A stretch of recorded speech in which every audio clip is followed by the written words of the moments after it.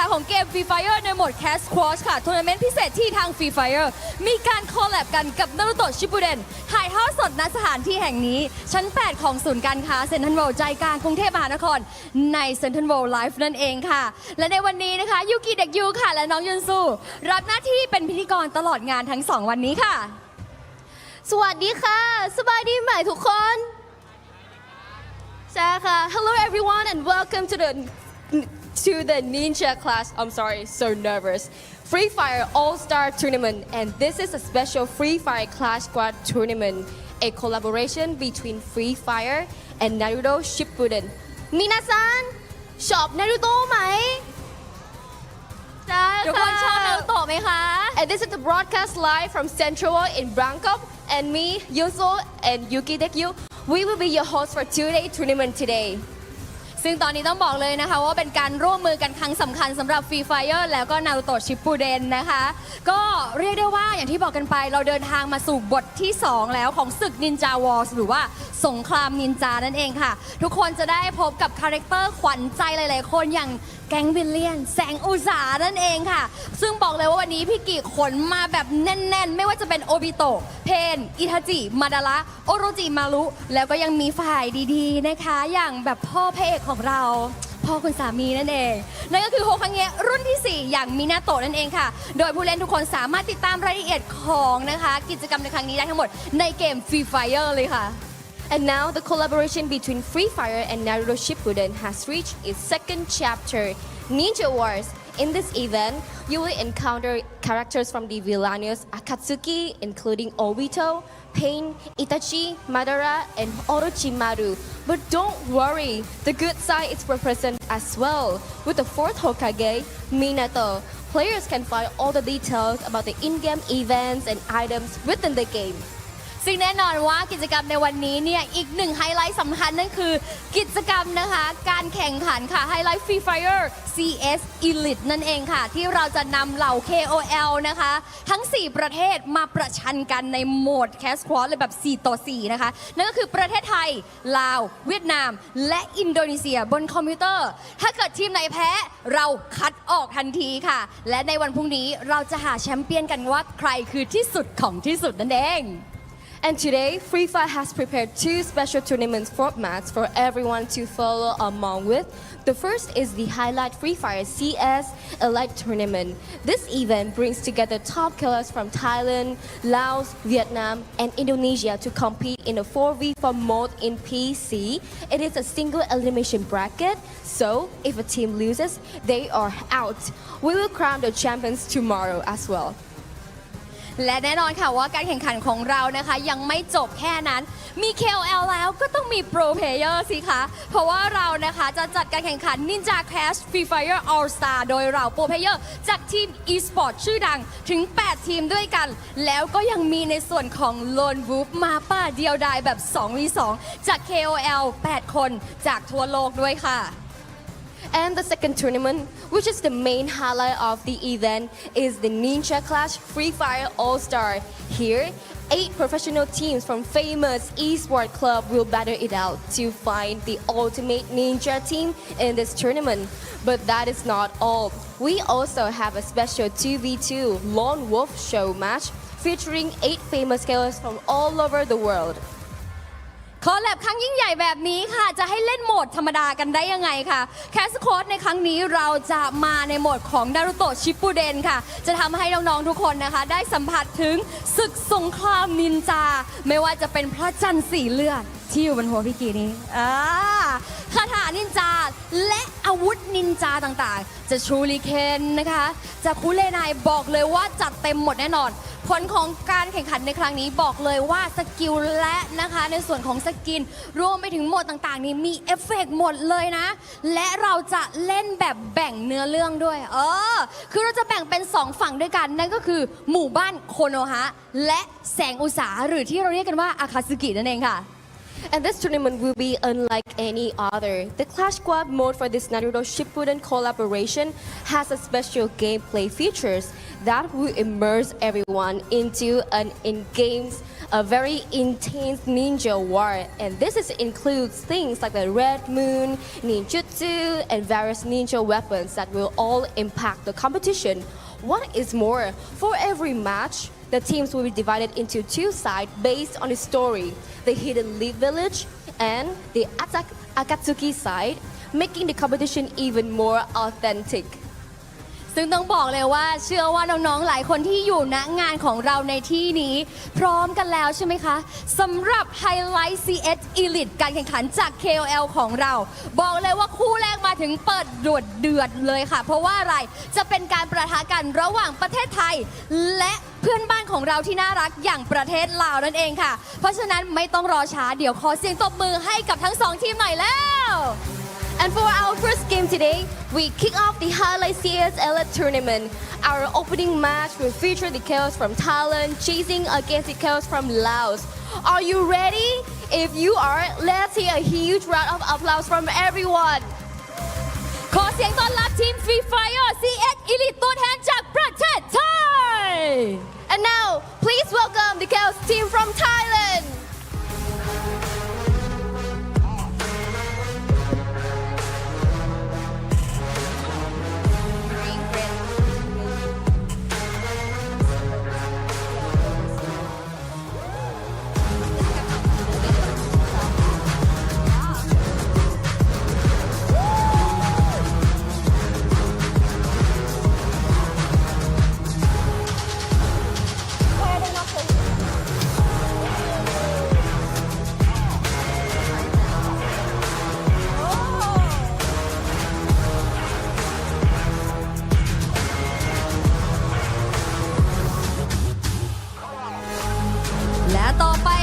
Free Fire CS Elite ตัวแทนจากประเทศลาว The representing from Laos, please welcome to the stage.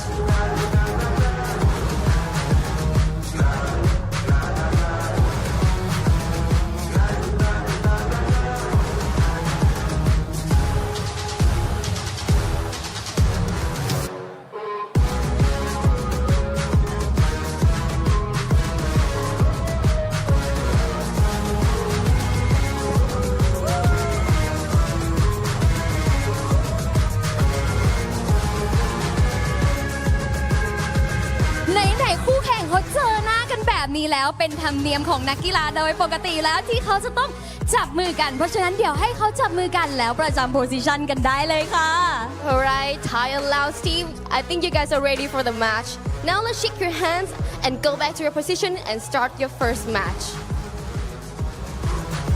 หวังว่าเปิดคู่แรกมาไทยกับเราพี่กิสามารถคาดหวังในฝีมือของพวกคุณและเกมเดือดๆได้ใช่ไหมคะหวังว่าสนุกนะคะอันนี้คือกดดันน้องๆไว้ก่อนตั้งแต่แรกเลยตอนนี้ทุกคนพร้อมที่จะชมการแข่งขันหรือยังคะ Are you ready พร้อมหรือยังพร้อมหรือยังถ้าพร้อมกันแล้วขออนุญาตส่งเวทีนี้ต่อให้กับ Shoutcaster。And our game is about to begin. The first game between our KOLs match is going to be very intense. Sit tight and we are going to head back our caster and prepare for the first game.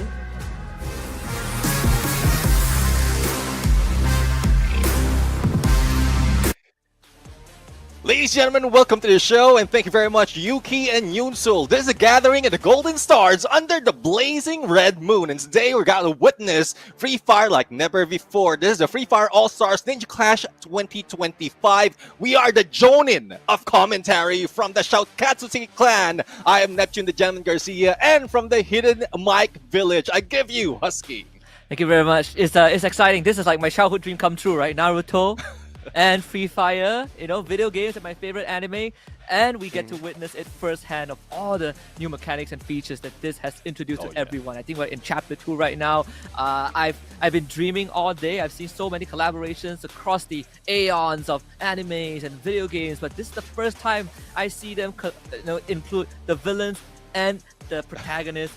I just can't wait to get started and see what creativity that these guys have.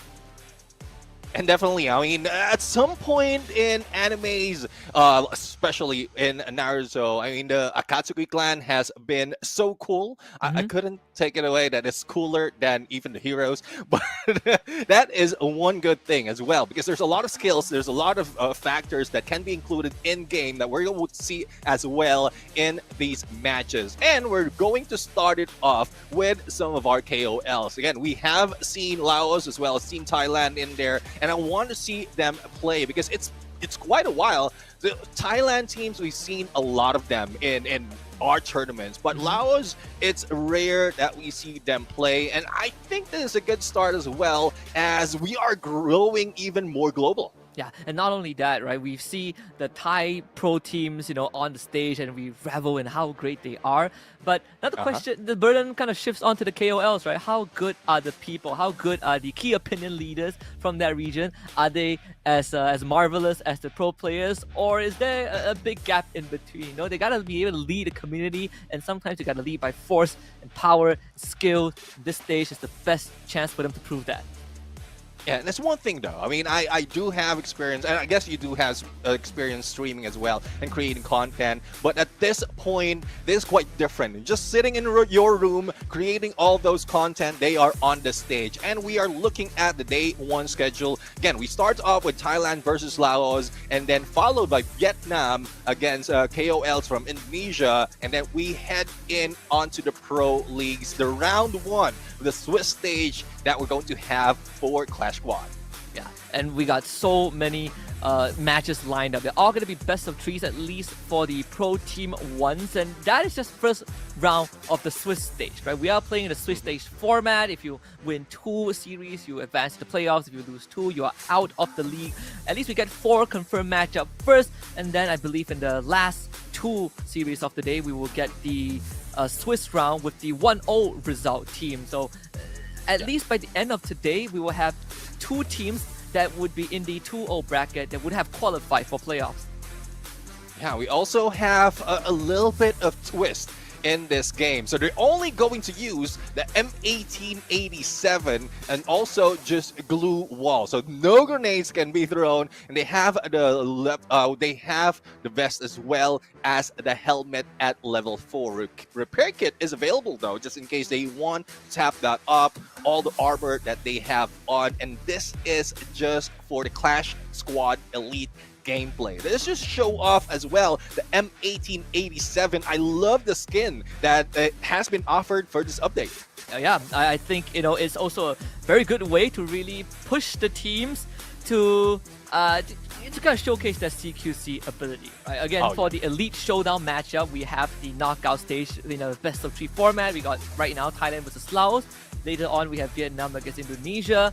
Both are going to be BO3, and then we head into the finals tomorrow for the BO5. So there will still be a winner that represents their nation at the end of this. Despite it being a more unique game mode, we still need to decide which region's KOL is the strongest.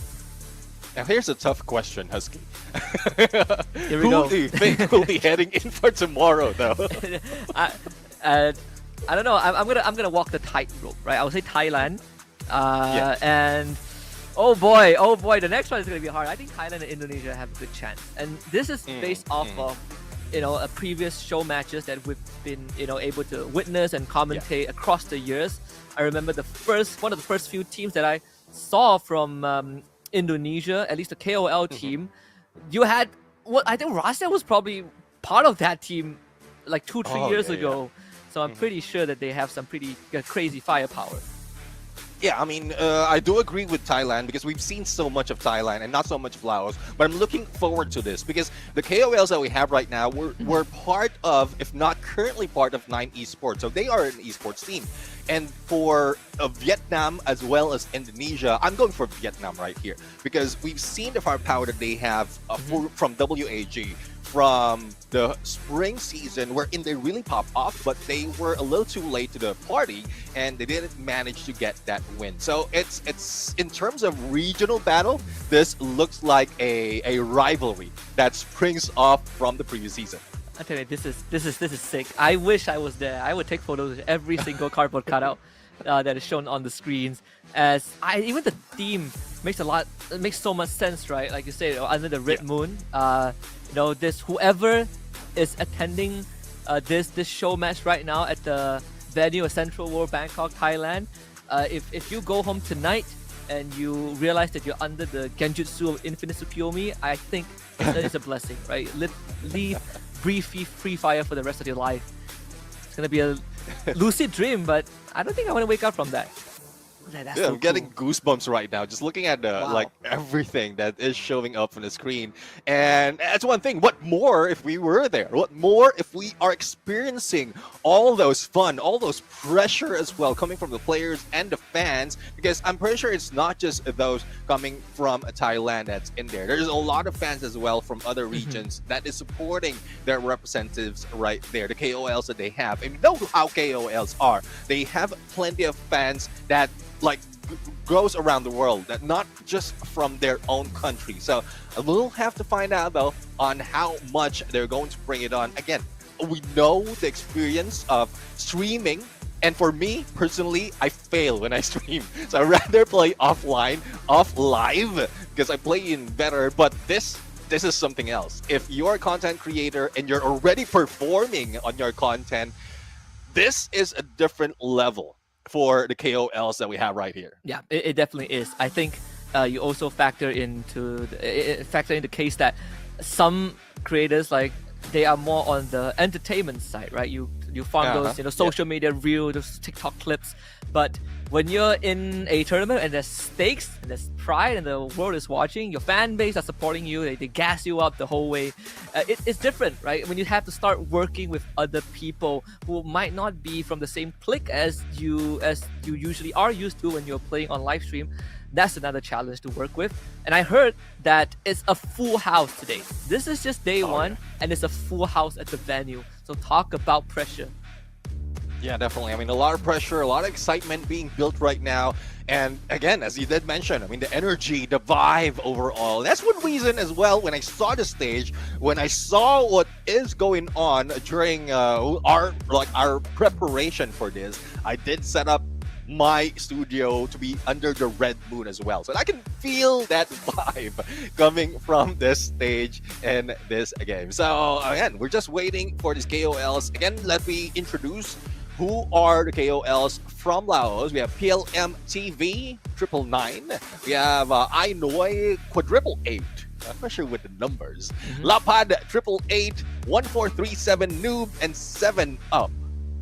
And for Thailand as well, we have HP1 2804, we have Copper, we have Ijerd, we have Anang Tui, and we have Onamo. So these are the players, not specific to who's playing right now, because we did see that there's only 4 on the mix. Oh yeah, and I think I saw Copper. That's like the more recognizable KOL. Gonna see them settle in for now, and I was gonna say, whoever thought of this set is a genius, right? All the references are done just right. Although this would be cool in an alternate universe where the what's the mountain called again? The valley of legends? Something. I gotta figure that out. Yeah, I mean, to be honest, I'm too old to remember all this stuff. you might have been like, he grew up with Naruto. I'm already grown up when Naruto came out. So it's called the Valley of the End. Yes, Valley of the End with the 2 statues of Hashirama and Madara, then with the waterfall in between. And okay, I'm not gonna go ahead with spoilers, right? But I feel like if you're watching this, you probably already know how the story goes down. Both the main characters lost one of their arms, and that's sort of the end of at least one of the major plot lines of the Naruto Shippuden saga. Well, I guess it goes with the team as well, because by today, this will be the Valley of the End, because we are going to see as well a few of the teams, the pro teams, that will be ending their reign. And I guess the KOLs as well, because from the format that we had, 2 of which are 2 teams will be taken out of this 2-day tournament for the KOLs and the pro teams as well. And I love this. That's real. That's life size that you will see on the venue. So if you haven't check out. And if you're in the area, or if you want to fly in, go ahead and check this out. I'm already seeing a lot of things that will make you love Naruto as well as Free Fire even more. Yeah, we have Akatsuki emote. So if you are a fan of doing some quick bits and dances, you could refer to that at the booth as well. If you are fans of the Akatsuki clan, as a life-size cardboard cutouts that you can take photos with, and I'll do you one better. If anyone out there could name who is missing from those 5 cardboard cutouts, like which members are missing, you get a free cookie, right? You get compliments from me. You know your lore well. There you go, the Akatsuki emote, as you did mention. That's tough though. I tried doing not even like this emote, but other emotes in the game for content, and well, I guess my old body is not bodying anymore. So. Yeah, I gotta check back. I gotta check back the 500 episodes of Naruto to find out which episode and who did that dance. In my memory, no one did that, but that looks pretty cool. That would, in a canon, universe, that could be the case.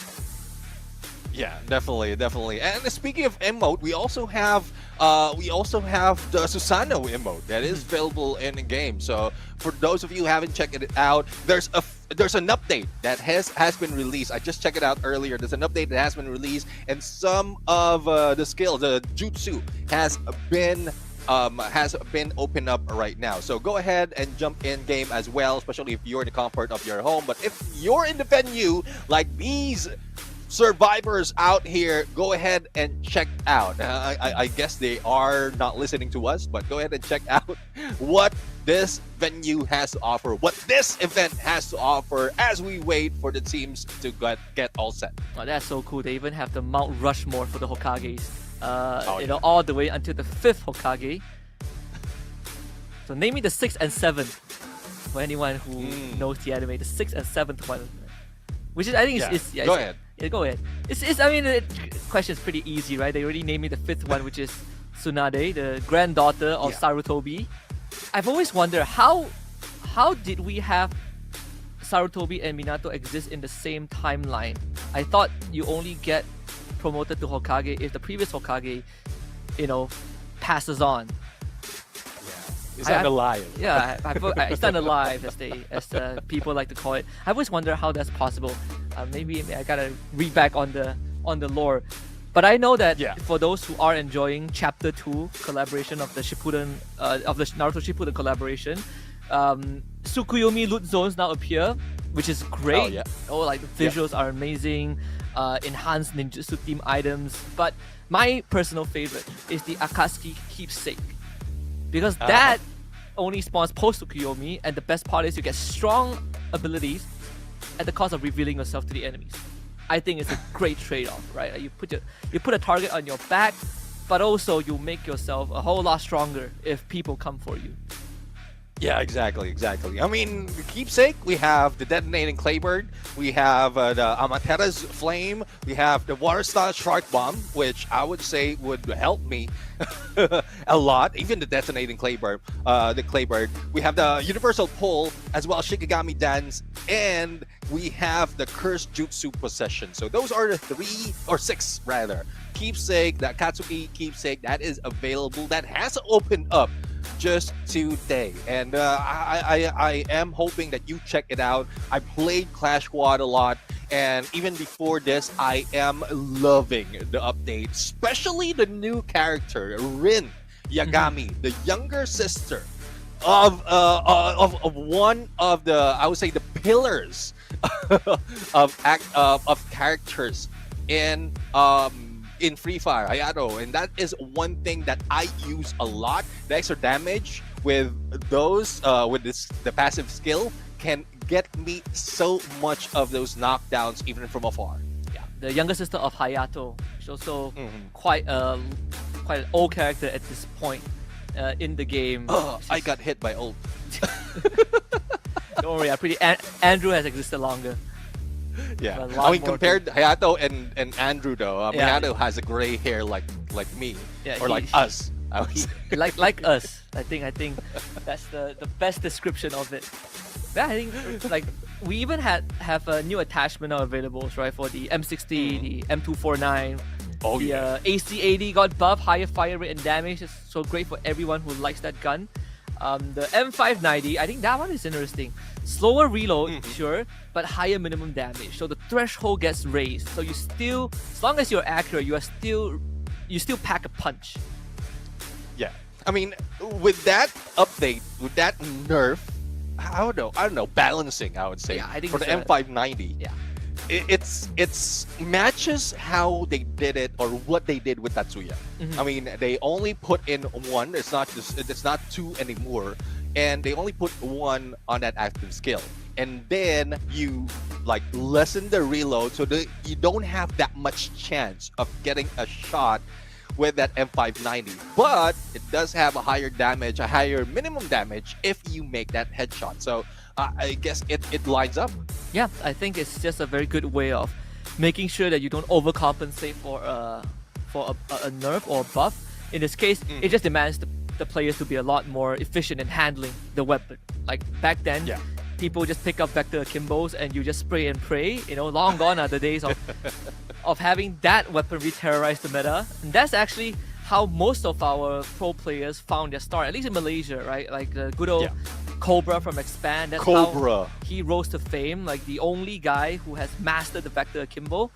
And then afterwards we had the Charge Buster, which was also a pretty a meta that has a lot of headaches, that gives a lot of people headaches. Thailand players love that because they keep one-shotting people.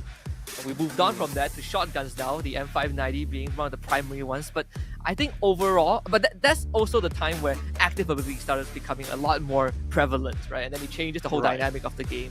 But you know, we've come a long way.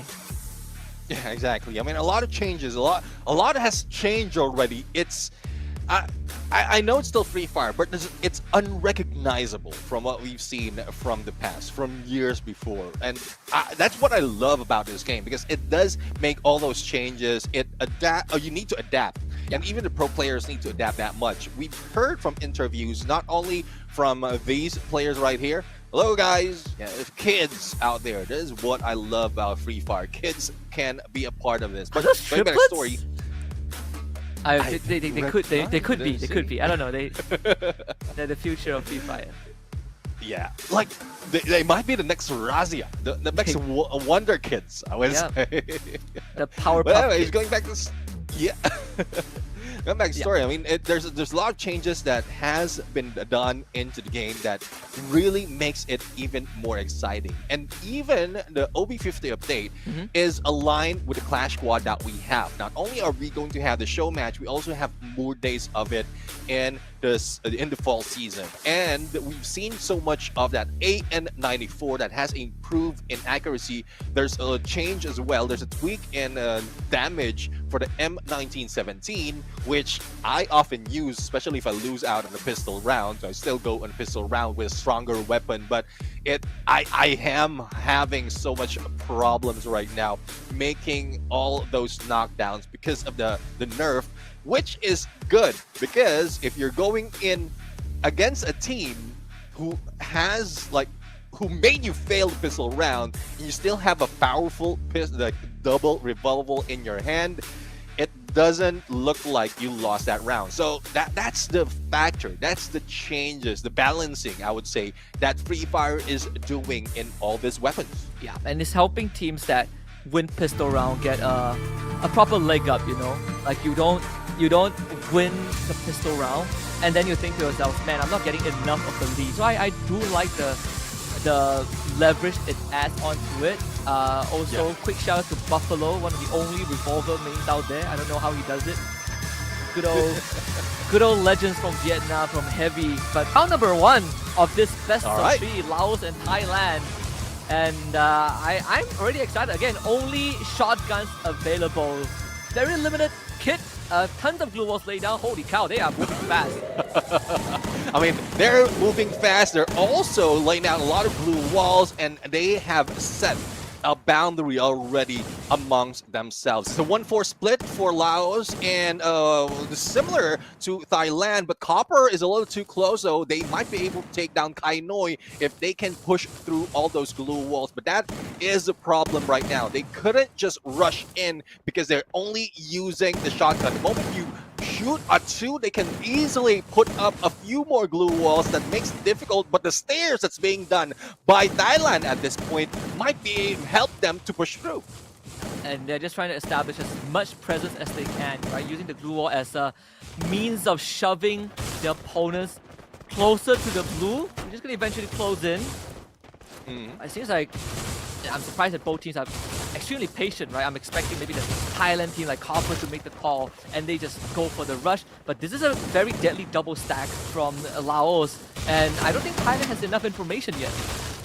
Let's see though, I mean, they are just breaking through glue walls as Laos is just keeping their glue walls safe. That boost and another set. It's just like them building a tower of glue walls at this point to like throw off the gameplay of Laos. And there goes the push. Copper already pushed through. Ratchamong with only a few HP remaining, match back away, but Copper is still into it. And there goes Copper for the knockdown. 1 down already and 2 down already, and Laos is all on the way to the other side as the circle is shifting. Yeah, Copper with the breakthrough. Onamo does get traded. Double kill. So it is even, but very quickly Thailand just swarms Laos. Triple kill. And led by Copper himself on the copy ninja, Thailand takes round 1.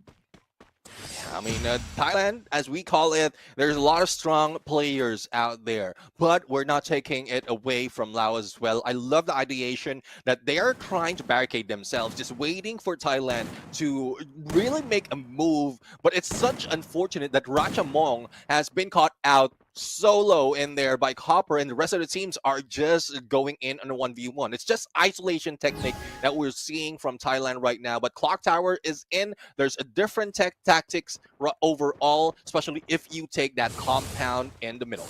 Oh yeah, and you can see the direction that the Thai team is taking. A 3-1 split, and usually that's the case if you have a long-range weapon, but it seems like Thailand are going to try to go for a long flank towards the southern side. Again, they've already established their presence against the Laos team, who are more huddled up at this corner, which gives Copper some room to work with if he does wish to do so. Let's see though, the boost already up, or VLM TV. They managed to see how positioning of Thailand is right now, but VLM TV will try to go in for the flank. Copper already in, and Onamo as well. LOB almost down. There goes PLM being taken out, but Copper has been knocked down as well. Pickup can be done. Onamo is down as well. Only 2 remains for Thailand. And there goes the confirmation, but LO8 has been knocked down. Onamo does get picked back up. Now can't say the same for LOA, so Ratchamong and Kai Noi last 2 alive. Onamo gets time to recover. 3v2 in favor of Thai team. HP 1 brings it down to 3v1. Thailand wins round number 2. Once more Copper with the breakthrough to really set up a chain reaction. Yeah, definitely. I mean, chain reaction that is needed for the team to really dominate this game. Now, we are seeing a few of passive skills that is being featured right now, especially in this gameplay. In this specific gameplay, we're seeing a lot of Caroline right here with agility that increases their movement speed by 16%. And this is efficient because they are only using a shotgun. It only works if you're holding a shotgun. So that's a reason as well why the teams are moving so fast, so quick in their rotation. Another split from the Thailand team. Look at Copper and Onamo. I think they have already established that duo that they want to work with. And in this case, Copper has really been opportunistic in finding these openings. I think if Ours wants to find a way, you got to take advantage of the fact that Thailand is doing a 2-2 split and you do a 4-2 rush. It is quite risky, but knowing that you always start with the same loadout every round, you can afford to take the risk. Yeah, exactly. I mean, there's no talk about economy. It's just the same loadout. And they managed both of the two players, HP1 as well as another for Thailand. And this might be it.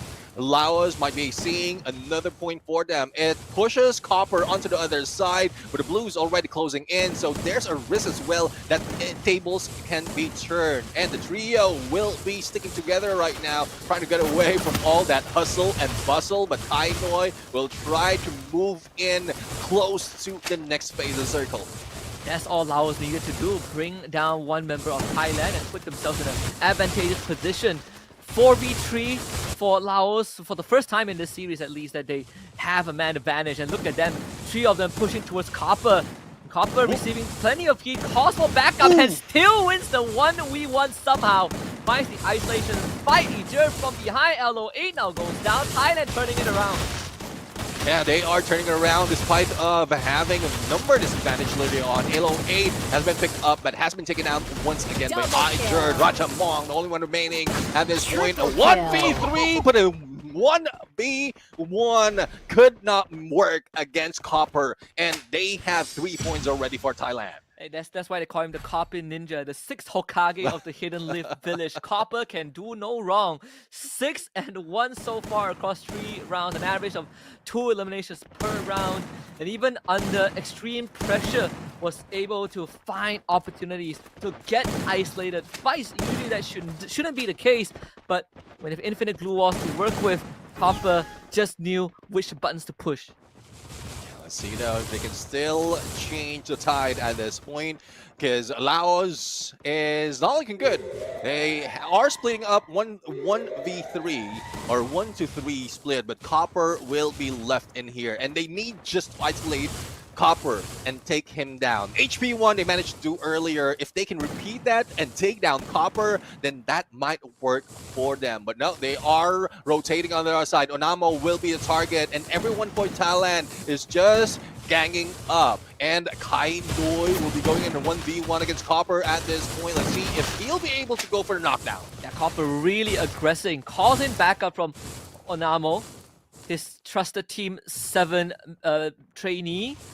And now they somehow have Laos boxed in, right? This split from Thailand once more forcing Laos to back off, corralling them into a very concentrated area, and now Thailand can just slowly push on forward.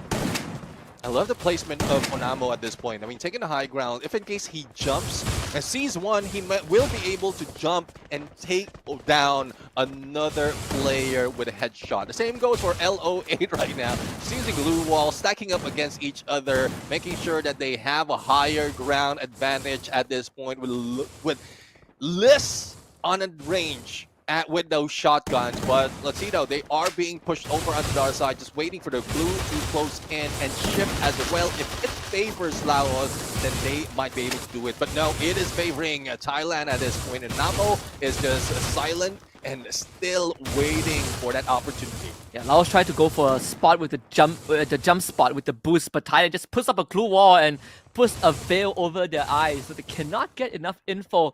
But with the circle moving, of course, Thailand gains priority again. It is shifting towards their location. LOA and PLMTV, they do take point in front, and they might end up making contact with Onamo, who ambushes PLMTV and brings the number of Laos down again. Thailand springs into action as PLMTV gets removed from the fight. Copper and Egypt does get down low. LO8 with a knock onto Copper. They still need the confirmation, and Copper is still yet around. LO8 finally finds it, but an instant exchange for both teams, 2-2.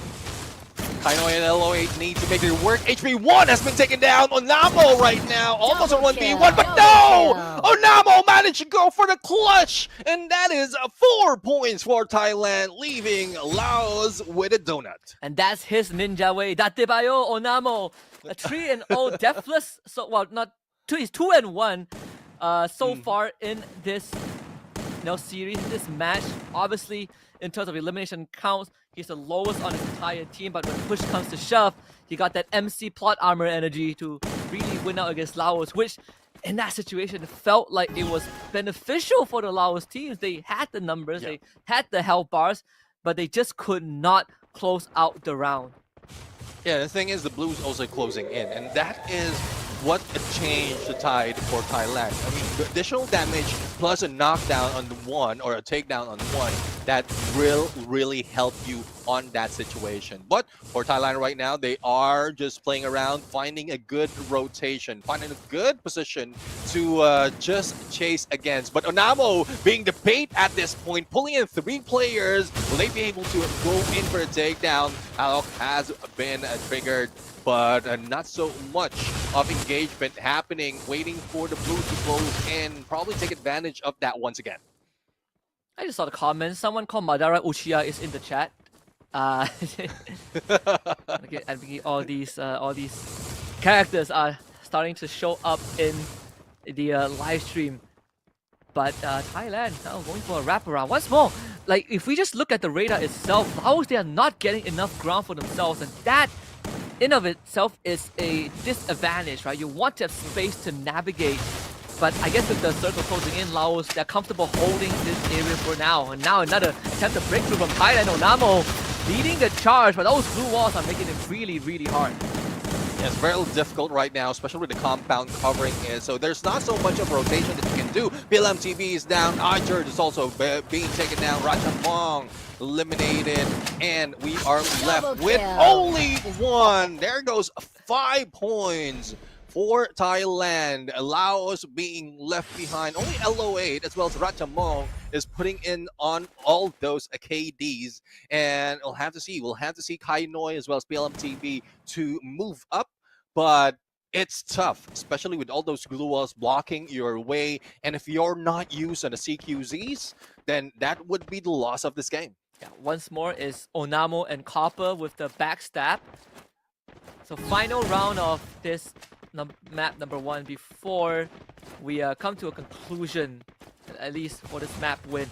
I think for Laos, gotta start thinking about how to really drag this back, because Thailand, they are so far ahead. They have so much leeway to work with, and all the compounds we play like here at Peak, this is not gonna be the best and most comfortable area for Laos to work with. Yeah, definitely. I mean, apart from not having any movement or space to move, the glue walls makes it a trouble. And once that blue closes in, it would be more troublesome. And we're seeing Namo and Copper, as you did mention, for backstab, and they are already slowly creeping in. And with Copper alone, that can get a knockdown, that would be very, very crucial for Laos to take down, or to take them down, to be able to take the lead at this point. And another jump spot on LO8. A good opener as IJ removed from the fight before it even began. Laos pushed themselves in a position once more, just like I believe round number 3, where they had a numbers advantage. Now MTV ambushed by Onamo again, as Onamo gives him a knuckle sandwich to even out the playing field. It's down to the 3v3. I would say, I mean, Onamo is using a silent jutsu. He's just staying in one corner, waiting for the opportunity, similar to what we've seen in the beginning, and he just goes for the takedown. Now, it's a 3v3 situation right now. Kai Noi has received a little bit of damage, and Onamo will try to go and push through. The shift, though, is favoring Thailand, and the glue walls might help them just trap Laos at this point. Otherwise, they might go, or on the other hand, they might just go in for the flank, but again, this zone will definitely hurt. So hopefully they can open up that middle of Peak and get outside of the compound. They already lost like half their health bars just to the blue zone alone, and now Thailand is just gonna try to hold them back. Look at where Copper is almost getting a jump shot onto the Laos players. Doesn't get the damage in just yet, but Copper, he is still playing in this corner, and once that blue wall goes down, Copper is going to have a clear shot, and Kai Noi smells this. He's gonna not let Copper have the advantage, but he doesn't have the health bar to play up against Copper, and somehow Onamo finds another hit on the back line, and just like that is Booyah for the Thailand team. Map number 1 of Bermuda goes over to them 6-0.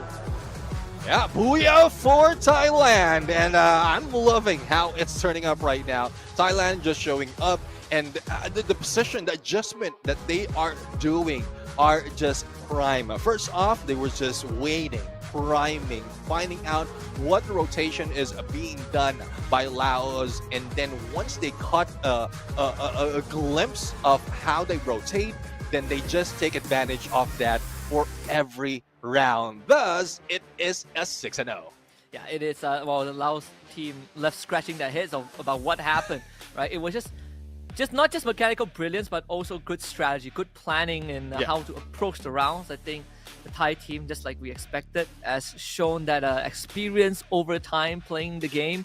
And I think the craziest thing is the fact that you mentioned before the match started, Thailand, we have a bunch of the biggest KOLs come together, but this Laos team, they also are at the same time a pro team, right? And this is going to be a good place to gather experience for themselves, but also really check out the big league, because that map one did not go as planned.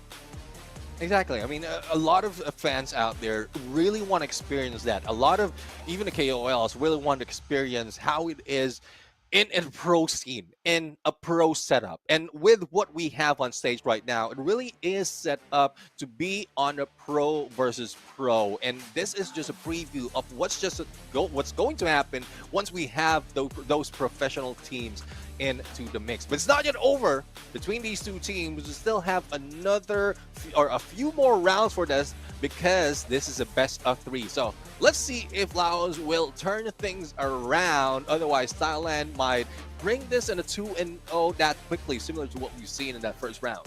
Yeah, I think hopefully we go to a game 3, because if it ends 2-0, it's a single elimination. If Laos loses map number 2, they are out of contention, and then Thailand gets to move on to the finals. Tomorrow, they get to rest early and enjoy the rest of the day. Yeah, definitely. I mean, that is something that we don't want to see for this to end quickly. But as you can see, Copper, 10 elimination. It's tough really to get 10 elimination, especially if you're only using shotgun, but Copper just made it work. He popped off in the beginning, and towards the end, he helped out the rest of the teams as well. We've seen Onamo shows up with a lot of those moves, but for HP1, I mean, there's not so much of a flashy movement coming from HP1, but he'll just do the job that he is intended to do. Thus, they have more elimination overall, grabbing that 6-0, and it's 1 for Thailand right now, but there's no change of scene, Husky. We are still going back to Bermuda, so there's a potential that Laos can adjust after losing in some of those rounds. Yeah, there's an opportunity for them to do the run it back, and I think that's kind of what they need, right? Like you got the taste test of how Thailand wants to play Bermuda, and you get a second chance at it. And if all things goes wrong, there's time to adapt to a match number 3. I think that's the best case scenario for the Laotians right now, is just to do a rerun and then see if they can use what they've learned in the first match to go up against Thailand, and at least end it in a more competitive manner.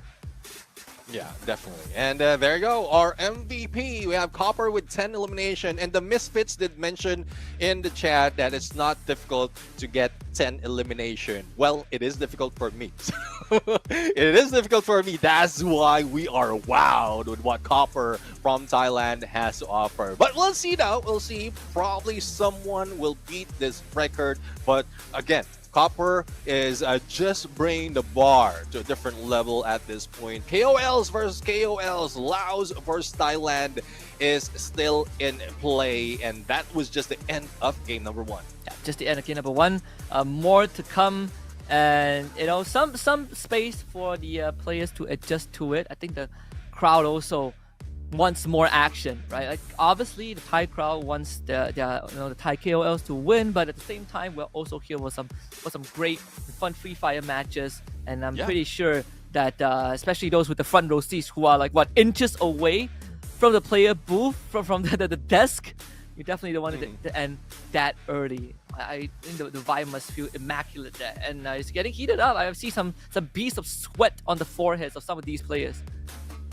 Oh yeah, I mean definitely, especially from Laos, who was trying to formulate a plan to take it again, to take 1 point away from Thailand. And yes, for those of you asking, they are playing on PC right now. Thus, we have the monitors in play. That makes it for me, again, I'm using myself as a reference because I don't know so much of people really playing that, but it makes it difficult for me as well if you're used to the mobile or playing in the mobile phone. So as you can see as well, not only the stage, but also what's happening around the area. Those emotes, those dances being shown. I love it. I love the energy that's being thrown out here on all corners of the venue. So I really hope to be there. Yeah, I really like how all these fans, like I remember back then there was a period of time people were saying that Free Fire, Free Fire is bigger, and I was like, no way, right? Like we are at the cusp of a new era.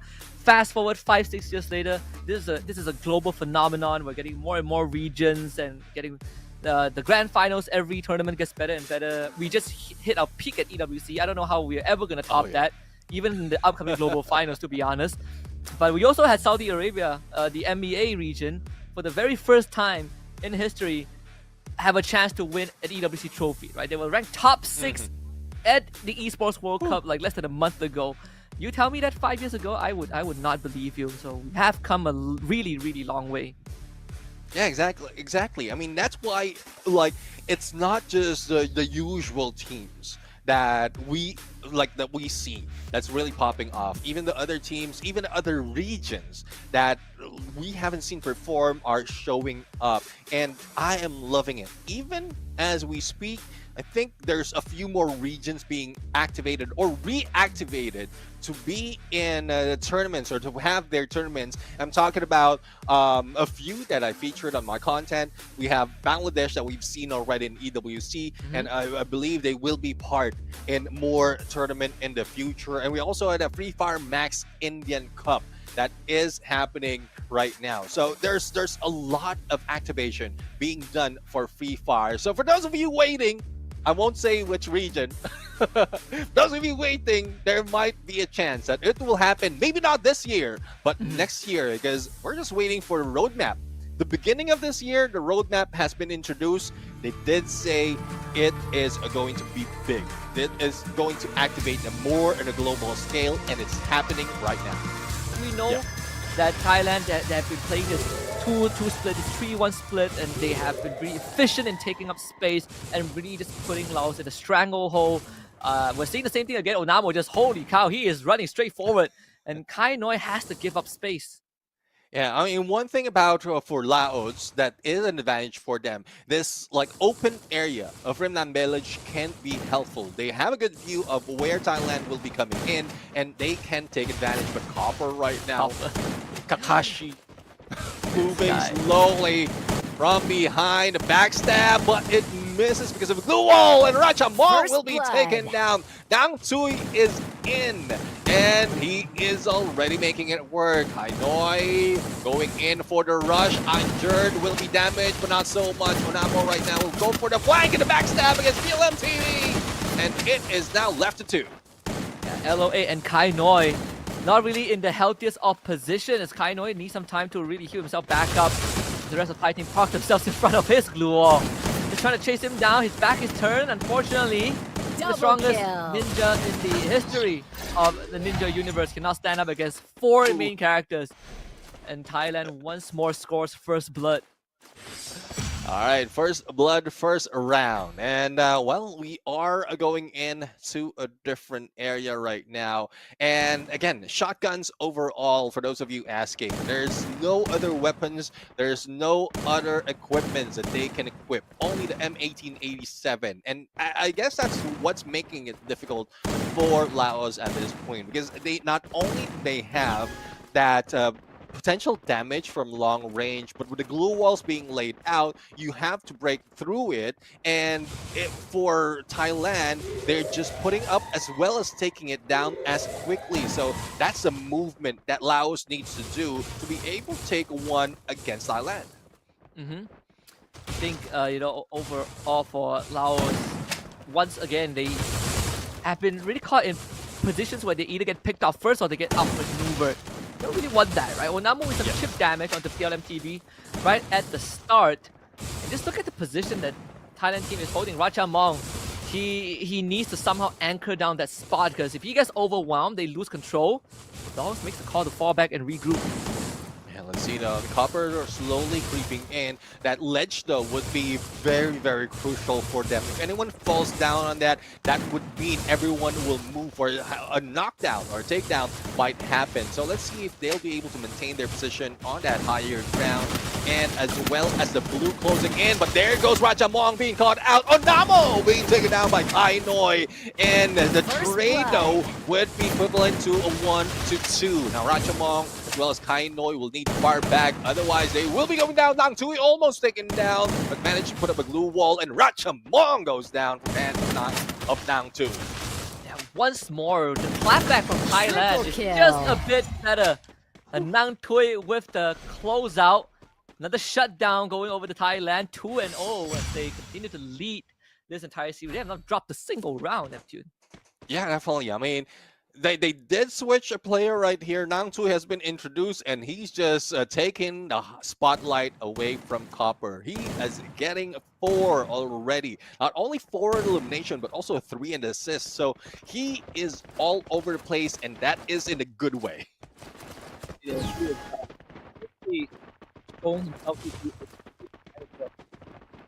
Thailand split 2-2 split again, and I think for Laos they are gonna try to gang up, right? Last time they did this, they go for a 4-2 push. They were able to get first blood, just not able to close out the round. Trying to look for Namo, who somehow slips past the cracks, and Rachamong now in danger. Eager from behind, LOA takes contact, but Eager somehow stays alive, and Laos calls for backup. Eager managed to buy time to keep himself safe. Nang Tui also escapes Thailand, somehow disengaged. And they disengage, still manage to stay alive. Ijerd will be the next one who might be going in, but Nang Tui is all just waiting, healing up inside that blue wall barricade. Rachamong just pulling some space for him, or between him and some of the players. And this is what I'm talking about. The quick reversal that's being done by Thailand after the isolation that is being attempted by Laos right now is just pristine, and they couldn't take an elimination at this point. Nang Tui might be next, but there's just so much of opening for Thailand to be able to take down one player from Laos. Yeah, MTV with the first ever knockdown. Nang Tui is officially eliminated. MTV is hanging on by a thread, but still delivers. There's a second one with the Ijerd in Thailand now. Once is put on a back foot on Namo, now third to get knocked down. He's down to Copper. Can he get a 1v3 clutch? That will be the question of this round. If Copper pulls it off, it will be historical. Kai Noi gets fish with him. Copper around the corner. 1v1. Copper with 1 HP. Kai Noi finally gets the first ever round for Laos. Finally around, and that's what I'm talking about. You know, isolation did work despite of the reversal being done by Thailand, but again, it's just that it's just Nang Tui being trapped in one corner while the rest is just barricading themselves with that blue wall. So hopefully this will be the motivation for Laos for really making a scene, making it work for them for this round number 2, because we are back into a place where they didn't do so well. All those compounds doesn't work. They just want open grounds that they can move around and use those blue walls to their advantage. See, once more as Rachamong, he's going to make sure that Thailand gets held back. They don't get that backstab maneuver again. And that's one of the adjustments that Laos has made. Copper can really just sneak behind and take out members from Laos before the fight even starts. Let's see though. I mean, they are just pulling away, and there goes Onamo, who might be caught off guard. But as quickly as that, Copper just regrouped with him. Onamo though, a backstab onto him, managed to get away with the glue wall, LOA, but he needs backup from PLM TV, and it has been reversed. LOA has been taken down, and Copper is the one who did it. Now it is a 3v4 situation, not favoring Laos, and Copper is just making it work, as well as Onamo. So Kai Noi only remaining, and as we speak, that is another point for Thailand. Quickest clapback ever. Thailand once more just making it look easy. Round 5 on Catalyst, Thailand on hell of a streak. Copper and Nang Tui this time stepping up to the occasion. Copper 5-1 and 2 so far. Really has just been playing a near flawless series.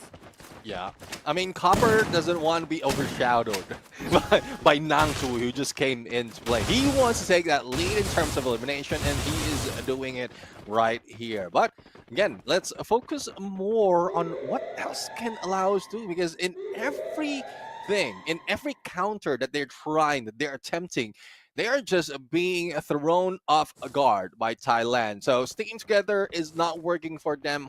Like, I would want to see one flanking behind, similar to what we've seen Onamo and Copper doing. Probably that is the advantage that they need. Yeah, I think, you know, for Laos, they've been able to stop the flank, right? They found a way to stop Thailand from sneaking into the back line. But next, it comes down to the mechanics. How good are they in this CQ season? So far, it's pretty obvious that the Thai players are just a lot more proficient in these gunfights. Now they are the ones that are slowing down the game. Yeah, let's see though. I mean, slow down will really throw off their gameplay, their rotation. So let's see if there's something that they can take advantage of. Copper already on a long flank as Onamos provides as a distraction for two players. So let's see if Nangtui and Ajard can take down Ratchamong to give way for Copper right there. Copper already on the backstab, and there goes Ajard taking down Ratchamong, and it's now back to a 3v4, and this is where Thailand just steamrolled. Should be an unlosable round. Two more get knocked out. Copper, Nangtui, back-to-back delivery. PLMTV left to pick up the pieces and gets knocked down. Thailand, another round win. Yeah, another round win. And again, Copper still lead in terms of elimination, followed by Nangtui, but Onamo making it work. But for Ajard, I mean, he did manage to go in for a first knockdown earlier, and that is a huge assist coming from this guy. But I'm loving what Onamo is offering right now. He's just being that tank. He's tanking everything, being the distraction to give an opening to Copper, and we're not seeing that kind of chemistry from Lao at this point. I mean, Laos at this point, they're just like sticking together. The moment that a call is made in one direction, everyone just rushes in, and that is giving a way for Thailand to really put them in one position and box them out. Look at the strategical depths too from Thailand. Even from the player camp, our KOLs are having a lot of fun, maybe too much fun. Another round where the silence is deafening, and it is a lot more stressful for Laos, right? They feel like the onus is on them to make a move. Attempted jump spot from LO8. It does saw the crossover from Thailand, but they don't have a plan for the next move. Yeah, I mean, no plan at all. Probably just staying in there on above everyone else. PLMTV though will try to go in full flank. Active skill, Alok already activated, but that only gives them an opening to pull away. Nang Tui might be going in for a backstab right now.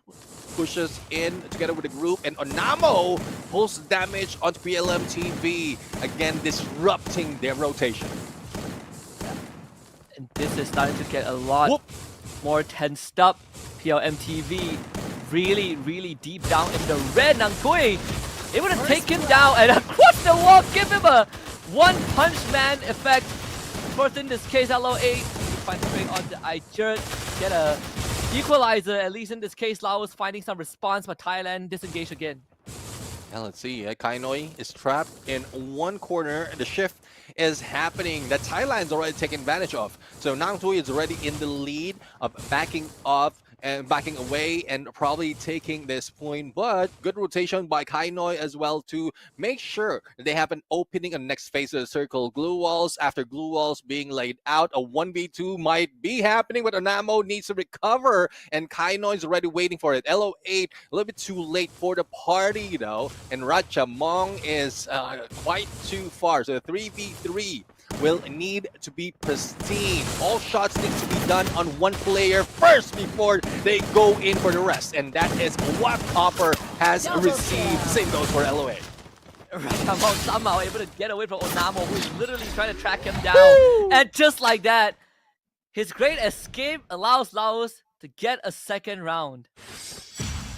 I mean, the greatest game. I mean, Onamo is something else. The movement overall, he's just fast. These guys are fast in terms of movement, and this is what we love in Clash Squad. That is what is needed in Clash Squad. Other than mechanical skills, as well as accuracy, that movement. How quickly can you get away or get in and away from battle, as well as respond to your teammates' need. So that is what Onamo and the rest of Thailand is offering right now, but Laos is just coming back slowly, and hopefully this is surely, because there's still a lot of catching up to do. Plenty of ground to cover if you are on the side of Laos. It seems like Thailand, they're not slowing down. Now they're going to switch it up a little bit, right? Run straight at Laos and see how that response is going to be. Onamo parks himself very far in front. Seems to have an angle to actually get an ambush off if Laos moves any further forward, but they do end up deciding against it. Yeah, I mean, they just rotated on the other side, making sure that they have more open space to run around and run through against Thailand. Otherwise, the compounds can catch them off guard, especially with Copper and Onamo just like splitting up and just attempting a backstab. So Nang Tui is trying to do the same, but he is very close, and those blue walls is not. And those blue walls is not helping them in being stealthy, but as LO8 has been taken out, Nang Tui in the 1v1 on the one side, the blue wall might be able to save him, and the rest of the teams right now is regrouping. No takedown just yet though. Ijerd has been knocked down at this point. Yeah, and I think, so far it's just been crazy turn of events. I think the Laos teams, again, we're seeing the adjustments from them. We're seeing the how do I put it? The adjustment, and then they are starting to ramp up the aggression a little bit, right? We see here Nang Tui and Onamo, only two of them left standing. So without Copper, maybe Nang Tui can make another recovery as the latest substitution for the Thailand team. They still have a decent spot to work with, of course, outnumbered, but we've seen these two handle tough situations. Yeah, definitely. I mean, Nang Tui is one of the guys that can really put in the numbers, and Onamo is just like stealthy, but also a guy that can distract the overall gameplay of Laos at this point. Ratchamong, potential for the backstab, but Nang Tui managed to get away and just chasing us against LO8. And there goes the takedown against Kai Noi, but the trade on Onamo. Now there goes a victory. Another point to Laos to close the gap. Yeah, Laos needed a hero, and Ratchamong is that guy. Really showing up when the Hidden Leaf Village needed him the most. In fact, he is the hero, lore-wise. Everyone only sets their eyes on Naruto, but they forgot that Itachi was the reason that the Great Uchiha Massacre happened, but also prevented a war between the clan and the Hidden Leaf Village. So Ratchamong really, giving Laos a second and third chance, making this match a whole lot closer compared to the first one. Yeah, let's see though. I mean, if they can turn it around. We've seen them play in this specific map, and it didn't work quite well for Laos. So there's not so much of opening as well because of the compound, as well as all those cars spread around. It gives Thailand more chances to go in on a drop and literally drop on a jump shot against Laos. So they will need to do the same play as well. They have those crates. They even have one platform to work with, but they're just pulling Thailand in to make sure they have that opening as well. But it's tough to call though. It's tough to call because the slowdown is being done by Thailand at this point. So Thailand tried to go on the aggressive. Didn't really work out, so they fall back to default plans.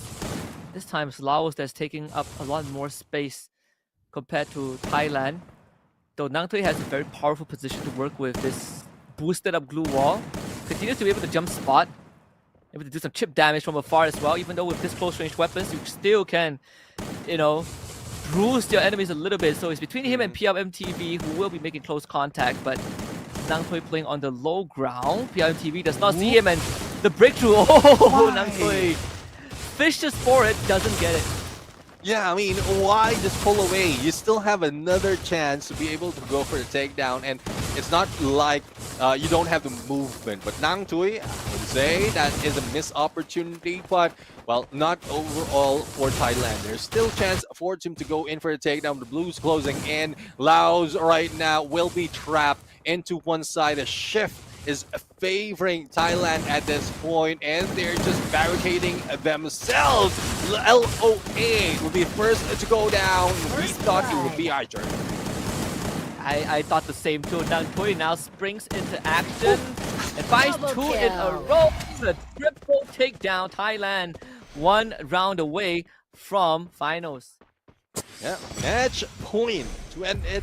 And a 2-0. So Laos, we're loving adjustment. There's more chances really for them to bring it up, but it's tough though. Again, the terrain that we have right now in this dam is not very helpful for the tactic of Laos. They need open ground. They need places to move around with, and this is not that place. This is the first round of our earlier match, and yes, it might have slowed down earlier, but everyone is warmed up, and I think Thailand just wants to end it.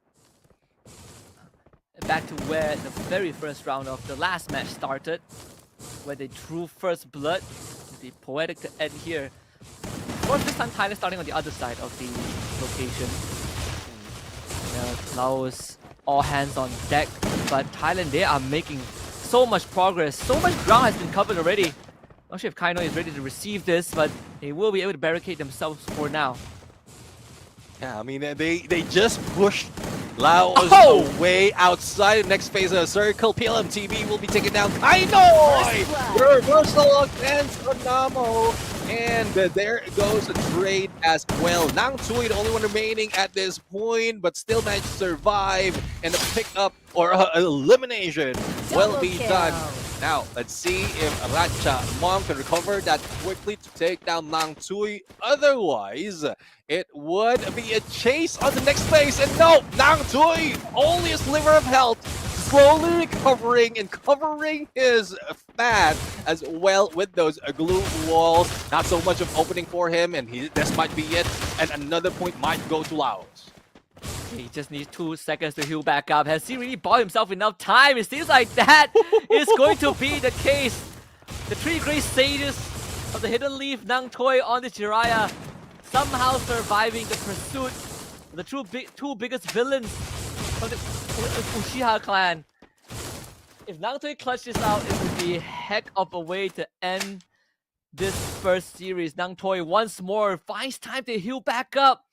And Laos are giving him the respect that I don't think he deserves in this case. Run him down 2-1. But Nang Tui now back to full health. They're gonna try and play the circle, play safe and slow. Nang Tui needs an isolated fire. Here we go, finally the double up. And Laos keeps themselves in it for one more round off the back of Ratchamong. Yeah, the dream is still alive for Laos at this point. Again, 1 point difference between them as Thailand is a match point. Pristine movement. And when we thought that push by Thailand would cause Laos to lose another round, probably the entirety of this matchup, they are still in play. Now, let's see though if they can turn things around one more time to tie it up and Brawl bring this round home. See if they can max out the rounds to be played. Copper once more on the eastern side. This time has a bit more backup. Nang Tui and Ija, they're walking with him. PLMTV quickly realizes that he's going to get outnumbered. Thailand continues to run at them. Copper leading the charge, makes the call to push on forward, and the rest of the Thai team, they spring into life. And Laos, they're quickly getting forced back. Yeah, they are being forced back, but this is how, or what happened earlier as well. But let's see if this, or they can make this work. Now, the split is still 2-2 for Thailand as they converge into a 3-1. Copper, another style to move on to the other side, but there's not so much of opening. There is those containers that he needs to work with, and glue walls is not helping them make it that fast. Yeah, I do like the Laos senses something wrong and immediately backs off from where the exit of where Copper came out of. Now they have that high ground. They get to constantly boost themselves up and jump spot the members of Thailand. Thailand still attempting to get some damage in, but this time unsuccessful. Yeah, I mean, the LMTV was almost in trouble there because he was jumping around and managed to be boosted accidentally.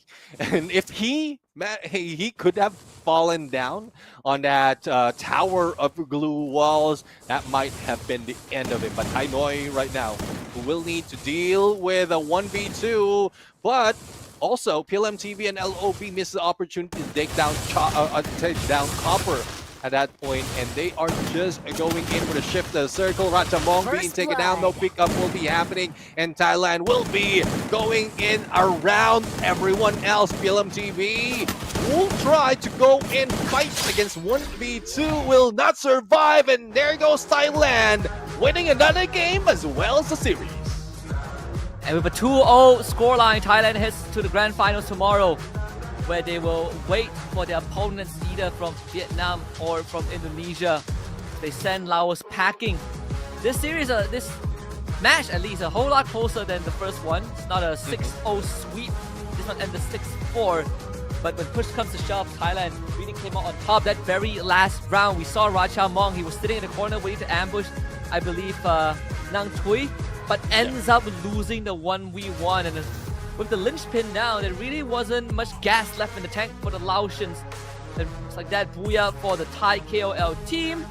And now they get to relax for the rest of the day and support BRU, maybe in Falcons, as they will be heading onto the main stage in an hour or two for the actual event. Yeah, definitely. And there we have it. I mean, we are seeing the winners just going over against a Laos team. Just and these are KOLs, and these are, I would say, similar to what we've seen in the pro players.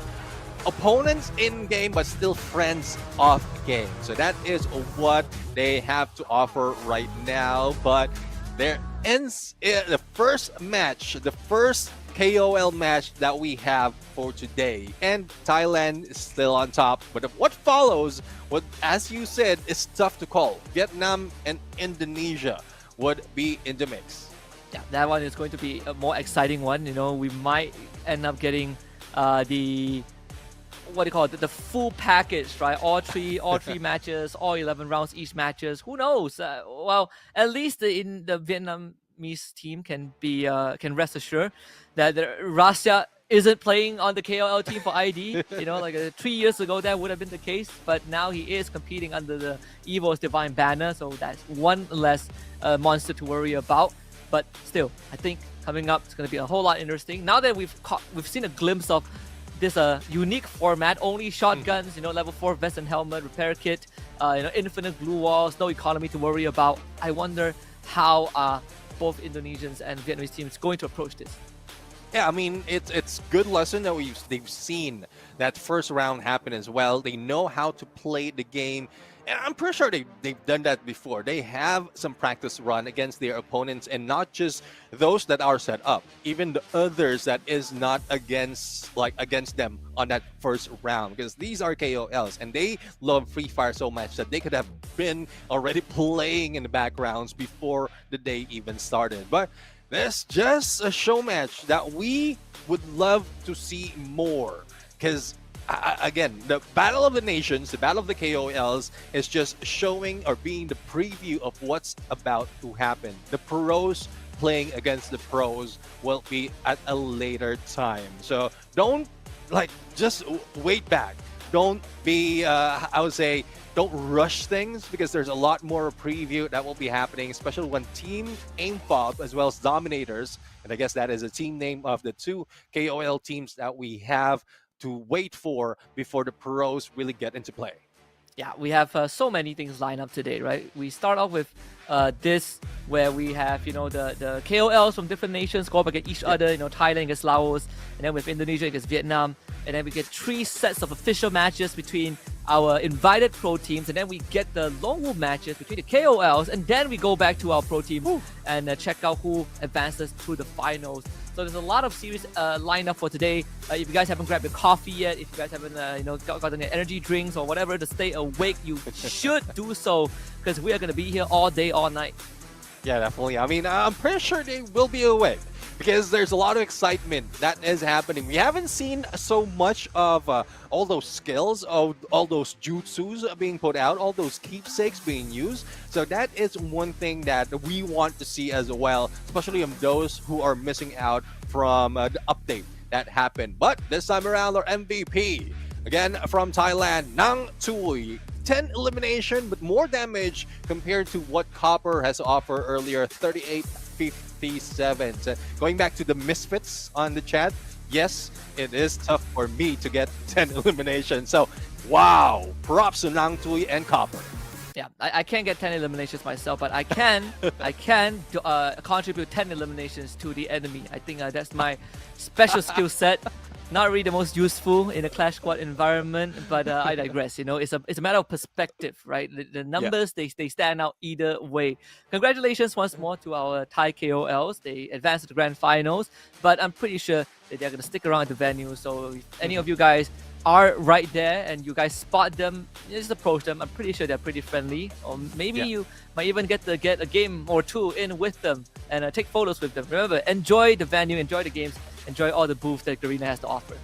Exactly. I mean, there's a lot of opportunities to meet up with all survivors out there, Free Fire fans, especially on that venue, and a lot of activities as well. So those who are fan of posting social media, that is like a treasure trove at this point. So many photos, so many personalities that you get to meet. And again, like me and Husky is saying, we would love to be there, but right now we are there in spirit and in voice as well. Yeah, we are always there with you guys, one way or the other. I think again, one way we can I can interact with you guys again. Pop quizzes, right? Trivias. Naruto trivia. So I've been waiting like 2 decades for this moment. What is Naruto's son name? Oh, that one's actually very easy. But that's easy. I know that. Truth be told, I've not watched a single episode of that. Right? My journey ends with the Shippuden folks.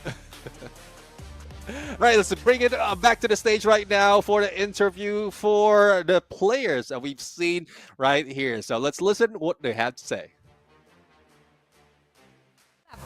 สไตล์การเล่นคนละเรื่องเลยนะฝั่งหนึ่ง attacker อีกฝั่งหนึ่ง defender โอ้โหไม่ธรรมดาอ่ะมาเดี๋ยวเรามาสัมภาษณ์กันดีกว่า move to the first questions เลยดีกว่านะคะอยากรู้เลยไหนๆมันก็แข่งในโหมด 4-4 แล้วมันมีธีมของนารูโตะแอดอินเข้ามาถามแบบ favorite character กันเลยดีกว่า character ของนารูโตะที่ collab กับ Free Fire แล้วน้องๆชอบคนละ1ตัวค่ะ Alright, so moving on our first questions.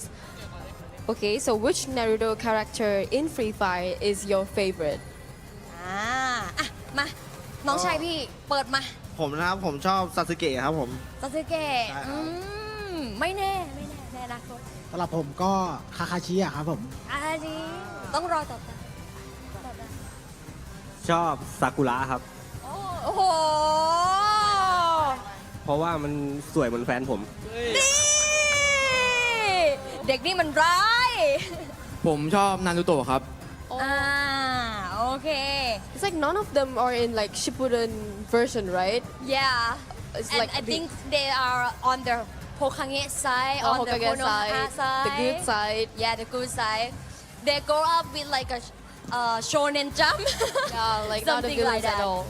คือพี่แซวกันว่าแบบเฮ้ยทำไมเขาเลือกแต่ตัวดีหมดเลยอ่ะไม่แบบชอบแบบตัวร้ายบ้างหรอหรืออะไรอย่างเงี้ยเราก็เลยบอกว่าเราโตมากับว่าฮีโร่สไตล์นี่ประมาณนี้อ่ะ let's move to the second questions แล้วก็คำถามที่2เนี่ยพี่เลยอยากรู้ว่าการที่ฟรีไฟร์อ่ะไปคอลแลบครั้งยิ่งใหญ่กับนารูโตะครั้งเนี้ยแล้วมันมีโหมดการเล่นที่มันชาเลนจ์มากยิ่งขึ้นพวกเรารู้สึกตื่นเต้นหรือรู้สึกแบบท้าทายกับการเล่นครั้งนี้ไหม Alright, to our second questions. Do you think that this collaboration Free Fire and Naruto Shippuden adds more fun and challenge to the competition? ก็ตื่นเต้นมากนะครับแล้วก็ท้าทายมากด้วยนะครับเพราะว่ามีแบบสีสันในเกมที่แปลกใหม่มากไม่ว่าจะเป็นแผนที่นะครับหรือว่าจะเป็นเมือง แล้วก็จะเป็นราเมงแล้วก็จะมีทั้งดาวกระจายด้วยนะครับที่ให้ปลา He said that he really liked this collaboration because it adds more challenging into the game, and there are a lot of items and teams in like a ramen and kurenai and weapons like that. Oh, it's cool.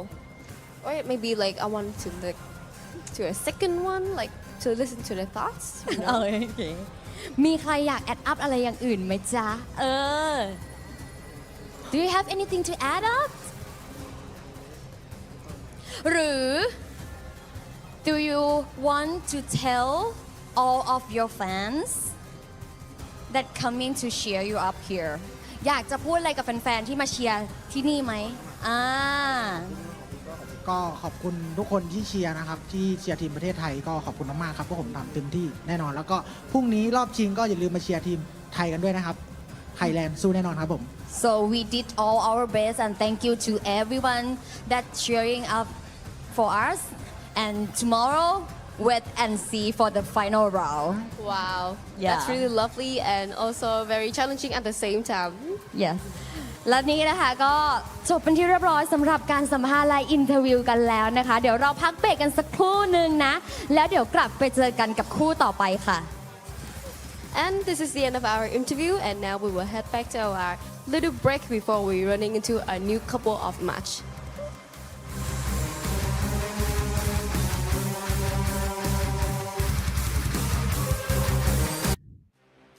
Thank you very much to Yunsul and Yuki as always. You heard it from the folks of the Thai KOL teams. Very different preferences and characters that they like.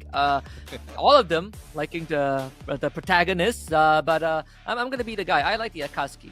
I like Uchiha Madara the most. And let's see if the next upcoming series from the Vietnam and the Indonesian KOL will bring us more action-packed Free Fire actions. We're gonna go for a short break, and when we come back, more Free Fire action in this collaboration show match continues.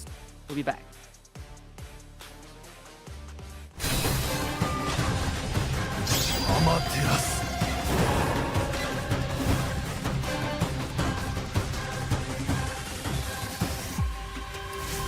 The Free Fire Ninja Clash Squad tournament begins with a Swiss stage featuring 8 teams competing for 4 spots in the playoffs. In this stage, each team must secure 2 booyahs to qualify, but any team that loses 2 matches will be eliminated. All matches in the Swiss stage are played as a best-of-3 series.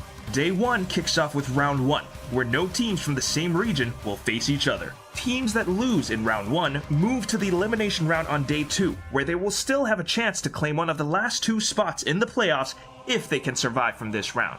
Once the Swiss stage ends, the 4 teams with 2 booyahs advance to the playoffs, which follow a single elimination format with best-of-3 series matches. The tournament concludes with a best-of-5 series at the grand final to determine the champion.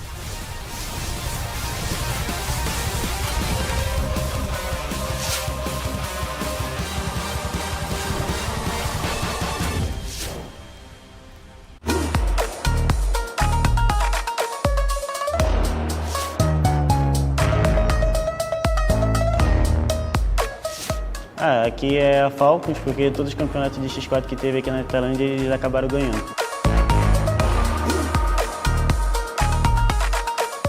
Bermuda, porque é o mapa mais antigo do jogo e sempre que vem esse mapa a gente ganha.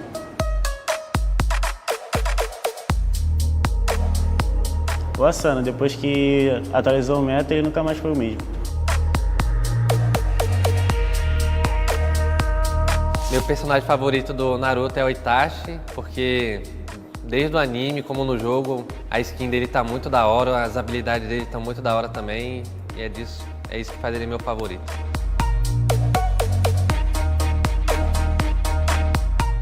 As equipes deixa eu ver, Buriram, Ivos, Falcons, R7, quem mais? WAG, Fluxo também, todas.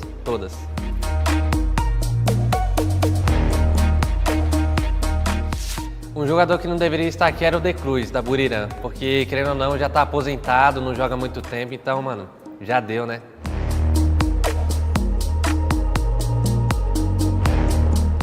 Eu estou muito confiante e, mano, pra mim, nosso time disparado no top 1 aí. Pode vir qualquer outro time aí, mas não vai dar jogo pra eles.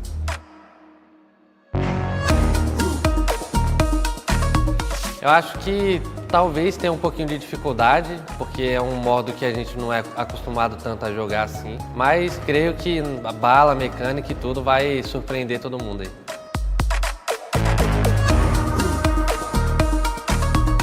Acho que o fator mais positivo do nosso time é mecânica, bala, estratégia também, habilidades, então, e muita calma também, querendo ou não.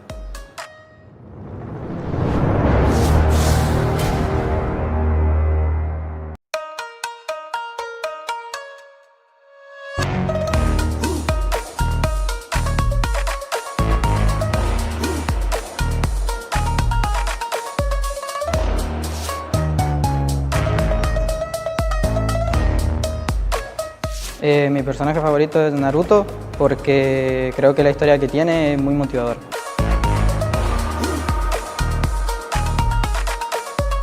Mi mapa favorito en Free Fire es Bermuda porque es el primer mapa que salió en todo el juego y me gusta mucho.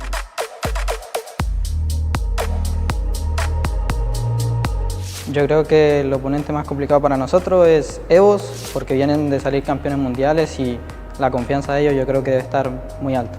Los oponentes más complicados para nosotros son Team Falcons, ya que tienen muy buenos jugadores en su equipo.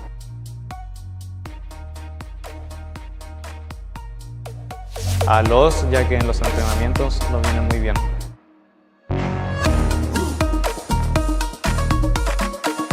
Buriram, por favor, nosotros no estamos asustados ni un poco. ¿Ustedes nos tienen miedo?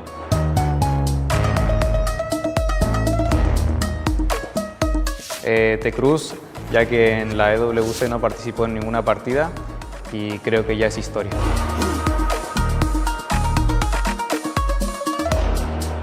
Sí, me siento muy confiado de poder barrerlo nuevamente. Podemos salir campeones.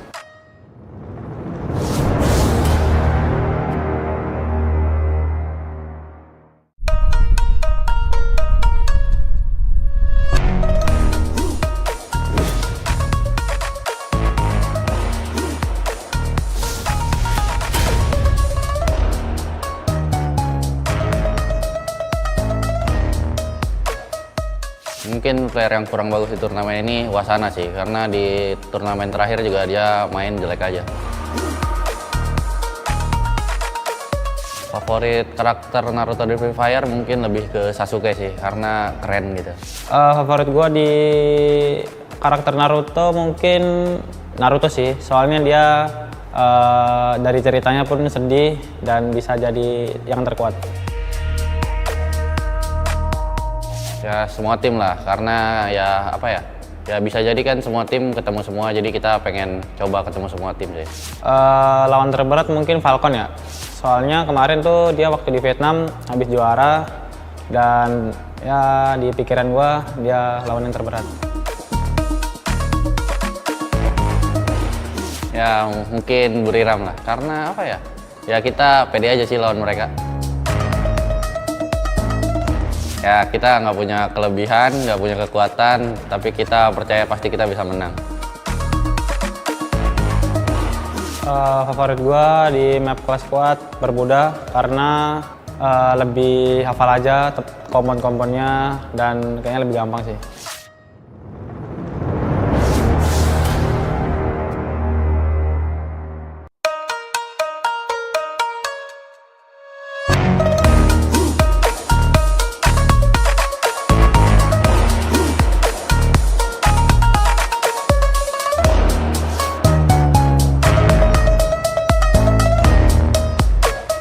Naruto ครับเพราะว่าผมอยากแยกร่างได้เหมือนนารูโตะมีนาโตะแล้วกันครับตัวละครคาแรคเตอร์ดูฟูเท่ดีครับจริงๆเชื่อแพ้เกมก็ไม่ได้แนว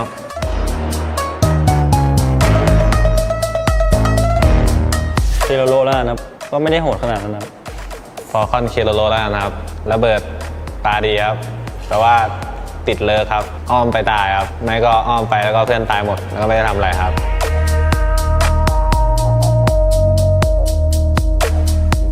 เซเว่นครับ เพราะว่าดูจากการซ้อมแล้วก็ไม่เท่าไหร่ครับคิดว่าไม่มีนะครับชนะสบายๆเพราะว่ามันระดับเวอร์นะครับถ้าได้แชมป์ก็อยากได้แชมป์ให้มันสมศักดิ์ศรีครับ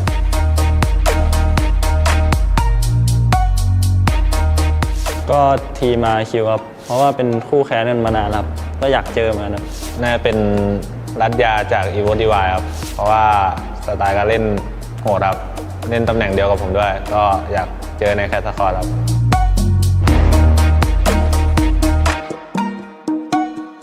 ก็อาจจะไม่ง่ายเหมือนที่ผ่านมาครับเพราะว่ามีทีมจากบราซิลมาด้วยครับคิดว่าไม่น่าง่ายครับเพราะว่าทีมเป็นทีมระดับสูงทุกทีมครับน่าจะยากอยู่แต่ก็จะพยายามให้ดีที่สุดครับ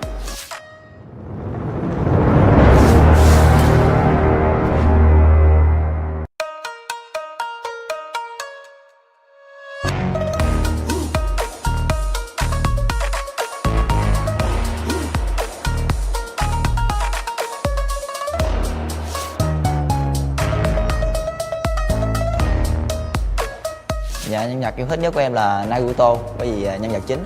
Nhân vật trong bộ truyện Naruto mà em yêu thích nhất là Itachi vì nó cool ngầu và khá là mạnh ở trong phim.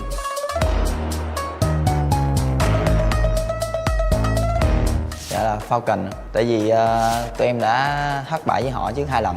Đội tuyển mà em muốn đánh bại nhất là Esports bởi vì em đã thua họ ở mùa giải trước.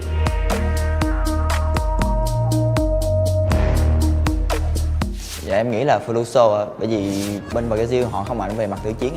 Em nghĩ đội dễ đánh bại nhất là RQ bởi vì em không đánh giá cao tay tỉa của team RQ.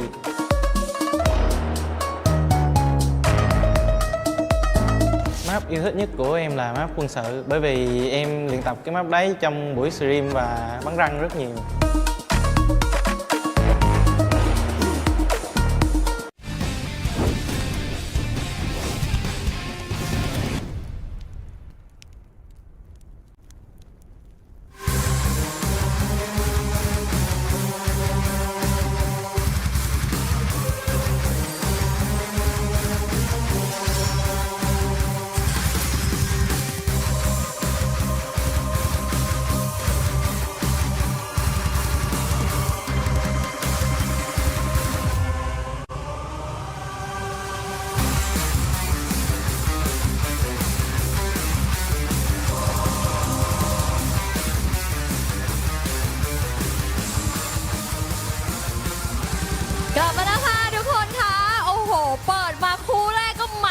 นี้เกือบเต็มกราฟต้องมาลุ้นต่อไปค่ะว่าคู่ต่อไปนี้จะเต็มกราฟกันขนาดไหนนะคะและนี่คือการแข่งขัน CS Elite ค่ะซึ่งคู่ต่อไปค่ะจะเป็นการแข่งขันระหว่างทีมเวียดนามเจอกับอินโดนีเซีย Welcome back to the Clash Squad Elite Tournament, and our next match will feature the KOs come from Vietnam clashing against with KOs from Indonesia.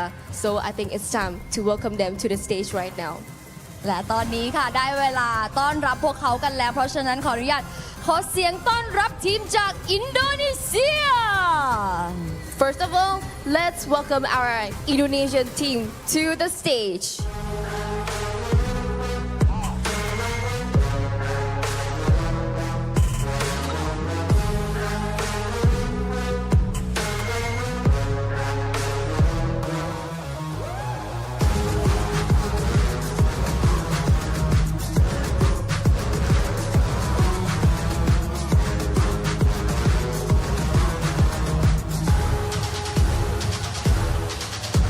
และนี่คือทีมเวียดนาม Let's welcome Vietnam team.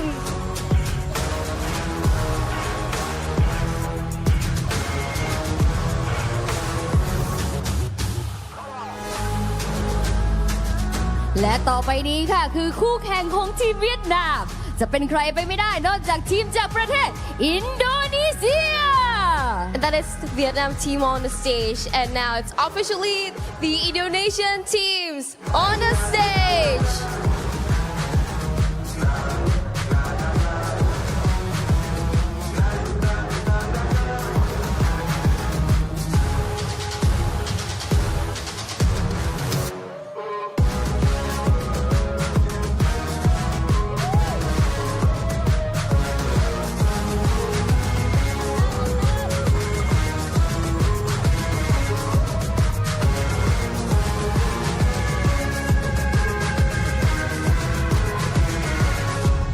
และแน่นอนค่ะว่าก็เป็นตามธรรมเนียมนะคะของ Free Fire เราค่ะ เมื่อนักกีฬาทั้ง2ทีมอยู่บนเวทีแห่งนี้แล้ว ก็ให้เขาจับมือทำความรู้จักกันหน่อยก่อนที่จะไปแข่งขันกันในเกมและประจำโพสิชันค่ะ So Vietnam versus Indonesia, they've always been clashing together against in the Clash Squad mode, and now finally having a chance to meet again in the World Tournament like this.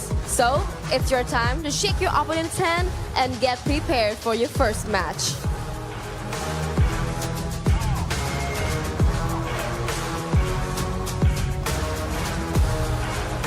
ได้เวลาของการแข่งขันสุดเดือดกันอีกแล้ว ทุกๆคนคะที่กำลังรับชมอยู่ตอนนี้คิดว่ายังไงกันบ้างคะสำหรับศึกในครั้งนี้ระหว่างทีมนะคะอินโดนีเซียและทีมเวียดนามใครจะเป็นฝ่ายชนะขึ้นอยู่กับคุณแล้วค่ะสามารถส่งเสียงเชียร์กันได้นะคะแล้วก็คอมเมนต์กันได้เลยค่ะแต่ว่าตอนนี้ค่ะได้เวลาไปรับชมการแข่งขันกันแล้วถ้าพร้อมกันแล้วเราจะขออนุญาตส่งเวทีนี้ต่อให้กับชาวแคสเตอร์ The competitive scene right here is really intense since this is the second couple that we are right now. Yeah, so I can totally feel the heat. So, Shoutcaster, it's your time now.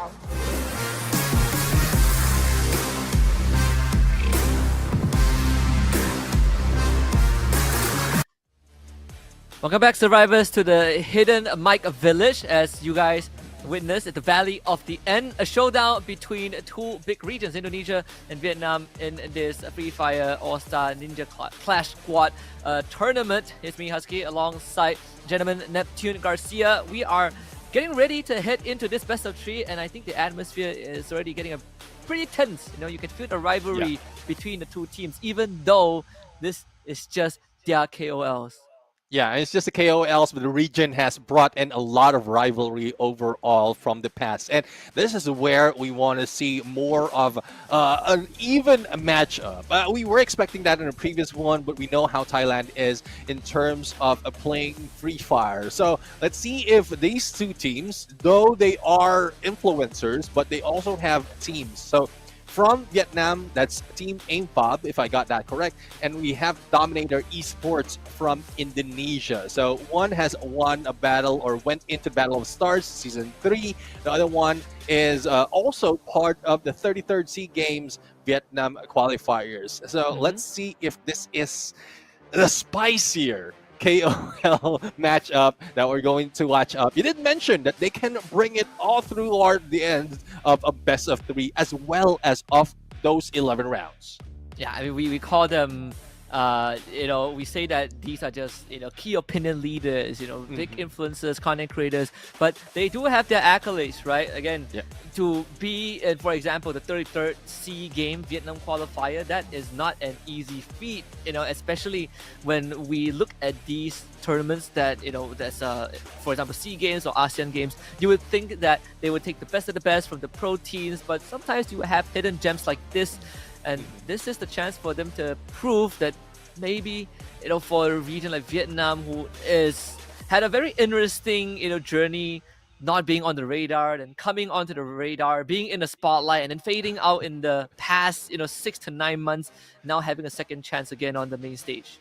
Yeah, definitely. I mean, that is, well, a story that we don't want to see, but you know how it is. Some teams can really pop off and just overshadow an entire region or entire, some teams from that region. So this is where they are bound to make a comeback if they can bring it on. Again, the same rules applies. It's M1887, a level 4 on the helmet as well as the armor, and unlimited glue walls. And we just saw how chaotic that can be in a match. It's so tough to really play it out, especially if, like, for instance, a player like me, I want to go in a long range, but I couldn't.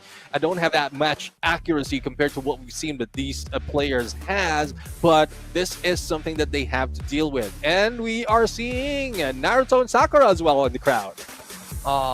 That we have some cosplayers in the house, and this is one of those few, you know, canon events that I think a lot of people wish would have happened in the actual anime when Naruto and Sakura got together. Last that didn't happen.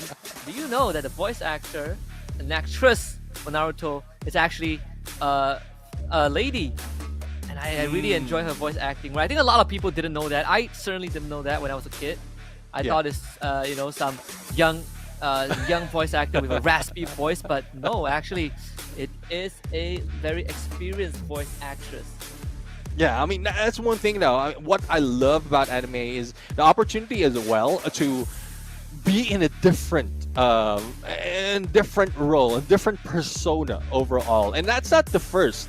Like even in other animes, even other characters in Naruto, there's a few that would surprise you once you find out who they are voicing out with. But this is something else that the collaboration is showing us. Not only the collaboration, but also the theme on the stage right now. This is chapter 2 of the Ninja Wars, and this is the protagonist, or antagonist rather, antagonist Rain. At this point, Akatsuki clan is now showing up not only in a game but also on the stage. And plenty of things to kind of go around, right? Like if this is, I think this is one of the biggest collaboration Free Fire has had quite a while, of this scale at least, right? Like the depth of content that we have, then the amount of attention to detail, the willingness to explore and incorporate the elements of the collaborations in the subjects Naruto into the game itself. I don't think I've seen it anywhere else, honestly. Yeah, I mean, most of it is just character skins. Like it's more of character skills, or if the character and because of the number of active and passive skill that we have in Free Fire, there's a lot of potential. To be honest, every time I see some of the skills, it reminds me of some of the talents as well. It reminds me of some of the talents as well. And this is, I thought about this when I looked at Paloma. It reminds me of Carol Bombshell. and that's one thing. I mean, it can be someone who's already in Free Fire or someone who can be in Free Fire.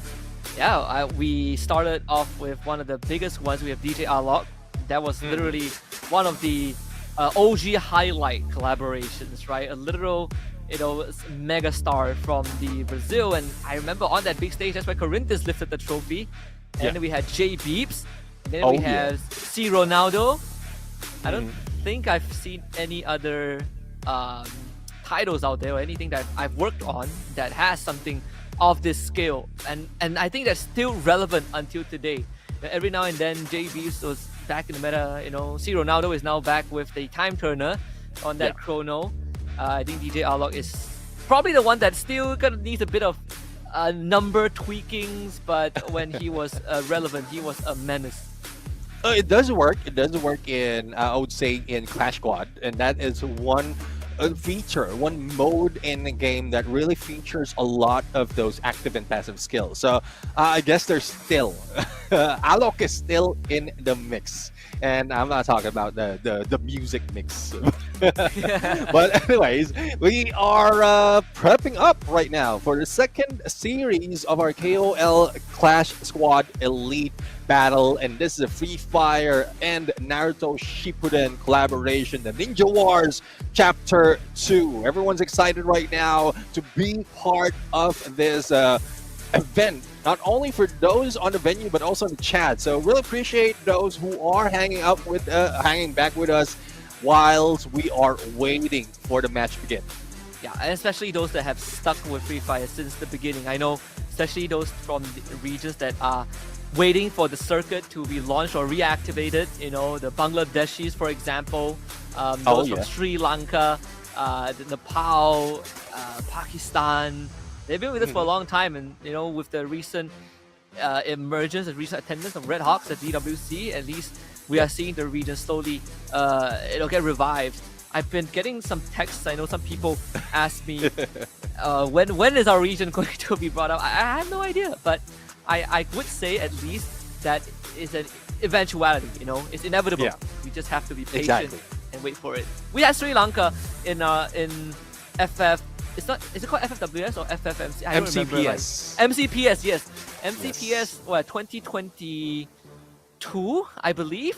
Like for one season, we have like Revenant Esports from India playing, and that was quite an experience.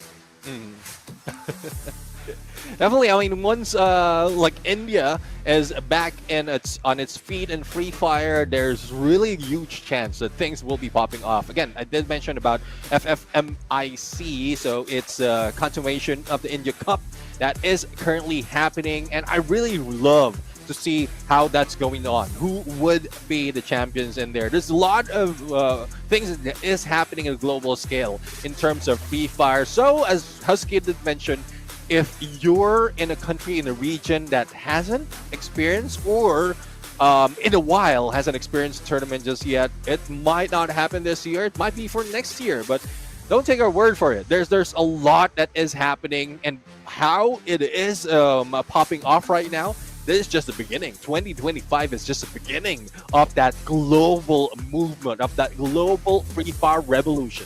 Yeah, we're gonna put the whole globe under the infinite Tsukuyomi if we can, to make sure that this is our time to see good energy in the mall, you know.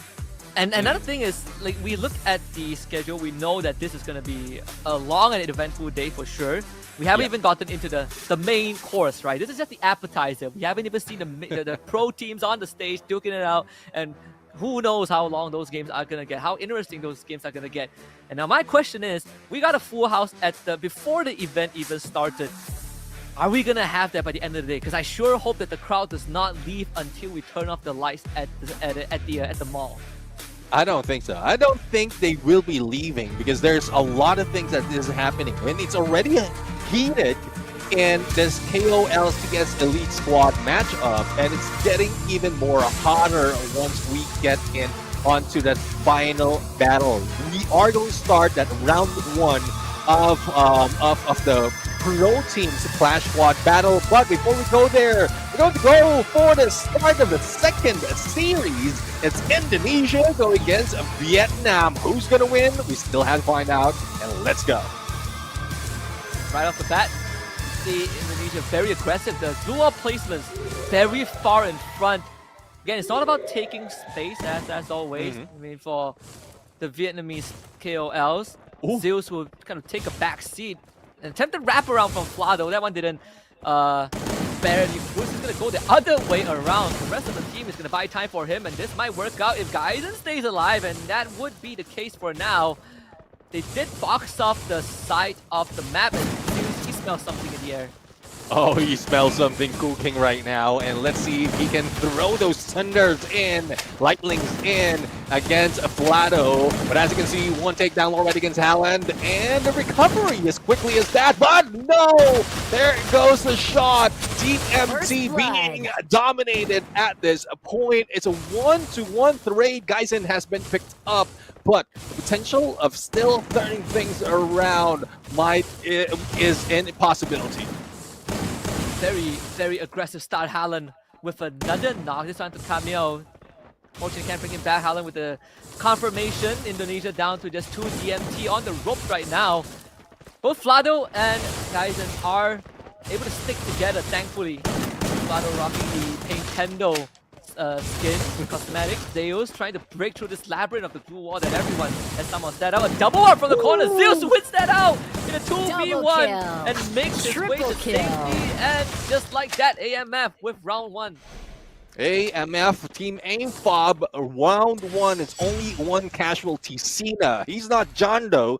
He has been seen and he has been taken down. But let's see if Indonesia can turn things around. Again, Vietnam is showing up a little too passive and aggressive, especially in round number 1. But later on, once everything gets heated up, I'm expecting to see what we saw from Thailand earlier. Everyone will just be rushing it. So Indonesia, DMT tried to rush it early on, but it didn't really work out the way that they wanted, right? This time they are taking a lot of precaution to check the flank. Flado probably heard all of that footsteps and Camille, he's going to be receiving flank. That's why he just straight up backing off. AMF though, not slowing down. Roxy ends up taking the punishment. They box in Haaland, Geisen with the knock. Vietnam getting ambushed from behind. They play ring around the rosy and they somehow ran into their own trap. Zeus with another knockdown and a confirmation, and he is the one that comes alive. Yeah, let's see if Cena will be able to recover, but I don't think so. Amiel's already guarding him, and the chase on to Flado. He will be flat, and he will be taken out. Only a few HP remaining, and they're still trying to recover. Still alive and clicking with Zeus right now. With B onto the other side as well with John Min. Flado will be down. It is a 1v2 situation as Zeus will try and will need to recover. Kamiel fires those shots, but doesn't make it. The glue wall saves Zeus at this point. Maneuver his way out of that this time. Unsuccessful as DMT finds the quick equalizer in that round. Pretty messy. Contrary to the first series that we have, these two teams are the gladiatorial blood. They are out for action. They are full steam ahead. You know, the gate swing open. They just run at each other with no regards at all. No regards to human HP. No regards to HP, I would say at this point. But again, you know, Vietnam is just rushing in, similar to what we've seen earlier, and DMT just staying in one place. But the glue wall did save them, and it's still the ring around the rosy being done by Vietnam, and this is where they lost that game earlier. So let's see if Indonesia and Split will be able to barricade them in and probably take them down one at a time. But again, you did mention it is scrappy from the beginning up until this time. There's no slowing down, so I think it's a reverse of what we've seen earlier from the earlier KOL match. Of course, we also have, and I think, you know, for the Vietnam AMF decides to take the perimeter of this building, get a couple of good checkpoints set up, good enough for a boost, but also prevents Indonesia from really doing damage to them. I think the X factor is where the circle is going to move after this. Let's see though. I mean, the circle definitely changed the pace of the game, and that's what they're waiting for. The closure of this first phase would prompt everyone to get in position once that direction is shown on the minimap. So everyone is just showing some aggressive glue wall action. I would say aggressive glue wall action until that time comes. But Vietnam a little bit too far on the outside. Raxi is just waiting for their movement. Good thing they have a little bit of space to work with, but they need to break through, otherwise they will be stuck, and Geisen would be the first target that they have. Some contact made, Geisen, and just taking minor chip damages, but right off the bat, Flado getting knocked down by Cena as he comes out of nowhere. You can't see him, unfortunately. KML getting knocked down too. Geisen finds a response onto Cena, but it's two members of Indonesia getting knocked down and wiped out right away. Vietnam paying for the price of one. Geisen next on the chopping block. Zeus with the pump to the chest, and Roxy now left all alone. It's Jiraiya that comes out on top. Vietnam AMF 2-1. Zeus really bringing that on, and that's a good play definitely for him. He did manage to get 7 elimination already. Final 2 was from that play. The glue wall was just a millisecond delay, thus he managed to push it through and take down one of the players from DMT, and that gave Vietnam that advantage. No slowing down, still running at each other, and seeing some interactions even, I think, on ground. Zeus pretty much locked in on his camp. Just ferociously communicating with the rest of his team. And Indonesia, sometimes they look over the eye of the stage to see how the opponents are reacting to the state of the game. But it's fair to say that they are willing to fight and brawl to the death. Oh, that glue wall actually gets brought down. I thought that would be the contact between AMF and DMT, and indeed there is Cena again with the first blood. Cena right now, but that's most of the time where he fails, but no, not this time around. Still managed to take down Raxi, and another one for Vietnam will be going down, though. Haaland, the only one remaining at this point. No confirmation for those who've been knocked down, so a chance that they can still retain those weapons as well as armor they have earlier. But it's already 2-2, and I am loving the trade back in points right here. It might not be back and forth, but as long as they can fight back, as long as they can bring it on for each round, it would be a longer match and anyone can win. I gotta say, I'm very entertained just by looking at the player cams of AMF. They are in the expression, right? The seriousness that they put into this. This feels like to them probably a grand finals level of match. Yeah. How they are really, taking it as if it's the most important match of their life. And that's what we call for every game, even in the pro scene. Hopefully everyone will leave, will really put in everything and treat it as if it is the grand finals overall. And that is what MF is bringing right now. And let's see, though, if they can do it once again. Zeus did feel a little bit of wrath right there, but Kamiel will be shot with only a few HP remaining. Recovery will be tight, though, with the glue wall, the barricade right here being done by both teams as the blue closes in. AMF, though, for the flank. There's going to be a big flank and gives enough time for DMT to recognize this. Surely, right? Surely they know, right? No way AMF just snuck in from the back door like that. Haaland catching Roxy completely off guard. This is the best opportunity for Vietnam to score a third.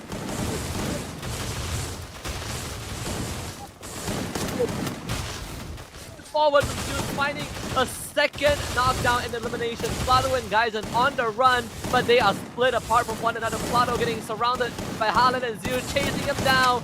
Pain must be felt, and Cena will chase them down. Zeus with Flado knocked down. Geisen is gone, and Vietnam with a massive backstab to get the third.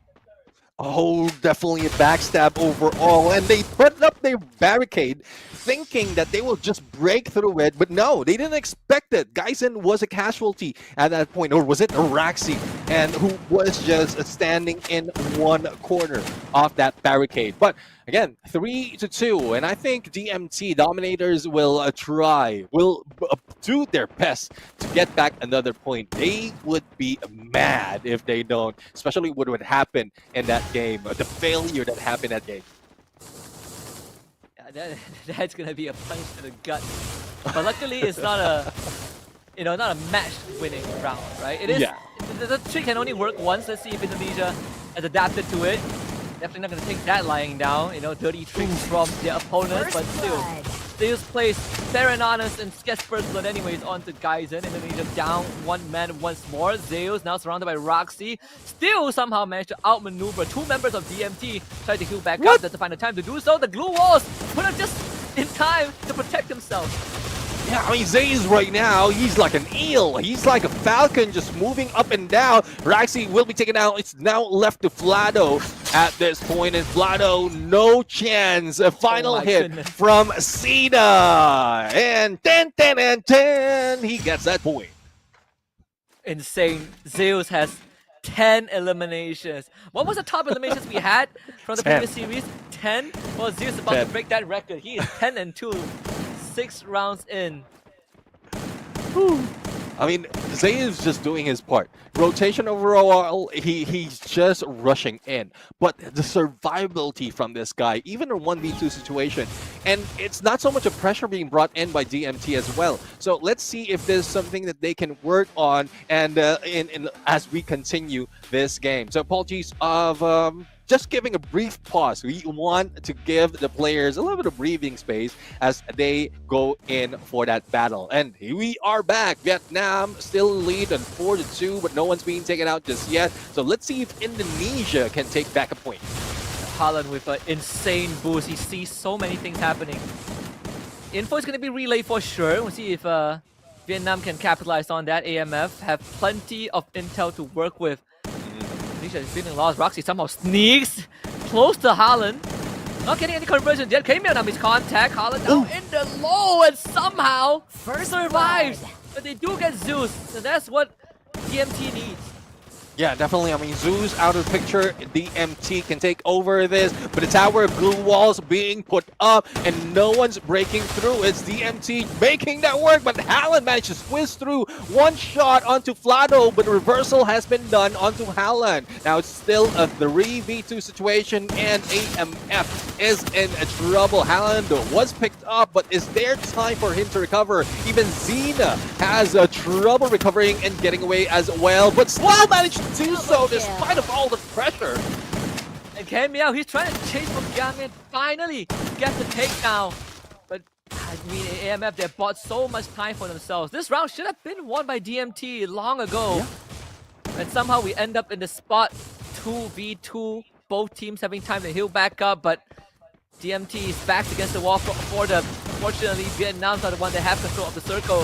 They're not afraid to just take up the space and try to block off Indonesia as much as they can. KML and Vlado splitting up.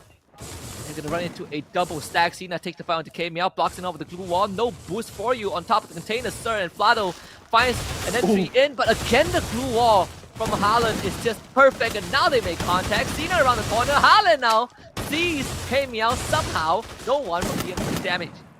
Oh, there goes Hallen going down, but Camille in trouble because of blue. But Xena right now is in way to take down Flado at this point. Glue wall after glue wall, but the blues closing in, and all DMT is waiting is for that extra damage to come in that gives them another point. It's now 1 point in difference as Vietnam is 2 points away from winning the game.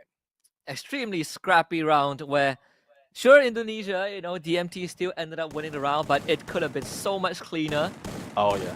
But that's the spirit that we like from these two rivals. A rivalry that extends beyond just the pro teams.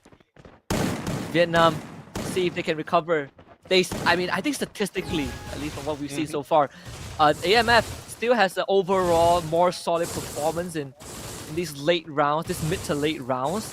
Yeah. Even in terms of just surviving itself, like individually, they have been able to hold their ground pretty well. Four-man rush from DMT straight into the face of Vietnam.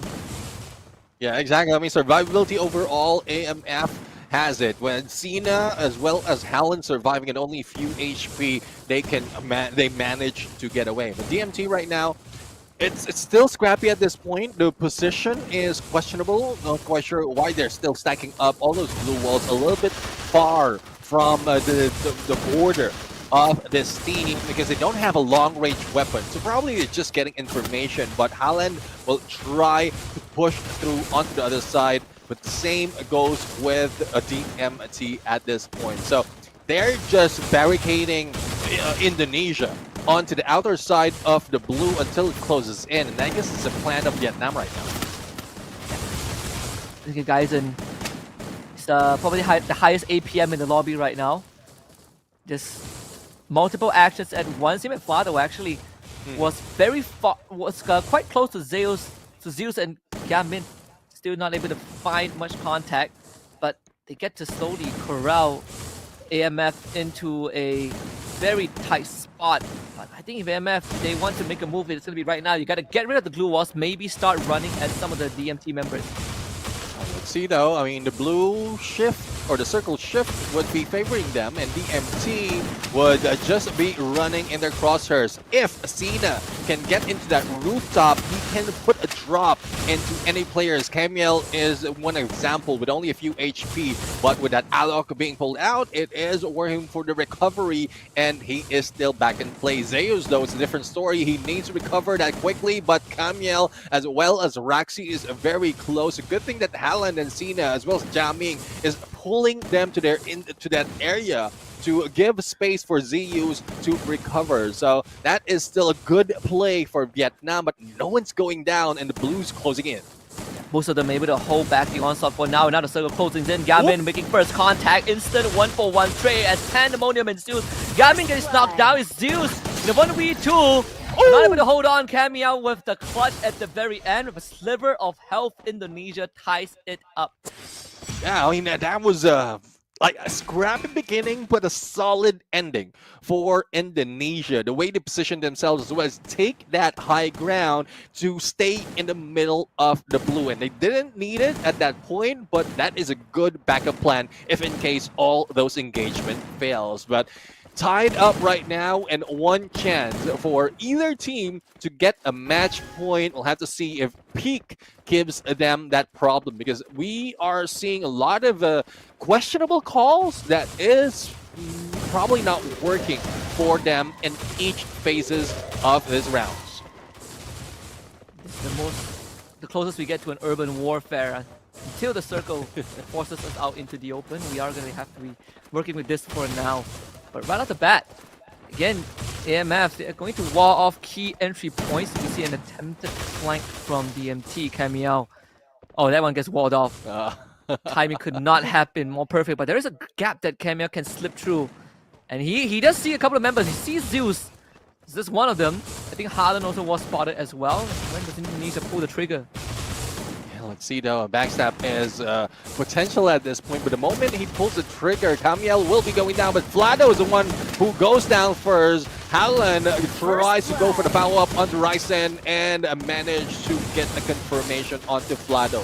Now, it's a 3v4 situation, and still scrappy play. We don't know how they are going to turn things around, because DMP is failing miserably at this point. AMF looks like so prime, but Geisen managed to take down Howland, and Raxi will be traded. A 3v2 situation, Jiaming though being failed to be taken down. Another 1-for-1 trade. So it's just Geisen left up against Yamin and Stina.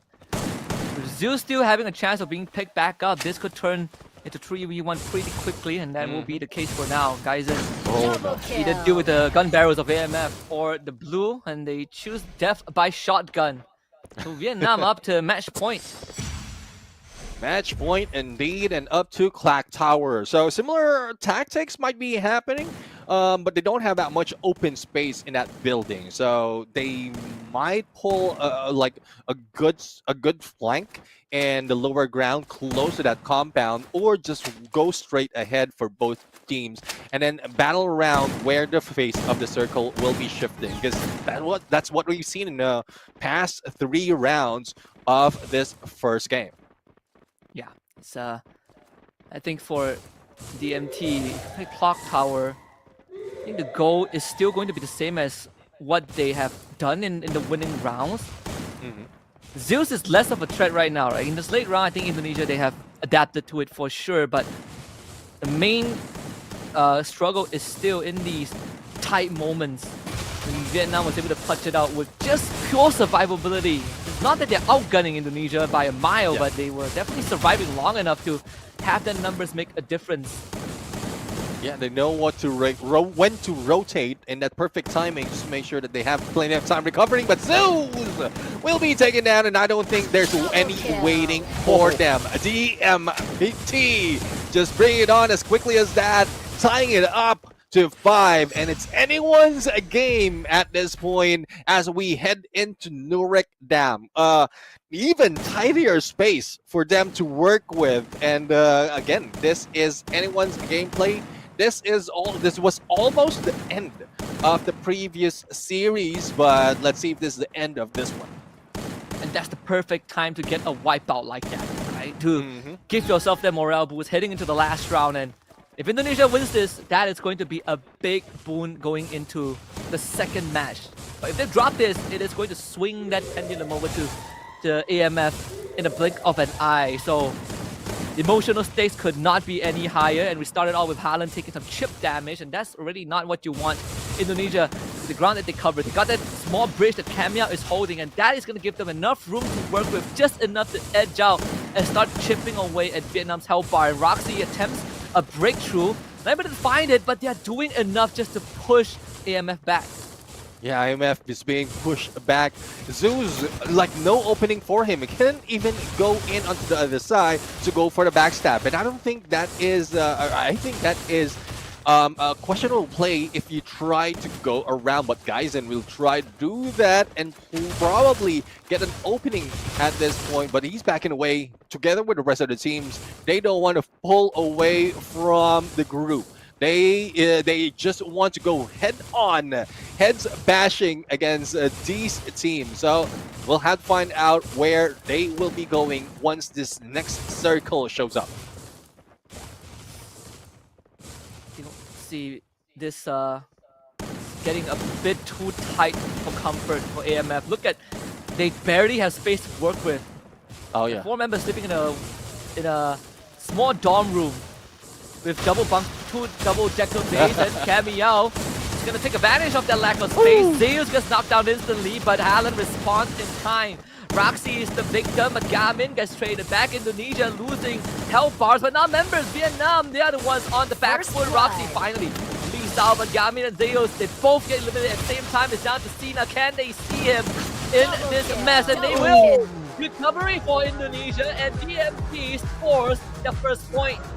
Yeah, DMT, the Dominators, dominating this game, and it was a great comeback, a great turnaround being done by Indonesia. Though Vietnam looks a little, I would say, a little stronger from the beginning, but that slowdown coming from Zeus, that really slowed down the rest of the team. So let's see though, if they can turn things around. It's just the first round of the series. Still have another to show up, Husky. Yeah, you know what they say, it's not how you start, it's how you finish. Zeus got off what? It was 10 and 2 6 rounds in, but when the series ended, he was what, 11 and 5, 11-6. So again, fortunately not the ending that Vietnam needed. We talk about the morale boost that DMT got in round number 10, that full instant wipeout, just enough to push them over the edge and get the first match of the series. Yeah, I mean, like Zeus, if he still managed to break that record, but the rest of the teams really needs a lot of adjusting. Zeus right now just slowed down, probably a lot too much of gas in that beginning of that first round. So let's see on how they're going to work it. There's not so much of difference in terms of terrain though. We're still going back to Bermuda. It's just dependent if they can outsmart DMT once again, or probably survivability would be their main factor, because we've seen that from Cena as well as Haaland for several instances, but not just for the final round, wherein they could have survived and probably turned things around to their favor. Yeah, and even you look at this scoreboard, right? In the end, it is a Camille that have like a 10-5 scoreline. Yeah, Zeus 11-6. Underperformers definitely Gamin in this case, not really able to do too much, you know, for the overall scheme of things. I think a lot of it, like you said, was Zeus having a lot of gas coming into the series, but you know, not able to really pull them over the finishing line. So 6-5 scoreline is going to be the case with ID taking match number 1. Yeah. I guess this is just the beginning of what you called before this match. They're stretching it to 11 rounds. How close it is? Very close. And I think Vietnam would or might take it on the next round. But let's bring it over to our match MVP, DMT Camille from Indonesia. 10 elimination from and 39-51 in damage, and I believe this is quite similar to what we've seen earlier from the MVP. But again, let's not take it away from Zeus, because he did break the record of the highest elimination from this day. So can anyone take that out or can bring that back? Let's see if Zeus can take it again, as well as the rest of the team. It's going to be a tall mountain to climb now that, you know, Indonesia, they have the leverage, you know, they got the morale boost already after that match 1. Going to match 2, it's time for Team Vietnam to start adjusting, right? We go back to the same map Bermuda, we play the same rounds, same loadout, same rule set, but mentality is going to be a bit different for both teams. Yeah, exactly. I mean, one managed to win, the other one would be hungrier. So let's see who will take this next round. Round number 2 of the series between Vietnam and Indonesia. But again, still locked in overall compared to what we've seen on Dominators. And this like brings a question, like which one is a more pressured or less pressured, I would say. Is it Dominators? Is it Indonesia, who is just looking at their teammates, like communicating with their teammates, not really locked into their screen, or the ones who really are in the zone, which is Vietnam? I don't know, I mean, they look pretty in the zone. They definitely look in the zone. A lot more than they were when game one started. And I think that was just off of the intro, right? Like when we had to do the handshake, you can feel the friendly animosity. I don't know if that's even the right word to describe it, but it definitely felt different, right? Lesser smiles and laughter between the rivals. And even amongst them, AMF starting to feel the pressure a little bit. Round one of match number 2 now kicks off. See now, I mean, Flado and Roxy already hitting in straight in the middle of the map. Flado will be left out as Gaizen groups in with Roxy, but they are just trying to isolate one of the players, which is Cena. So 1v2 is bound to happen at this point, but they might just be reeled into the rest of the team. Roxy right now, and there goes Cena. Not seen, but managed to go for the takedown. But the trade is potential, but no, it doesn't work for DMT. It's a 3v4 situation now. Yep. Unseen, unfortunately. Vietnam, see if they can...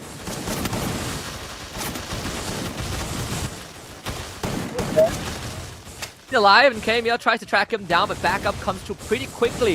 And Harlem catches Flado off screen. Dyson now also in the red. Zeus with the takedown, and Vietnam, just like match number 1, starts off pretty hot. KML not able to provide any backup. Will be stuck in the 1v4, and it should be a round 1 win again for Vietnam. Off to a good start.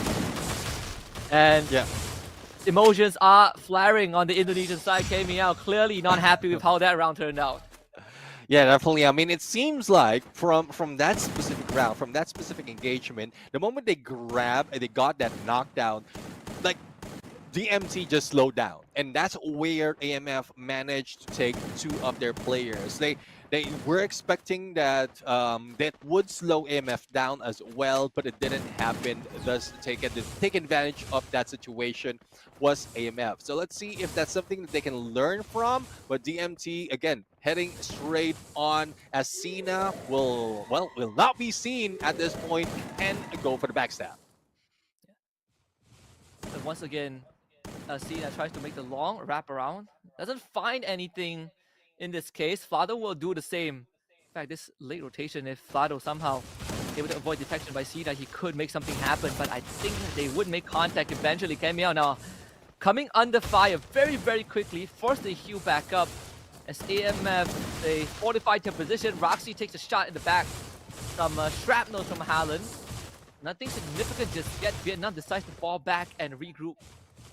Cena Vietnam is a 3-1 split. Cena still behind, but KML can be taken down, especially with the glue walls and the time spent for DM2 to regroup. But Flado already taking the second floor of his container, as Haaland has been spotted. But Haaland right now tries to shoot at Roxy.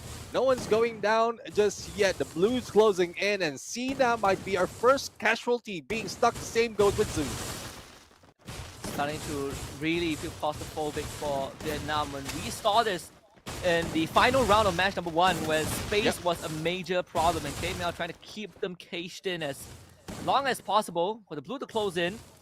It's going to start moving, I believe, in the favor of Vietnam instead. A saving grace for AMF.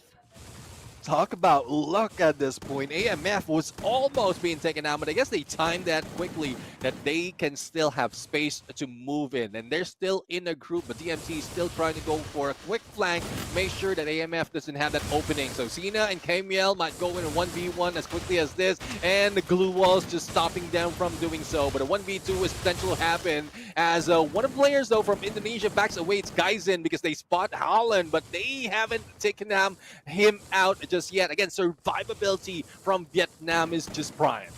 Same for KML. He doesn't have time to really regenerate his health at all, but he's able to hold back Vietnam. We might come down to the circle to end it all. Roxy with the first knockdown onto Zeus, and that's the numbers advantage that Indonesia has been looking for. A quick wipeout onto the entirety of AMF. Indonesia runs out the clock and gets the second round.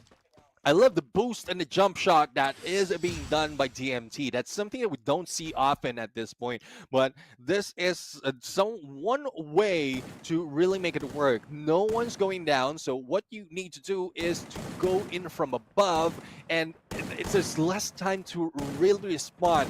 If the blue's closing in, so much pressure is happening, not only from the zone, but also for the rest of DMT that really threw AMF off guard. But AMF right now, no more flank. They are just heading straight on.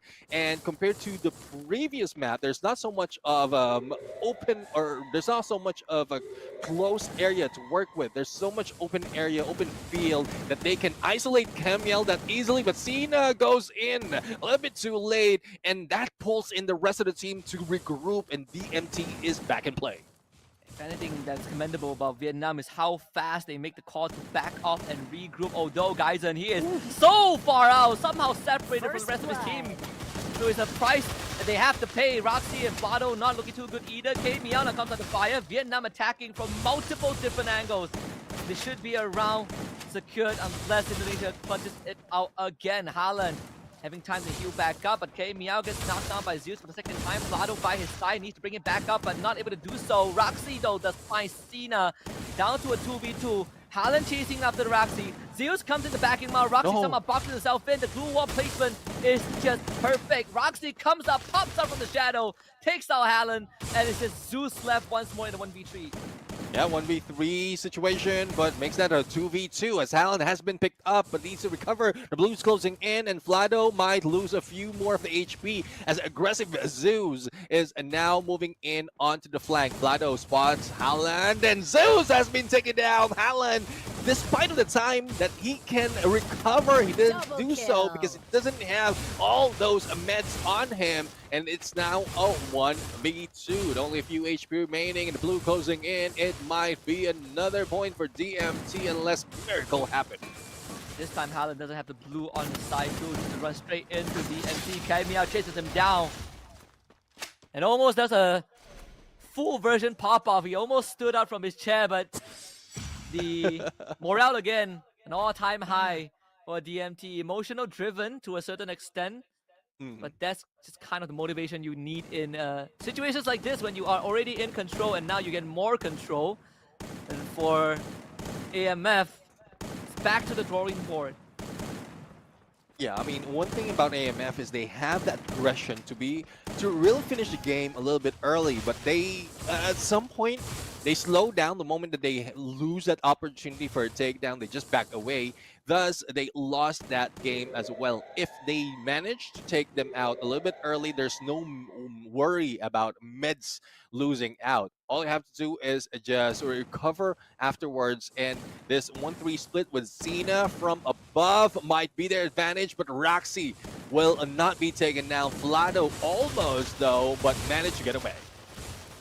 Needs time to recuperate. Oh, as much as his name is Pain, he can still feel pain. But those chakra rods, they do share the sensation. For Vietnam, again, another situation where it is slowed down, but what's the next move?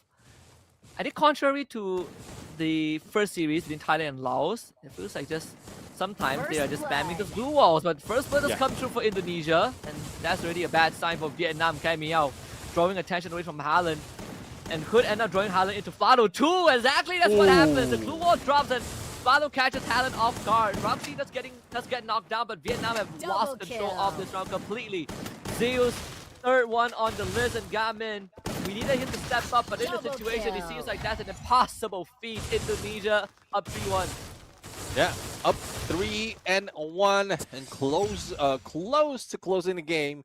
We'll have to see though if Vietnam will be able to get back in play. Again, Zeus has been nerfed at this point. Xena is most of the time being the first casualty in this game. So that those two things need some work for them to recover. But for DMT, I guess this is how it is for Indonesia. As the mastermind, which is RRQ, they know how to make those plans of adjustment, and they're doing it right now.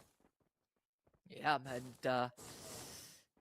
and for Vietnam, again, the main struggle that they've been running into so far is just space, right? The control of the space that they've not been able to get for themselves. And we saw that even from the opening round of match 1, where Indonesia, the way that they place the glue walls is not right in front of them, it's miles ahead of them, knowing that Vietnam is not contesting for it. They were testing the waters, and that litmus test came up with a positive result. And Flado trying to make contact. Plenty of windfall. Here comes the drop down. Gami able to find Roxy, and a punish comes through, but Flado instantly responds. So still a 1-for-1 trade. Boxes himself away. Geisen gets picked up by Haaland off screen, and Vietnam strikes back with Cena from behind, and KML left to pick up the pieces. Yeah, I mean, KML will be taken down. Cena will go for 2. And that is another point being taken by Vietnam after 2 points being grabbed by Indonesia. Now, this is, I guess, what they have been waiting for. A good chance to really bring back up or tie it up against Indonesia. And they're just doing it a little quicker. Not waiting for the next phase to show up or to shift, because I guess they read the situation, as it did mention.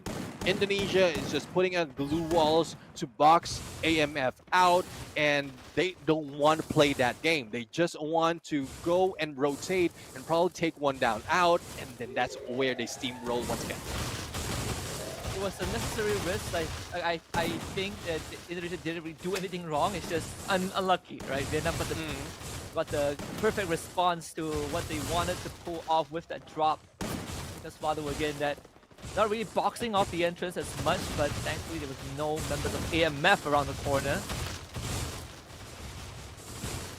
Yeah, there was still a risk though for Flado at that point, because the moment he get that elimination or knockdown, there's like 2 other players that has been knocked down as well. If he was not in a safe space to go for the pickup, then that could have done, or that could have been taken by that could have been taken otherwise. But DMT right now boxing themselves in this time around, and not just AMF being pushed away from the safety of the circle. With Flado for the flank into the midst of it, and managed to take down Zeus, but a trade-off is just pristine. But DMT still in the lead, but Roxy needs to recover.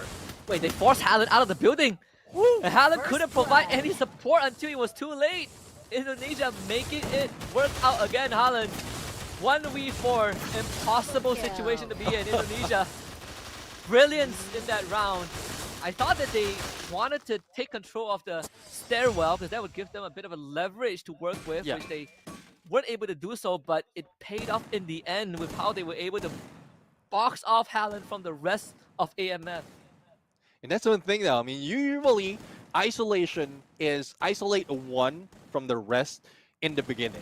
But what they did is they isolate the 3, leaving Haaland behind while they take them out, and then Haaland's the only survivor just to secure, to make sure that they secure that win. So let's see though, it's a 4-2 on the points right now, and Indonesia is still on the roll. And AMF will need some sort of a plan to catch up with the point, but KML a little bit too aggressive, but Roxy might be able to go for the backstab. Jamin is first one who goes down from the hands of Geisen, and this pulls everyone in. This round already looking worse for wear, unless Cena can pull a rabbit out of the hat. It's Roxy down, but they need confirmation. Geisen instantly calls for help, brings Roxy back up, and Vietnam once more on the back foot. Health bar not looking too good for 2 of the Indonesian members, but you can say the same for Vietnam, who all needs time to get themselves back up. Zeus, a good knockdown to Geisen, but still, no confirmation means that Zeus gets traded back by Cameo, who has been incredibly vocal on the team of DMT, and it is really starting to spill over to the rest of the round. And Roxy finds another knockdown. Vietnam left with just Cena, and this time they sure as hell can see him. Indonesia for 5 on the board, and it is pretty much confirmed. Yeah, it's pretty much confirmed, and there you have it. Match point for Indonesia. Managed to see Cena. That is something else. But again, AMF strong at the start, slow towards the end, and it's not looking good. Now, AMF not so much a space to work with, and hopefully isolation, those isolation play is something that AMF can play out of, break through away, because the DMT is just doing it quite perfectly. They know how to time their glue walls to make sure that one or two players will be left outside from where the rest is targeting. Back to this rig again.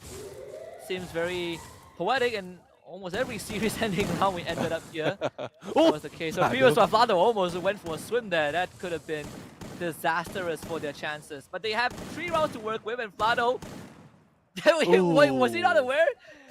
I mean, the man that can't be moved. Grin on the side of his face, he's like, okay, he got me, right? That one, props to AMF. But there's plenty of rounds to work with, even if this round doesn't go well. Yeah, let's see now, AMF. The catch up will be quite long for them, but Kamiel, I guess they are slowly giving them that breathing space just to make sure that they have a longer game, or probably there's a tactic, there's a plan out here for the MT. So no takedown just yet after Vlado, and Roxy would be the first one to go after a while, and DMT is losing out this game. This round pretty much done and dusted Kamiel, and Geisen backs against the wall. Geisen splits away from Kamiel. Cena somehow not able to get the knockdown. Kamiel able to wrap around, but yeah, Cena eventually finds it. The blue is going to be his undoing anyways. It should be a closeout very quickly from Vietnam. Started off with a very awkward pick onto Vlado, who were just unfazed after getting shot multiple times. So round 9 it is at Rimnam Village. Still match point for Indonesia. Yeah, only one more point and Indonesia grabs this win. Now, Rimnam Village, not so much of moving can be done, similar to what we've seen in Nurkdown. And this looks like a good playground for AMF, similar if that is the same story. But I guess Vlado would be moving with the rest of the teams right now, and they have a plan of leaving Vlado going for that flank. With the Rimnam Village, it gets a lot more interesting. The seafood restaurant is actually a very important point to hold. At least in this case, right? Usually you would hold the other huts if you have long-range weapons. But with how aggressive these two teams have been, literally in each other's face. Cena against Geisen making contact in the low ground, but again, Geisen comes out worse for wear in terms of health bar. Another full retreat called by both teams. Yeah, I mean, they take both sides of this compound, this area, this dock, I would say. And Zeus is just going in, trying to go in for the other flank as Jamin is working his way onto the left. But Roxy is already waiting for that movement. And not so much of damage being done, even trying to get that elevation is not working for him. But I guess this might be it. This might be a chance. This might be the time that they're waiting for. Jamin will be jamming at this point, but Vlado goes down and he takes that jam. Yeah, and Vietnam now is going to try and push on forward a bit more. Again, confirmation is imperative. Vietnam will finally get it. Vlado eliminated from the equation. The guy holding the most eliminations on DMT this series so far, 8 and 4. Cena taking fire, able to duck away, draws attention to his wounded teammates, but at least Indonesia not able to push the envelope. Geisen ends up showing himself, but the corners are covered, so Vietnam in a very powerful position. Yeah, powerful indeed, because the shift would be, despite of not favoring them, they have elevation to see where DMT will be moving. And the isolation is already being done. Geisen on one side, as well as 2 on the other. Kamiel tried to fight back, but Jamin has been missed, and he goes in for a shot. Geisen with only a few HP, and there goes 1 point difference being reduced by Vietnam. And we are getting closer and closer to the equalizer. Vietnam pulling it back from the brink. Indonesia trying to feel feeling the heat. They have blue 2 chances. One more and we go down to deathmatch. And if you're Indonesia, you would be sweating a little bit. Sweating or shouting a little bit more, because that didn't work in the previous round. All those shouting, all those like relieving the pressure did make that win. But let's see if this is something that they can turn around as quickly. No, they don't have the momentum, but it doesn't like give them any advantage because they have economy for both sides, and it's just left mechanical skills as well as strategy. So Vlado getting information, seeing 3 already, but there's no movement, there's no way for them to squeeze themselves outside of those blue walls. Yeah, a slow burn this time. It's been quite a barn burner of a series. We've maxed out match 1. We're 1 round away from maxing out match 2 too. Again, it's just the appetizer. I think a lot of our survivors who tuned in, they thought that we are deep, you know, into the tournament, but no, this is it's not even the entrees yet. We haven't even brought out the actual pro teams that we saw on the silver screens. But this is the slowest this entire series has been between these 2 squads. Yeah, definitely. I mean, they are slowing down. I guess this is one thing the AMF has been waiting for DMT to try and move onto them, and that's where they take advantage because they have isolated Kemiel already, but Cena, as well as the rest of the team, is going in for the flank. It's a little risky because they're still outside of the zone, and once it closes in, that would spell trouble for them. But no, they have advantage of the shift of the circle, and both sides has been covered. AMF right now doing the impossible in surviving against DMT just because of the blue, and let's see if this final clash will ensue in a few seconds. Inevitable, for sure. Looking at the Indonesian squad, feels like it is by their own volition to slow things down. Valo tries to attempt a crossover with the amount of boost. He's hoping for AMF to lose track of him, but they've been keeping track very well. In fact, the circle, if this is going to be how the game ends, Vietnam better pray that they play this perfectly. Cena jumps through and forward. Okay, mid contact with Vlado first. Here comes the glue wall. Now it is just a hot mess. Vlado and Kemiel getting the first blood, and this is not looking good for Vietnam. They will try to stand, and a tie out, a blowout. Somehow, Geisen with just a sliver of health survives the end game, and Indonesia wins 6-4 and a 2-0 over Vietnam. Yeah, I mean, they just ended that with, I would say, precision. That precision of taking that middle of the final circle, making sure that they have more time to spare before the rest of the teams of Vietnam pushes through against them. And, well, there we have it. Vietnam would be the ones being eliminated, and Indonesia pushes through to another region rivalry against Thailand. Yeah, the Dominators, I wouldn't say they dominated that series, but they sure as heck made it entertaining. 6-5 in match 1, 6-4 in match 2. And, well, what do you know, both match ending round came down to the circle closing in completely on both teams. But Vietnam, they put up a pretty good fight. It's just, for match number 1, they gassed out at the end. Match number 2, they came online too late. That sadly wasn't any in between. Yeah, I mean, it's tough though. Not quite sure what happened, if there's any breakdown in communication, probably strategy, or is like Indonesia just that great in adapting into the gameplay, because we've seen them try so many tactics, techniques, and some of it fail, but they don't stop in trying it again. And that's where we see the dominance of masterful gameplay coming from Indonesia once again. It's not coming from the usual pro teams, but this KOL match really is exciting. Yeah, and that's how entertaining this is, right? I mean, again, just a show match, but the rivalry is going to continue. Indonesia and Thailand, they got a best of 5 tomorrow, but I'm pretty sure they will stick around and enjoy the festivities over at the venue right now. what was the last show match we had that has such a big collaboration? I don't remember exactly, but this is definitely one of a kind at Central World. Once more, congratulations to Team Indonesia on the Dominators with this Booyah. We're heading to the Grand Finals tomorrow, and that concludes our, at least, Nation show match for today. We still have KOL show match coming up in between the official matches, but I think at least for now, we are almost ready to bring out the entrees in just a little bit. Yeah, definitely. I mean, in where everyone, or the part where everyone has been waiting for. Before we head there, let's take a look at some of the stats right here.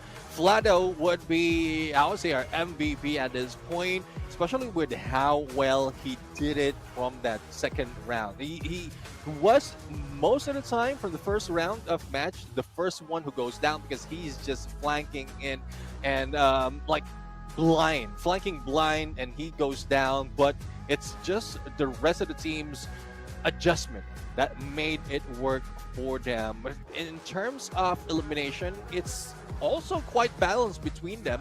It's just the closure that has been done by Indonesia that well. And I think that's what separates them from Vietnam, and that kind of is a statement in the overarching growth of Indonesia as a region. They've been getting better and better at this close quarter combat.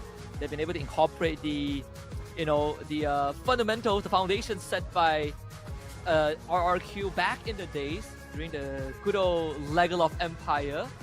Right now, they are having a heck of a year. All three tournaments so far have been won by Indonesian teams in 2025. Preseason by RRQ, spring season by Onyx Olympus, and then EWC by EVOS Divine. And it doesn't seem like it is stopping anytime soon. Yeah, let's see though. I mean, there's a lot of promise really that is being done right now. But again, Vlado from DMT, damage-wise, it's like not even well, it's very close, but not even topping what we've seen earlier, as well as elimination. But Vlado really made that play to like that game to really make sure that Indonesia gets those wins. So there you have it. The second series of our KOL Clash Squad Elite Showdown is done, and we have the teams that will be going into the finals best of 5 for tomorrow. Thailand against Indonesia, a tale as old as time. Even historically, it took Indonesia 6 years to finally beat Thailand again on one of the biggest tournaments in the world. I think the funniest thing was that it is the same organization that Thailand dominated the world stage with 6 years ago. How poetic it can be, and that's how it is. EVOS, a home state name, and they will be taking center stage later on in one of our series. They are going to be playing. I think the first series is actually WAG and Movistar R7. WAG missing out, EWC, but Movistar R7 they had quite a run, but they faltered in the grand finals.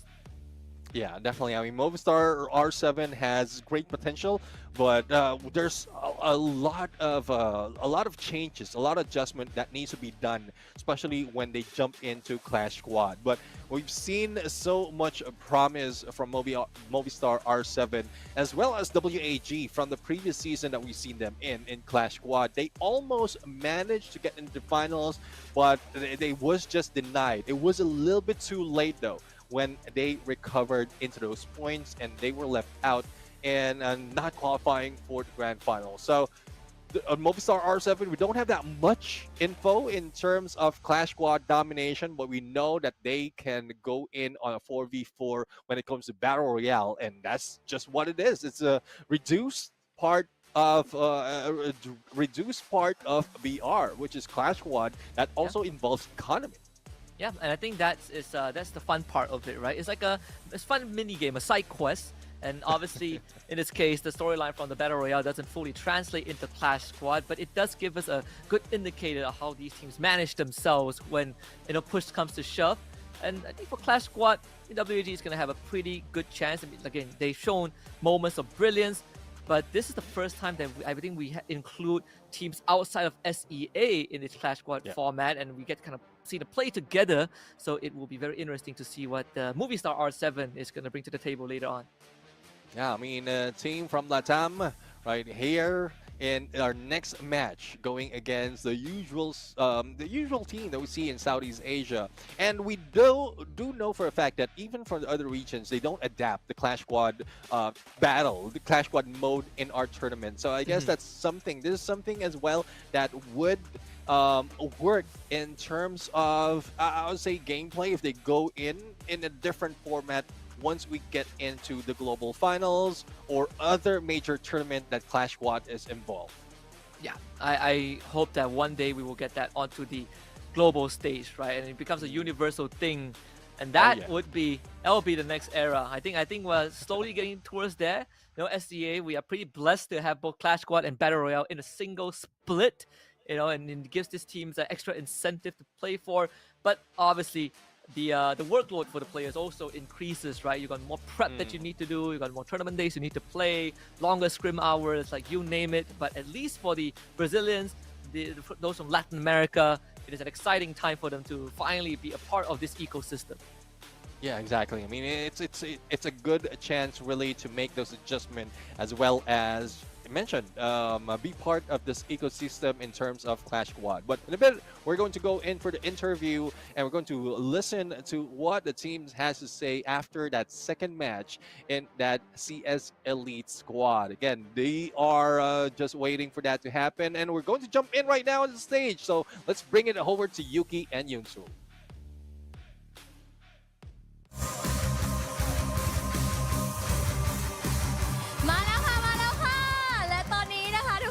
พี่กิกำลังอยู่กับทีมจากอินโดนีเซียเพราะฉะนั้นก็ต้องสลามัสซาเลall of Indonesian นะคะแฟนนะคะ I miss you guys โอเคค่ะตอนนี้เดี๋ยวเราจะมาอินเทอร์วิวกันแล้วนะคะคำถามแรกเลยแล้วกันนะอยากรู้มากเลยว่าในเมื่อเขาเป็นตัวแทนของทีมอินโดนีเซียแล้วก็จะเข้าไปชิงแชมป์กันแล้วแน่นอนว่าเขาต้องเจอกับทีมไทยรู้สึกยังไงบ้างคะ Jadi dia tanya perasaannya kalau sekarang kita menang itu harus pasti menghadapi dengan Thailand. Bagaimana perasaannya? Bahasa Indonesia aja. Perasaannya sih senang banget, apalagi kita juga belum pernah lawan Thailand kan ya. Jadi ya semoga aja besok menjadi match yang meriah gitu melawan Thailand. ก็คือเขาบอกว่าเขาก็รู้สึกยินดีเป็นอย่างยิ่งครับเขาตื่นเต้นมากเพราะว่าเป็นครั้งแรกที่เขาจะต้องเจอกับทีมไทยแล้วก็ต้องสู้กันในเกมก็หวังว่าการแข่งขันในวันพรุ่งนี้เนี่ยจะเป็นการแข่งขันที่น่าสนุกแล้วก็เร้าใจครับ He hopefully that tomorrow competition will be like a colorful competitions and hope for good, and this is very excited for them because it is the first time for them to meet Thai team.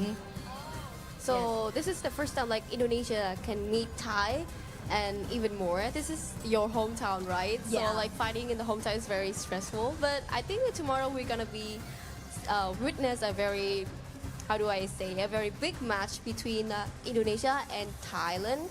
So before that, let's jump into our next questions. Yes. Okay, so could you guys show us a victory moment? Like since you guys win the game, right? Some port, right? Some posture, gesture of the victory. ง่ายๆเลยจ้ะไหนๆก็ชนะแล้วขอสักหนึ่งโพสฉลองชัยหน่อยเป็นไง Jadi mereka minta postingnya setelah menang. Jadi sebagai untuk perayaan kemenangannya itu harus menunjukkan satu postingnya sebagai tanda kemenangan.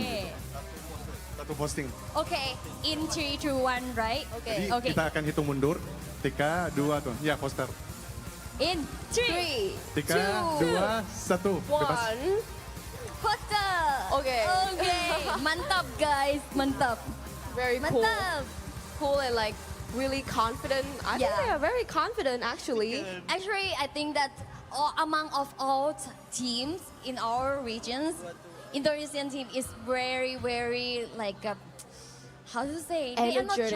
Yeah, energetic. Full of energy. Full of energy. Jadi di antara semua tim-tim dari Asia, Indonesia itu adalah salah satu yang energinya paling tinggi itu.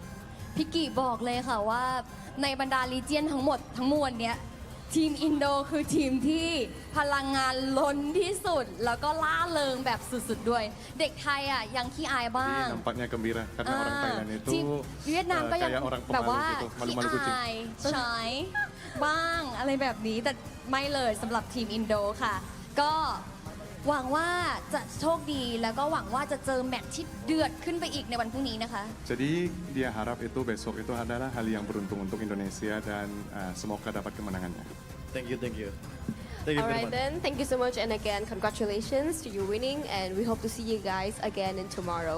Well, terima kasih that ya, is the end of our interview and now let's come to a little break before we start our real match between like professional players. ค่ะ เดี๋ยวเราไปพักกันสักครู่หนึ่งแล้วเดี๋ยวกลับมาค่ะ เจอกับโปรเพลเยอร์ไฟท์กันดีกว่า ไปพักเลยจ้า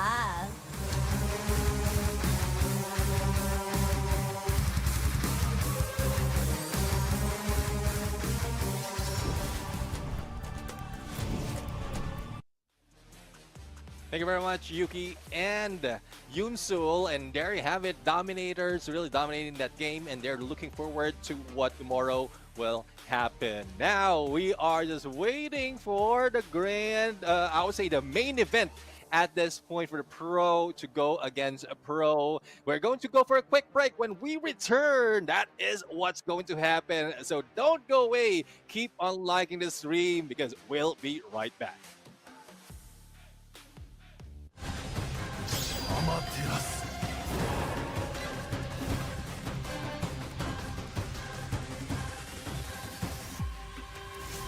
The Free Fire Ninja Clash Squad Tournament begins with a Swiss stage featuring 8 teams competing for 4 spots in the playoffs. In this stage, each team must secure 2 booyahs to qualify, but any team that loses 2 matches will be eliminated. All matches in the Swiss stage are played as a best-of-3 series. Day 1 kicks off with Round 1, where no teams from the same region will face each other. Teams that lose in Round 1 move to the elimination round on Day 2, where they will still have a chance to claim one of the last 2 spots in the playoffs if they can survive from this round. Once the Swiss stage ends, the 4 teams with 2 booyahs advance to the playoffs, which follow a single elimination format with best-of-3 series matches.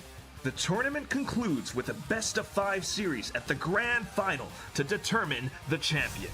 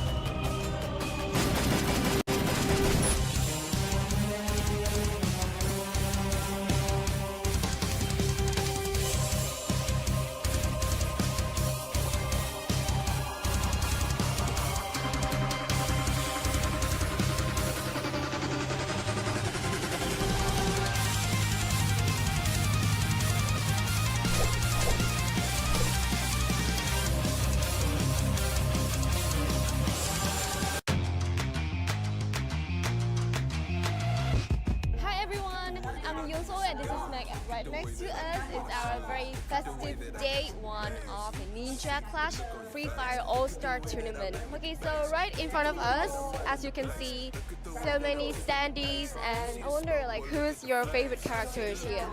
Oh, yeah. Okay. So it's a very fun part for everyone who likes to take pictures or something like that. You can sit here. Oh. Yeah, you can take a picture in this booth and get the photo. Okay, so we can try it. Oh. Wow. Oh, so cute. So cute. Next booth is Playbirds. Yes. You can see that there are many clays here. So if you are a fan of art, definitely we can provide you some clay here to make the toys that you want to. Alright, next booth, Madara weapon. So right behind us is the Madaras. Hold this Madara and try to hunt down 3 targets. Ooh!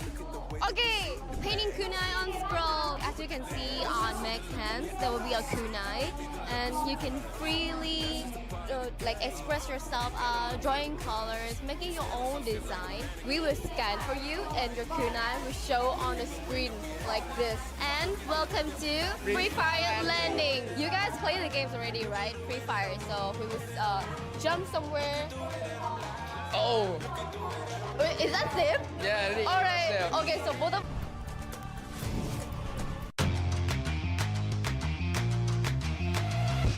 Hi everyone, I'm Yoso and this is Meg. Right next to us is our very festive day one of the Ninja Clash Free Fire All-Star Tournament. Okay, so right in front of us, as you can see, so many standees, and I wonder like who's your favorite characters here? Oh, Yeah. okay.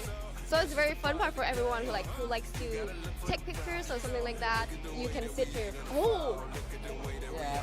We can take a picture in this food and get the photo. okay. So we can try it. Oh, Wow. oh, so cute.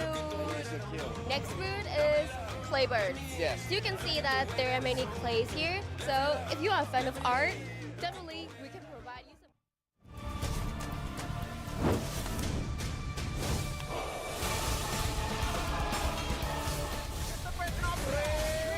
Cyber Dome, straight down with the VSK. Root will be closing in soon. There's no shift anymore. Getting in magic here. Bumping up the road. Limit gets the knock to Wasana as well. Mochi the final duo goes down. For the stop is going to bring it home. Only one remains.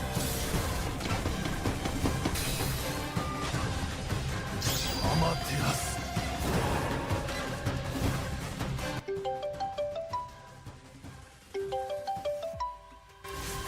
The Free Fire Ninja Clash Squad Tournament begins with a Swiss stage featuring 8 teams competing for 4 spots in the playoffs. In this stage, each team must secure 2 booyahs to qualify, but any team that loses 2 matches will be eliminated. All matches in the Swiss stage are played as a best-of-3 series.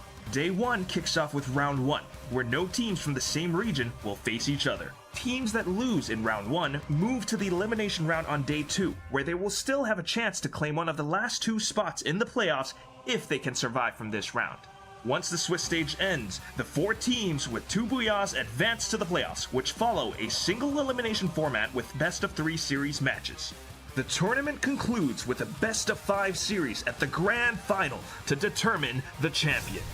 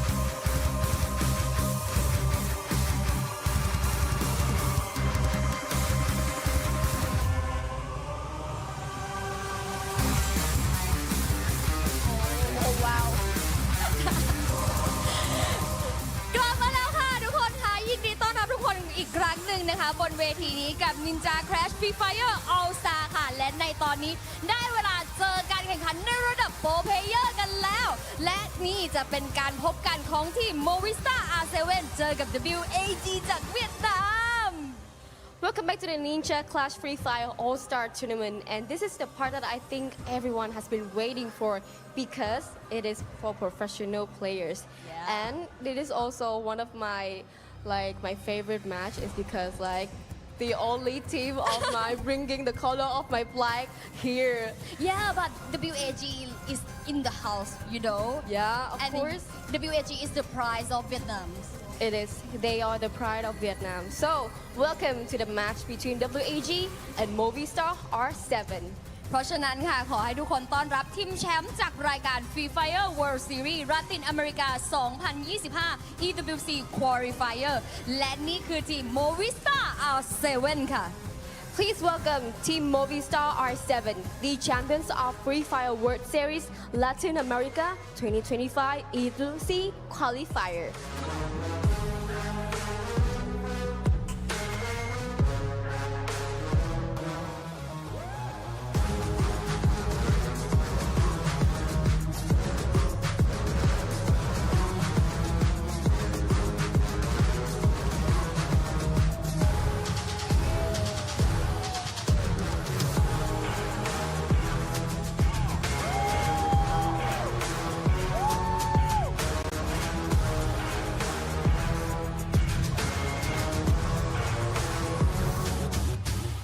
นี่คือแชมป์จากประเทศเวียดนามกับรายการ Free Fire World Series เวียดนาม 2025 for และนี่คือ WAG And please welcome WAG champions of Free Fire World Series Vietnam 2025 Fall.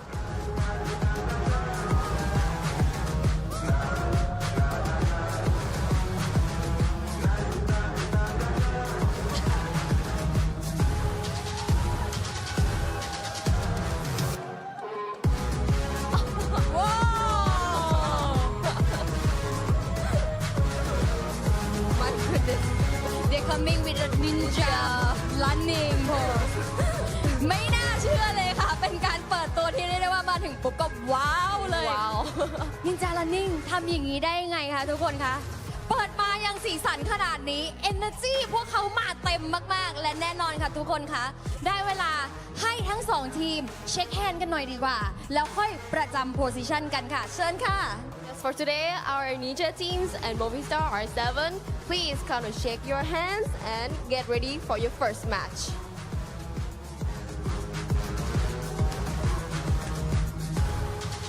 ทุกคนคะพร้อมหรือยังสำหรับแมตช์สนุกๆต่อไป และเรียกได้ว่านี่คือการแข่งแมตช์แบบโปรเพลเยอร์ คู่แรกถ้าพร้อมกันแล้วไม่ต้องรอช้าดิคะเราไปเจอกับชาวแคสเตอร์กันเลยดีกว่า ไปจ้า Or then like a team, they fly like half of the continent just to be here, and Vietnam is kind of close. So I think there's gonna be a different thingy for Movistar R7. But I think today they just can, gonna handle it, gonna play their best, right? They are the best of the best. Can you feel the heat? I already feel the heat, and I hope you guys also feel like us. Now, let's go back to our caster and let the game started.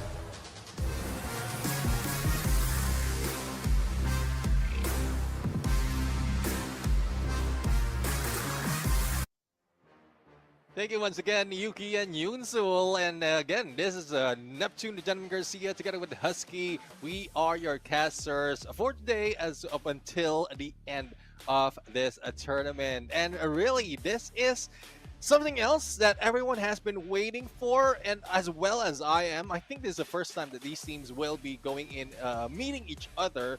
There might be some instances in Battle Royale, but Clash Squad, this is the first time we are going to see Movistar R7 play. So hopefully they learned a lot from watching the VODs from Southeast Asia, because that's where it started. From preseason up until the previous spring season, they are already bringing in the Clash Squad into play. Yeah, we have been, funnily enough, experimenting it with Southeast Asia way before it was implemented into the official circuit, right? Even previous years, past years when we had show matches. I remember when the Chinese Taipei was still part of the equation. LGDS, who remembers these heroes from across the world? We had these Clash Squad show matches, and every single time SCA has been a part of it. So to a certain degree, SCA teams, we got a head start, but we cannot count out teams like Movistar R7 who have proven their mettle. Sure, the economy system, takes a while to get used to. It's not like Battle Royale where you have infinite resources from looting, corpses. But at least in terms of the gunfights, in terms of how we strategize around things, it's almost the same as long as you remember that there are no revives in Clash Squad. Exactly, no revives, only pickups just in case you get knocked down, and that's one thing that they need to play with. Also is the ban and pick system that the teams will need to deal with. What meta are they going to take out of the board in case of using those unique active skill? And I think the same still applies though. They are going to have unique active skill, and the passives would help them make all those works. And you did mention about economy, so those pistol, or no, I mean not pistol rounds anymore, it's shuriken rounds at this point because of the update that we have for this collaboration. The shuriken rounds would be a difference, especially with their accuracy as well as the range that they have to fight in to get all those cash to buy more of the weapon that they need up towards the end of the game. Yeah, I think that's very important too, right? We also have the event exclusive, mechanics, I would assume that we are gonna see the flying Raijin Jutsu, all the what do you call it, keepsakes for this Clash Squad mode. But of course there is stakes, just like every great ninja war, there's a stake. It's not just peace for your hidden village, it's also 40 grand US dollars for the champions, and a half of that for second place, 10,000 for third and fourth, and then all the way down to 4,000 for fifth to eighth. And if you are the grand final MVP, you get an extra 3 grand to your name.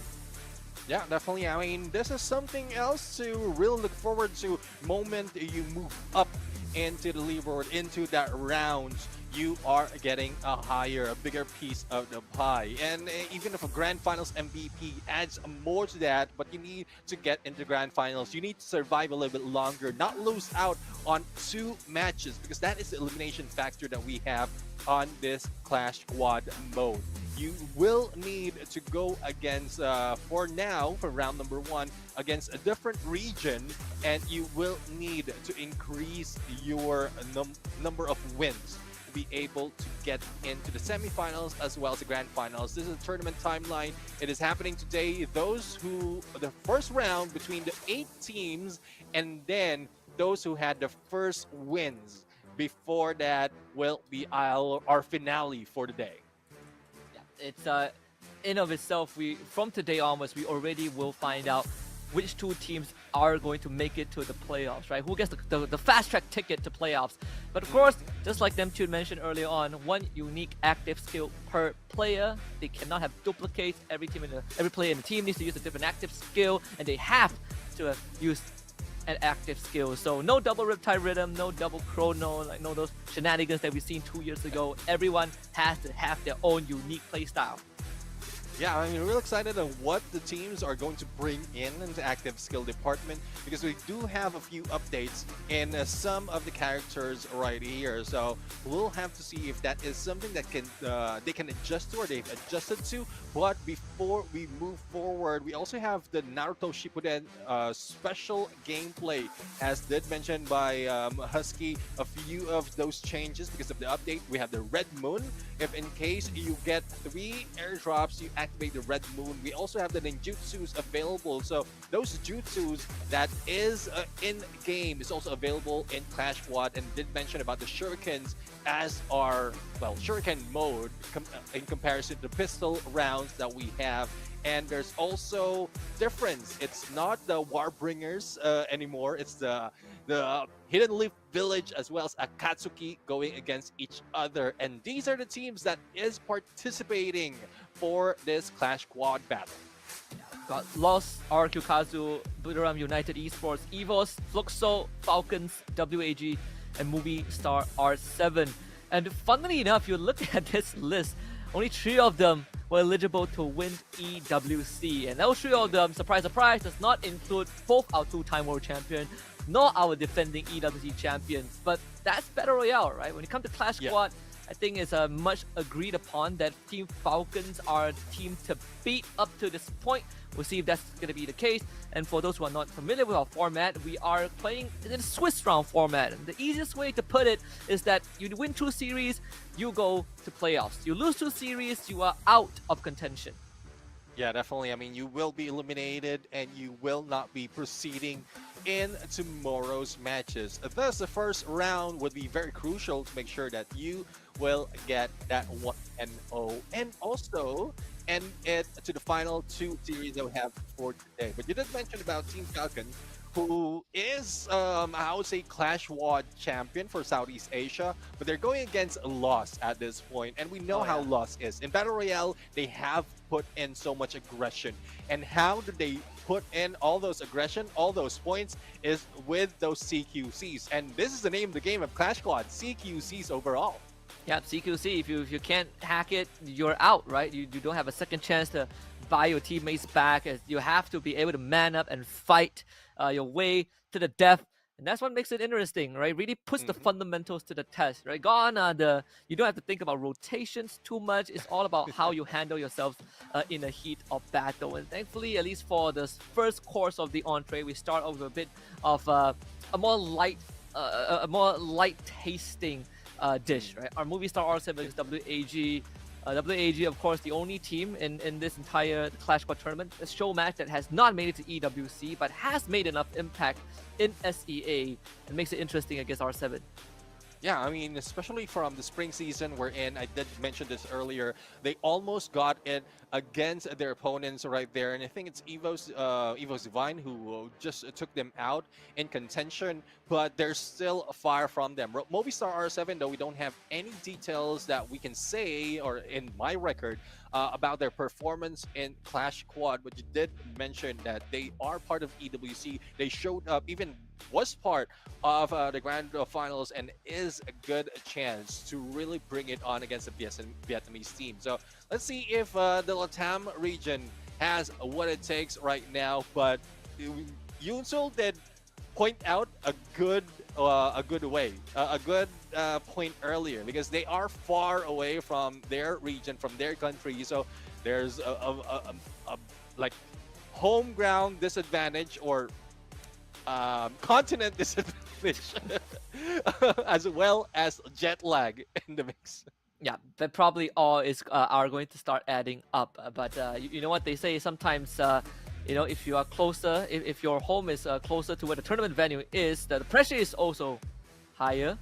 You know, in this case, WAG's trip back home would be a hell lot easier if you know, R7 knocks them out. But let's see how this one is going to play out. Both teams obviously locked in on stage. R7, I think, coming into this, sure there is pressure, right? When there's prize pool, when there's stakes, there's going to be pressure. But I think at the end of the day, you also look at it from a point of view that this is the first time. It's an experience, right? It's not often that they get to play in an SCA territory. And I think more so for Movistar R7 compared to teams like Fluxo or Los, who, at least Fluxo, have stepped foot in SCA. But for the rest of the Latam or the Brazilian teams, it's very far and few in between. Map order this time, Bermuda, Kalahari, and Nextera, so we don't have 3 Bermudas in a row. Yeah, I mean, we've seen so much of Bermuda already, but we are still going to see that for game number 1 between these two teams. And I would love to see which or what active skill they are going to take out, as well as use in this game. And that surprised me, the mentality of some of the teams, especially in this Clash Quad, even in Southeast Asia, how they choose their active skill can spell them winning this battle in, I would say, in multiple rounds. So that can also give a preview of what needs to be taken out on the next series. So that is something that they need to think about, and we are seeing some discussions as well between the players as well as their coaches, just to make sure they don't make a mistake in picking it out. And of course, for those who only saw the show match earlier on and, you know, are not really familiar with how the proper Clash Squad format is, we do have a draft. We do have, you know, abilities that people are going to band out, the draft, the compositions of the lineups that we are going to see. So a lot more depth is included. Then afterwards, we have the economy, the management. You know, if you're bad at finances, this is where it's really going to start to hurt. If you, you know, all in all your chips at round 2 after losing, you get a heavy buy and then you end up losing again somehow, that is going to bite you in the back. So I think that management is going to be a lot more important for both squads. And the venue still continues to heat up. It's like what? It's time is an hour behind us, right? So it is 4:20 p.m. there. Still early though. Still early, yeah. Yeah, and you know how it is. It's a weekend though, so there's a lot more of survivors that will be joining them right there, and they're just in time. If in case they missed out the KOL match, they're just in time right here to watch the pro match. But we're seeing so much more. But let me take a peek on what WAG did use in the Sea Spring against Team Falcons the first round. They took out Steffi.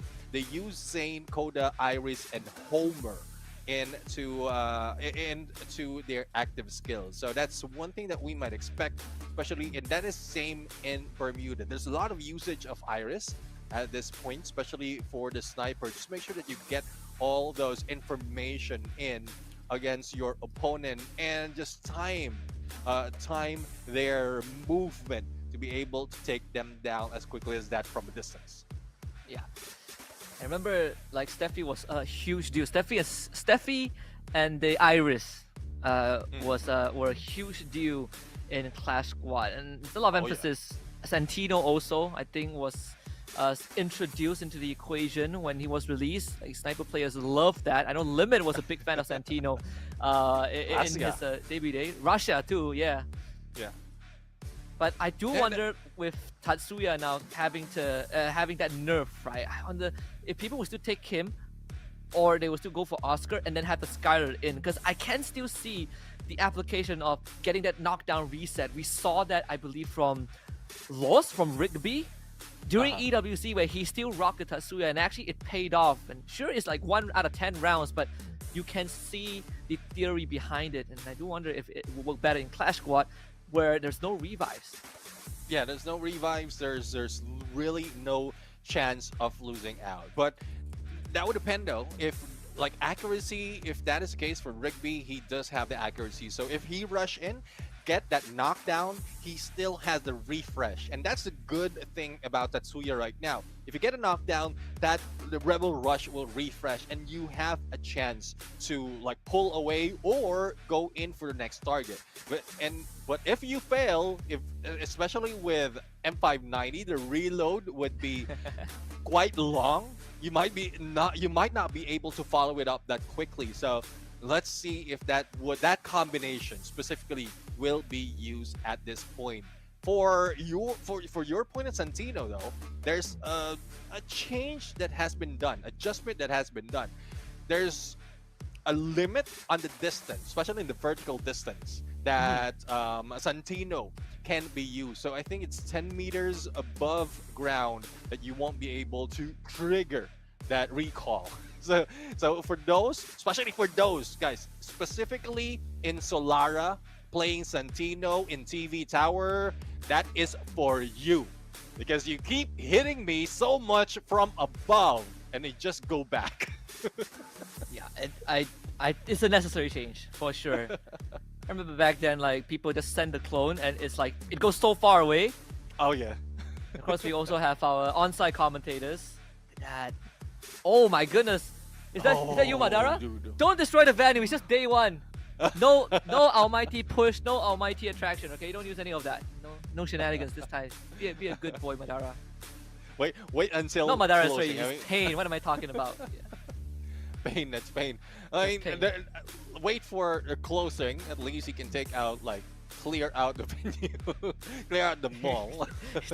He's gonna clear out the mall if we gotta find out which team he supports, and then we can avert disaster. Because I don't think the great sages will be there to help us this time. The Great Sage and the Great Stage, I would say. Well, we're seeing a few more doing that, and a few fans. I love the emote booth. I mean, I would love seeing all of those people energized, because you know how it is. In a place just like this, there's a few games, but you don't see those energetic vibes. And that alone just gives you that vibe that everyone can catch up to. So, like, emotes overall, especially if you know the emote and you will love to try it out, that's a place that you want to be. Yeah, makes me feel young. Well, we had a good time at EWC, though I wish that there was more time to explore around, because I realized that after I came back, after we left, and like I talked to my friends who were still there, and I realized how much I've been missing out in Riyadh. So hopefully you get more time next year. Hopefully. Which part? Outside the boulevard, or no? Like the even within the boulevard itself, there's so many things that actually was happening. I didn't know that they had a full museum of all the evolution of gaming devices. So like your Atari into your like the whole museum, and there's so many things that was on display. But the crowd, I mean, this is like what? It's Saturday, right? It's the weekend.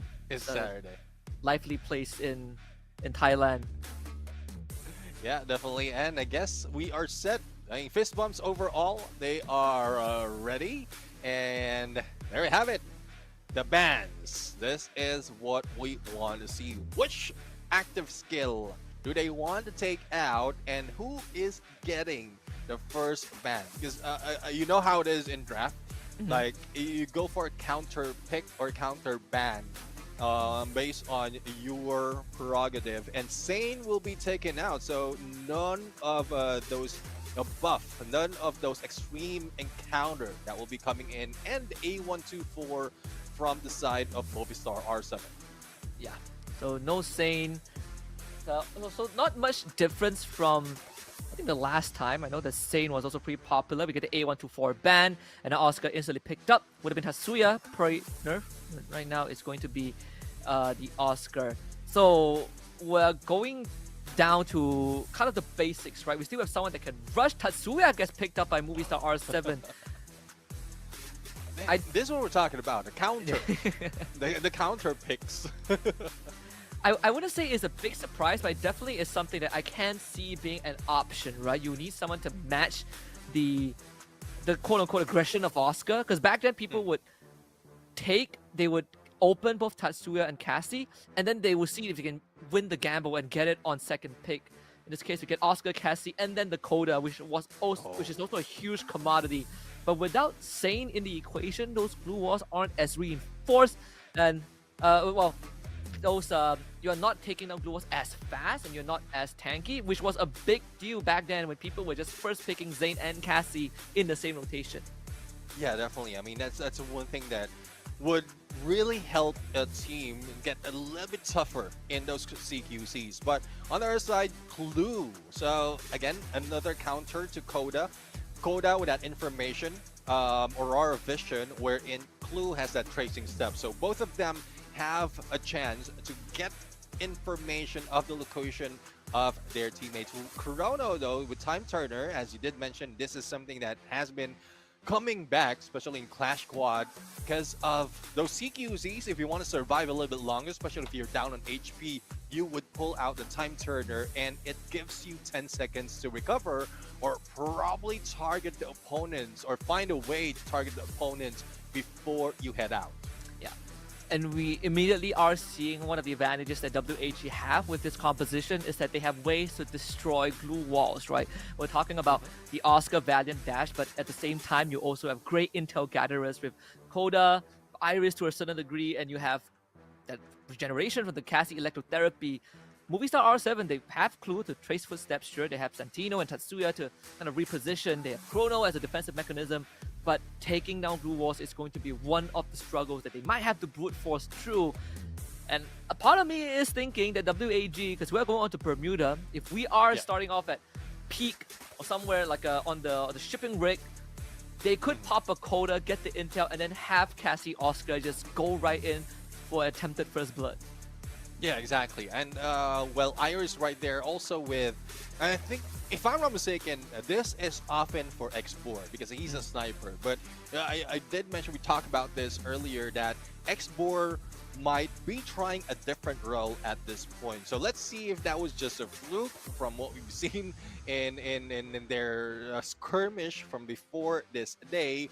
But usually the sniper is the one bearing that Iris that gives him the advantage. So there you have it. It's PLS 1 right now. Who would be sniper, and surprise, surprise, Oscar will be used by X4. So I guess it is true. Yeah, so it is true. And then we see Turbo coming in from Movistar R7. He was not feuded at EWC at all. So it's going to be the first time we see him for sure. Very interesting, right? Because we put X4 in one of the Hall of the Greats when it comes to sniper plays in SEA. I wonder if this is just a Clash Squad role change, it's a Clash Squad thing, or is it going to translate into the fall season? But either way, interesting development we've seen so far. I want to see if the experience that WAG has is going to be more than enough to take down Movistar R7, or maybe they came in with their own plans as well. Yeah, let's see though. I mean, these adjustments, especially in terms of role, we've seen this before. We've seen, well, not really role, but like adaptability. We've seen this from Buriram United. We've seen them just wear a sniper, use a sniper, even if they're a rusher. So it's quite a reverse right now for X4 because he has been a sniper overall, but he needs to go for survivability if he's stuck going solo. I guess this is a good way as well to use that, or good avenue to use that as a training ground to make sure that he can fight back even if he's not the sniper of the team. Yeah. Of course, the WAG players probably spotting fans in the crowd. I like the vibe. You can see that big change. We just had monitors and PCs on the stage, and now they're all removed. We're just back to the good old Free Fire, good old mobile phone gaming. Imagine it's only a few minutes though. A few minutes break, and they just managed to take it out. We've all witnessed teardowns before, or at least like changes in the equipments when you make some changes on stage. Events is such an interesting field to be in. I remember being part of events even back in school, and then the amount of things you miss that goes on behind the scenes itself is it's pretty overwhelming. Like people moving stuff around, changing out decorations and all of that. You gotta really give respect to the staff. They are definitely giving it their all for this event. Yeah, definitely. I mean, given the fact as well that they have not just those equipment, but also like everything in the scene that is, I would say, different. Like the LEDs, you need to be careful with those as well. But I mean, how they set it up, how they make sure that everything is set up overall. Production design, I would say, they've done so much in here. Kudos to the production design at this point for putting up this stage as well as clearing it out that quickly. It's something that we have been repeating so many times. I think since 2021, since MCP, like every season the graphic keeps getting better, the stage keeps getting more and more grand.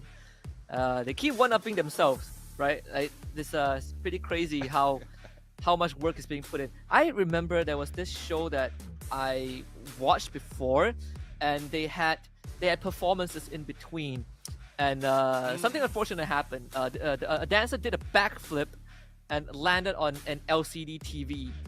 So that was quite it's quite a spectacle. But yeah, you gotta be really careful with these stage things. Yeah, definitely. I mean, if it was me, I'm already putting myself in their shoes. If it was me, I mean, I would need to do another job. But how can you get another job to pay for that job that you messed up?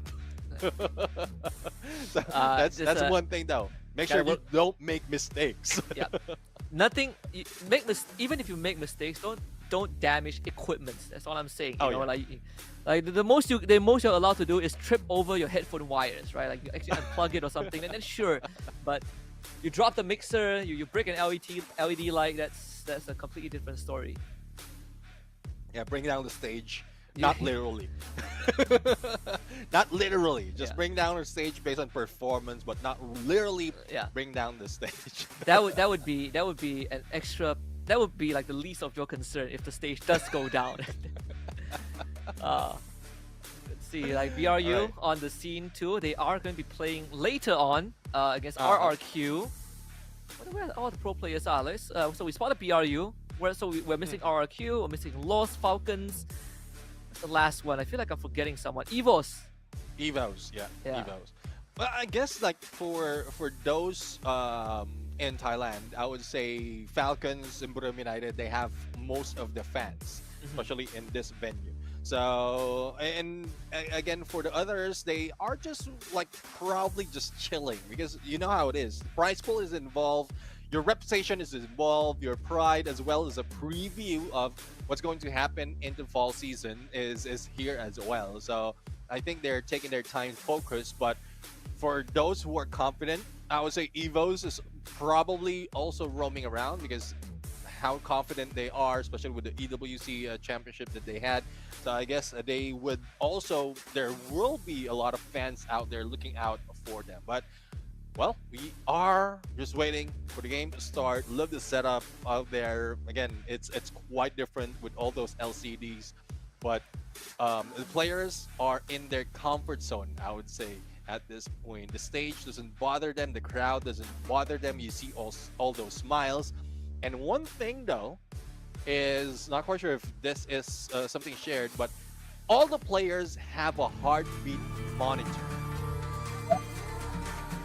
Oh, Yes, we have to see that stat, right? We have to have an API that pulls up the heartbeat, right? And to see how they are controlling themselves. 'Cause I can tell you, in heated moments in game, my heartbeat goes up. But I know there are some players that are incredibly stoic, like it doesn't faze them.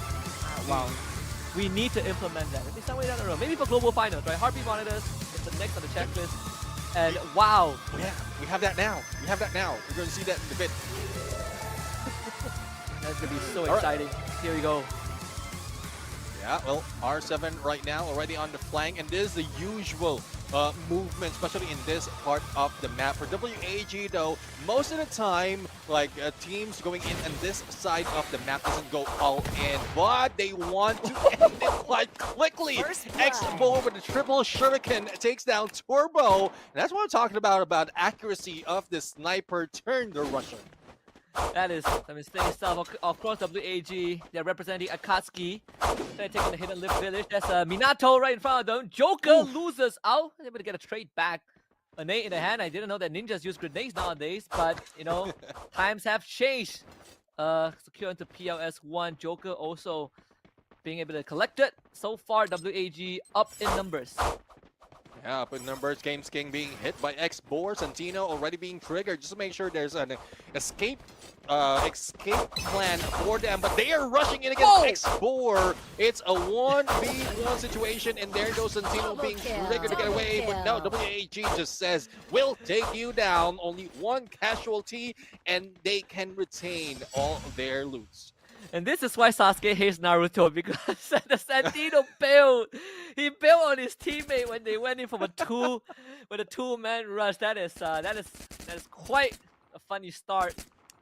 But WAG getting the first round, Mini Uzi in hand. They finally bring out the big pistols. And Joker with a hero rifle. Oh, let's see though. I mean, economy-wise, it's not really wise for Joker and Games King, but if they can give them that advantage, they will be able to use it at this point. Mini Uzi from the other side, PLS1 with the Deagle in his hand, and a Turbo already popping up with that Chrono Time Turner, but let's see if this is something that they can use right now. T Kui almost being taken down and barricaded themselves in. The question is, will they be able to take R7 in this engagement, because PLS1's a little bit too far. Wow, they somehow were able to get Joker. Because of Cyrus, Turbo I think getting knocked down too. Games King needs to make use of the rifle that he got, and so far it hasn't been paying off. They lost Joker, so one of that hero rifle is ready. Removed from the equation. Tikui, another UZ to the body of Della, and Games King left alone. Not an economic investment, did not pay off at all. WAG up 2-0. Yeah, I mean, WAG won the first round, but they went in for the 800 just to get those mini Uzis, and they still have a lot in their pocket, so they can will switch it up right now. Turbo with a P90, and well, let's see if that would work for them. Same goes with Games King, and we have the Parafall on hands of Joker. Great on long distance, great damage as well, but this is, unless you flank onto those silos or onto the bridge, that's the only time that you can get that opening. Well, at least they do set themselves back slightly with that force buy. Whereas for WAG, they definitely put themselves in a more comfortable position. In the previous round, we see them use a lot of the clay bomb to try and force WAG into a rough spot. And for a moment, they did in the containers. But again, no capitalization on that was the undoing. The Mini Uzi fire rate at close range was just a lot more effective than those rifles that that R7 brought out. I think I saw an AWM as well being pulled out or being seen. Well, let's see though if this is something. It's PLS1 with AWM. Not so much of range or opening for him to use it, but Joker already on that second floor, or on the rooftop rather, and Turbo on the flank. So R7 is securing the middle of the map, and WAG is just regrouping inside a compound, waiting for the blue to close in. Remember, to summon the Red Moon, you need to get 3 of the drops. I think WAG already got 1 of them, as indicated by the red dot.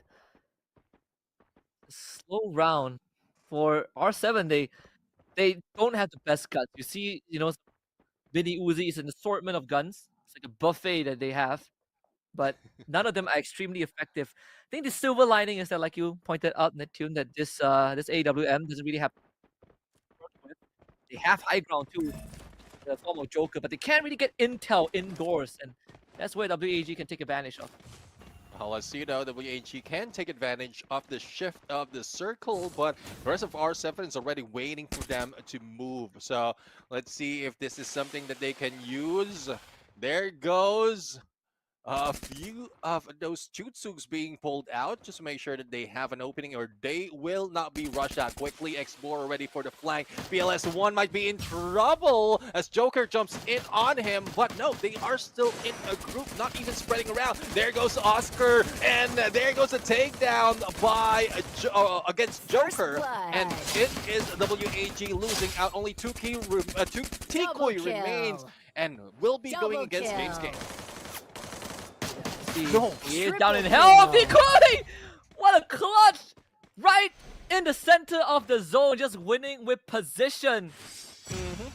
And this man, we have sometimes casted doubts on him. He's been with WAG for quite a while, but now he is the top fragger. He's 5-0-3 on the team. Yeah, that's the thing though. I mean, despite of having Rebel Rush, Gamesking doesn't have a chance against the blue. And like, I don't know, there's no way to really get in against Tikui at that moment, but 3-0, that looks like WAG is in a roll right now. But at peak, let's see if they'll be able to turn things around for R7. And once more, WAG assumes control very quickly of key points. That's like a fireball jutsu in the face. Blue walls, they're gonna stand just enough. In fact, somehow Della finds himself outside of the building. Wants to regroup with Turbo, but WAG is not making it look easy. And every single step they move is going to be a chip damage. X-Bordo needs some time to heal back up. Both teams somehow ends up switching position. R7 outside of their own compound. And there goes another fireball. Brought in by Gamesking. Does have a Groza in hand, but not so much of the opening to fire at them.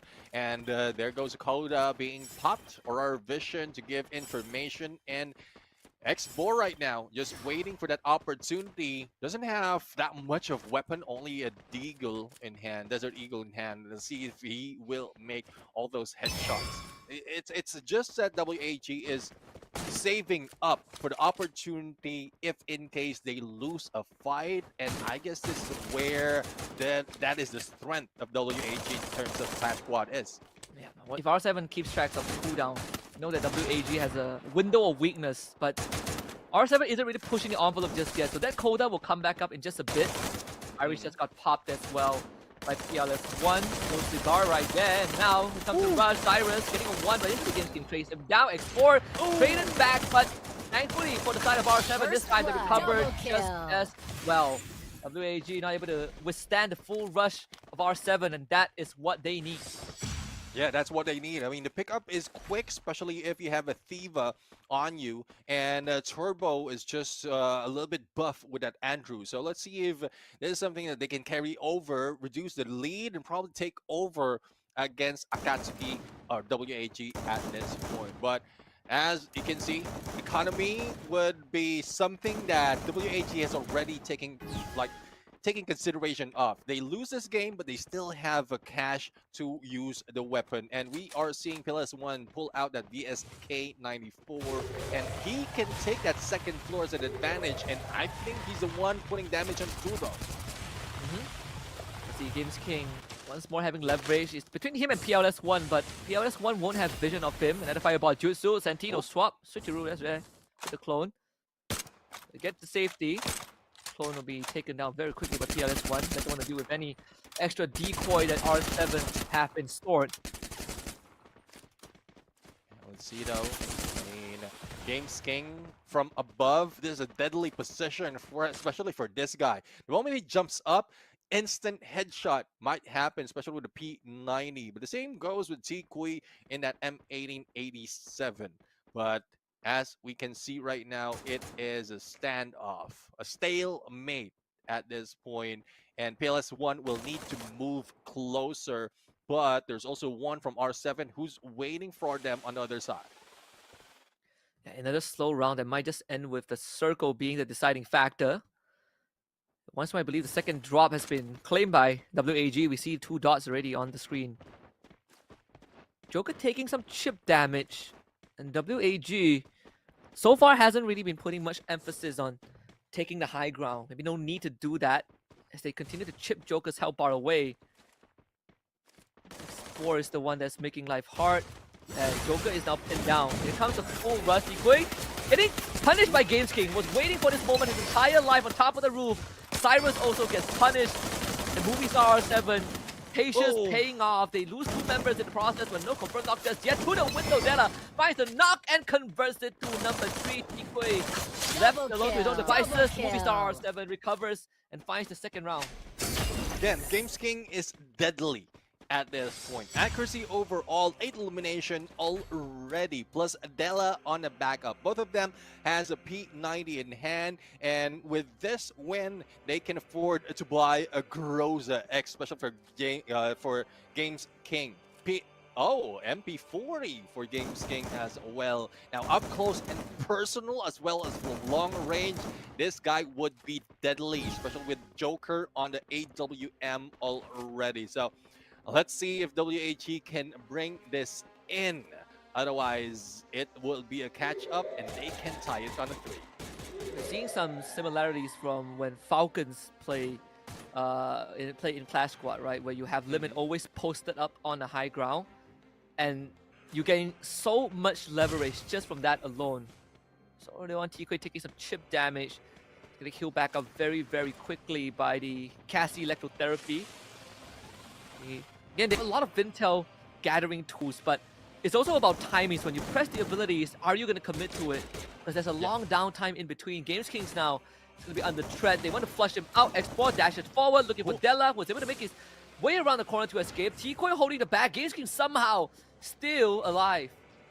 Yeah, still alive. Games King doesn't have an opening right now. He needs to recover, and that time would be the downfall for Della. But Della slowly recovering from those damage, and R7 moves away. These fences will be saving them, and Tikui takes advantage of the high ground. Mag 7 in this high ground not really viable because you don't have that distance, you don't have that range capability. But X4 will be taken down by his kill, and Santino will be popped. Della and Turbo is gunned down, but Games King will be followed up by PLS1. It is now a 1v1 situation. Let's see if PLS1 can bring this on. It's a BSK against BSK. Yeah. Battle of the snipers. It's Minato against Madara. Who's going to take this one? Of course, Joker does have a bit more health to work with. PLS finally getting to recover. And Joker retrieve Della. Decides to not go for it. Takes the fight straight on. The initial shot. PLS with the outplay. 2 accurate shots to the chest is all it takes. WAG out 4-2. That's one thing though. I mean, AWM up close and personal, you have the damage, but you like the reload is quite slow compared to VSK. That's what PLS has advantage of, and he's just using it like a shotgun, like an M590. And we know how it is with the snipers; they're quite accurate at that point. But with this Remnant Village, this is more of a sniper's venue, especially if Joker can flank in onto the other side. That would be an opening against WAG. Certainly will be. But we've seen greatness from Movie Star R7, and even against the strongest on the global stage, they have put out quite a performance. Woo! X4 this time stood no chance First blood. as they swarm him. You see even a fireball juice straight to his face. Not really sure if that was needed, but better be safe than sorry. As they bring the barbecue to the rest of Remnant Village, Cyrus needs time to recover, doesn't find it. Another fireball to the side of the building. Games King is pulling no punches. Ooh, Games King for the hit, but he will be taken down by PLS1. But only one remains. The 1v2 situation. Tikui will be picked up, but I think Games King right now, who's up close, But no, Della managed to take down Tikui, and Joker brings PLS1. Now, a chance to tie it up once again, and I love how R7 is recovering at that point. When WAG is just getting 1 point, they just counter them with a different approach, a different tactics, just to make sure that up close and personal, they would win against WAG. And the explosiveness from R7 too. I don't think WAG was ready to receive a hit that fast and direct.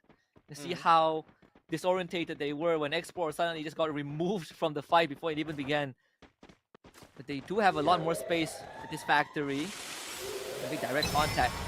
FGL just to take out that glue wall, even actually no, the clay bomb, excuse me. James King making contact, Export losing out on the trade. That was a 1v3 by the way, and Export somehow on the receiving end, and he is actually taking down the burn.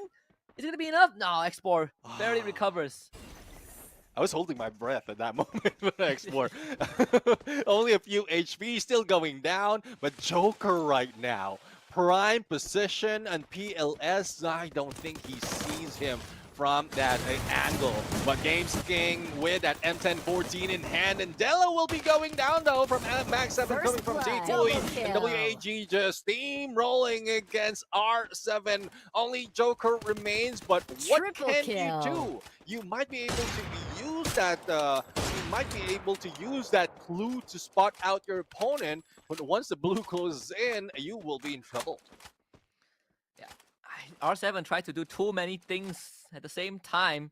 They divert resources everywhere across the map and ended up losing every single one of those trades. This is just going to try and run the clock. I don't think Joker has much that he can do. He could delay his demise and just talk about what they're going to do in round number 9. But for WAG, solid recovery. Tikui, 10 eliminations so far. I mean, this guy has been aggressive at this point, and especially with how the rest of the teams is moving in for the backup or quick backup, I guess Tikui can bring on Scar in his hand, and it's level 3. So, you know, their fire rate is already good on that weapon, but the damage will increase as well. But Tikui, I think he is just showing up as a decoy at this point, just making sure that Joker peeks out, and an opening for X4, who got tired of being the rusher. He wants that AWM as well. Yeah, all smiles on the faces of the WAG players. They know this round is pretty much settled. Yeah, it's just a wait. Come on, Joker. Come on, give it to them. Nah. Still got him with the explosive charm though. It's tough though. I mean, that's and that is what we've pointed out from before, especially in Russia in Clash Squad. It's always quite far from the rest of the teams. Thus, when he is left alone, the rest of the team is already taken out. There's not so much that you can do. And snipers or Xbor is trying to change that script. He's going for a rusher role, but can also use a sniper so that he can always be with the rest of the teammates. So WAG this time, gonna take it slow. They actually at PLS1 posted very, very far up. Games King and Turbo doubling up. See the explosive kunai in hand. Throws it right at the blue wall. Tikui. Not even phased. They even swapped the decoy. The position of the decoy with Della. I'm not really sure if that was spotted out by WAG. Very early usage of that ability. So good chance that they already saw Della. Della did a fake out afterwards. You know, there goes shots from afar, but Turbo, you won't be able to do any damage on that MP4 at that point from afar. But Joker right now, AWM, does have advantage from this high ground, but he needs to move away in a bit. Otherwise, it will be a repeat of what happened earlier. That Turbo, Games King, and Della tripling up. Once more Joker on that roof. Last time that Movie Star R7 got the round win, it was off of the play of Joker and Games King on these high grounds. They've been taking turns, depending on the situation, but WAG have been a lot more aware and potential rush. Tiko just pokes his head out a little bit. Doesn't have the weapon to fight at that range just yet. Coda cooldown not back up, but X4 makes the call to at least establish some presence outside, but they still need the Coda. Yeah, they need the Coda to get information, but what can they do? The R7 is already blocking their approach. They are already blocking their way and taking lead as well on the Chef Circle. Turbo on the other side will need to wait on one area, and they might be able to take down Export. But no, Turbo pushes away and almost being taken down. But Joker would be the next target. Cyrus with that knockdown with the Groza, and X4 with a UMP in hand. I don't think that rush can help them. And it is just WAG wanting to end this game that quick. WAG will take match number 1 on Bermuda 6-3 over Movistar R7. High fives all around. I think Movistar R7, they have a pretty decent idea on how to deal with WAG. You know, high ground control is one, but also taking advantage of the fact that the timings for WAG have to be precise. And one of the rounds that they won was just being able to run the WAG when they did not have the abilities online. But in rounds where WAG was able to slow it down and drag it out for the second rotation of their cooldowns, that's where time runs out for R7 and space runs out for R7. So the Akatsuki clan takes map 1.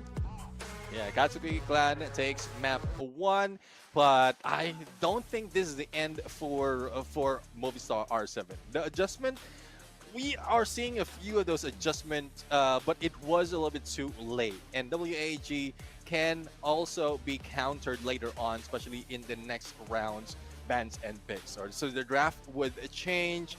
I'm quite sure though what they need to take out, because there's a lot that has a potential of a clutch potential for WAG that wins, or that made them win that game. Yeah.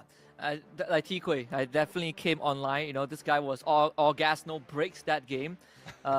PLS 1-2 putting out some incredible clutches. 1v1. We did see some pretty funny moments in the opening round where I feel like, Movistar R7 could have had a decent round 1 and then they bailed on each other. But again, we saw the idea on how they could recover into the game. They just were not able to constantly pull it off. And maybe it's the understanding on the timings and all. But for first time, I think it's not too bad for a debut. They did put up a fight against WAG. Definitely, I mean, especially with Games King putting in so much of elimination and damage as well, but it's just like still needs a little bit more of tweaking at this point. But there's still more chances because it's best of 3, similar to what we seen in the KOL match earlier, but they need to make those changes real quick. And we do have a change of scenery at this point, because done with Bermuda, we're going to switch it to a different map. So hopefully this is the advantage that Movistar R7 is waiting for. Yeah, and the map switch also, if anything, these high ground controls are going to be a lot more important, right? I believe we're going to Kalahari next, and if my memory serves me right, it's going to be Kalahari. It means more open ground, more high ground control needed. Yeah. And that's where the tag team between Games King and Joker is going to pay off a lot more. Yeah, let's see though. I mean, Joker is doing so much more in identifying where the opponents are, but the clue is not, I would say, it's not his best active skill. So he could have switched over to a Santino. He could have saved him all of those like punishes in the final moment. But let's take a look at the scoreboard right now. And I guess our MVP would be Tikui with that 11 elimination. But looking at Games King, 13 elimination, and they didn't even put in like they had only half of the game in this series. So if in case they are giving that chance, I think Games King can bring a lot more. Yeah, I mean, Games King has been really just hard carrying the team that game. Joker is the one that needed to step up. Joker and and Turbo both not really contributing in the elimination department, but you can kind of see the playmaker that game, right? Games King was really hauling the weight of the team. In the first map, Bermuda 6-3 in favor of WAG, representing the Akatsuki clan. And we're gonna hit Kalahari and see if Movistar R7 can reel it back and bring us to a map 3. Yeah, definitely. I mean, that is one thing that they need right now. And hopefully this time, this break time would help them really identify what needs to be worked on. Because there's only 7 points in Kalahari that they can work with. And only some of those will be favorable for snipers. But PLS1, speaking of sniper, he will be the MVP. And it's not because of the elimination, it's because of the damage. He had helped so much more in those fights and managed to get 3273 in the damage with only 4 elimination, always in the distance. And he is the bomber in title. But the way he played it, as well as skills, he is being the sniper of this team for that game. Yeah, he definitely is. Like, this overall, the damage, sure, doesn't really translate into the eliminations that he has, but he is a great setup for the team, right? He's been able to make sure that he chips away at the resources and the health bars of Movistar R7 before the rest of his teammates swoops in. Leaderboard for eliminations, of course, Games King leads it for now, 13 eliminations, and then everyone else is Tikoi, Export, Della, and PLS1. Yeah, definitely. I mean, we do have this leaderboard that we are looking into, and this is something to really change the pace of the game. If you will be the ones in high contention of that leaderboard, there's a huge chance, well, that your team will be winning. Because as you can see, like, you did mention that Tikoi is the highest elimination for WAG, and it's only a Games King who brought in so much of those KDs in that fight. So it's very close, though, very close between them, and it's just for the rest of the teams to really bring in so much of numbers. Also, rotation wise, they should make it work, and it starts off with this next round. If R7 can bring this back, then they might be able to take it back to back and win the series. Yeah, and some teams, they are more of a late bloomer, right? They get up to a slow start, but once they warm up their engines, they go and they don't look back. And of course, winning the series also has not just the implication of going into the 1-0 bracket and having the chance to qualify to playoffs immediately, but you also put yourselves in a situation where in a Swiss round format, for those who don't know, you only play with a team that goes 1-0 as well. So you eliminate 4 teams from the equation for your next match right off the bat. In this case, if you're WAG, if you beat R7, then you will only face the winners of their respective series in the upcoming matches. Yeah, exactly. I mean, less games for you and already qualifying into the playoffs. That's one thing that WAG or like WAG is aiming for, especially with that one win against R7 at this point. And R7 is trying to do that in this next match. Again, it is Kalahari for our next game. Potential for where they will be fighting is, again, 7 points in the map. We have Shrines, Foundation, Command Post, Mammoth, Stone Ridge, as well as Santa Catarina, and finally Council Hall. And Council Hall is one thing that really stresses me out because of how small it is, and there's a really like little movement that you can do because of like the elevation, the second floor. You will just need to bounce off either from those tires or take one stair which is on the other side. So whatever you are, that's what you can take advantage, especially if you're a sniper. But once you move around that, it would be quite difficult. But I'm pretty sure these pro teams don't have that problem. They can move in and out of any situation. It's just up to the rest of the team's chemistry as well as survivability to make it work. Yeah, and I think that's what makes Kalahari so unique, whether it's Battle Royale or Clash Squad mode. I think it's just the design itself, right? It forces you to play a slightly different style and to face your fears of the open. Yeah. Oh, I think for R7, if they've shown us anything in map 1, is that the high ground control is paramount, right? They love to control the high ground, Game Scheme and Joker. They have someone to really juggle the responsibilities around. And Kalahari, there's certain areas where that is very pivotal to a round win. Yeah, let's see though. That is going to start with this next phase of draft. And I guess who gets to pick first? So earlier it was WAG, so I guess this time around, unless it's a win pick first, it might be no Movistars are simple. But here's an intro video for everyone.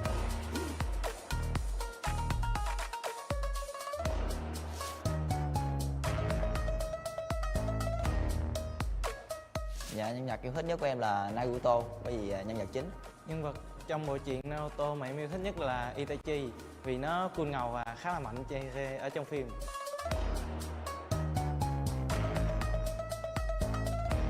Dạ là Falcon, tại vì tụi em đã thất bại với họ trước 2 lần ạ. Đội tuyển mà em muốn đánh bại nhất là Esports bởi vì em đã thua họ ở mùa giải trước.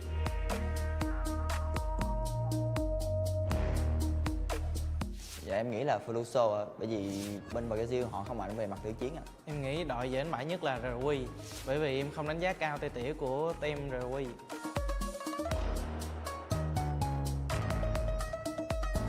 Map yêu thích nhất của em là map quân sự bởi vì em luyện tập cái map đấy trong buổi stream và bắn răng rất nhiều.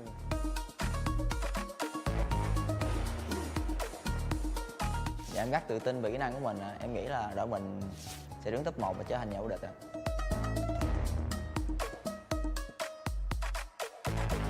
Chúng tôi tôn trọng Esports vì thành tích của họ, qua đó cũng là động lực để chúng tôi cố gắng và vượt qua họ ở trận đấu sắp tới.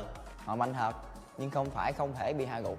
Tốt nhất các bạn đừng mắc sai lầm, vì mục đích của chúng tôi đến đây là để chiến thắng.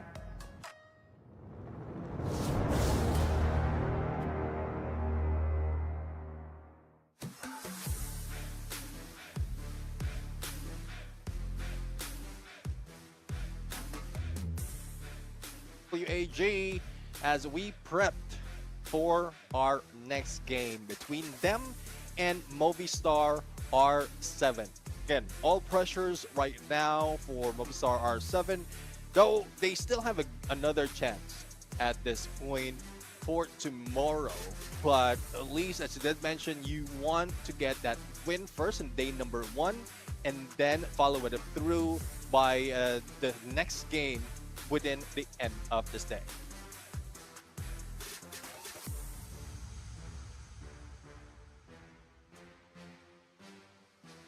And for those just tuning in, you actually haven't really missed out too much. You know, we're just getting started.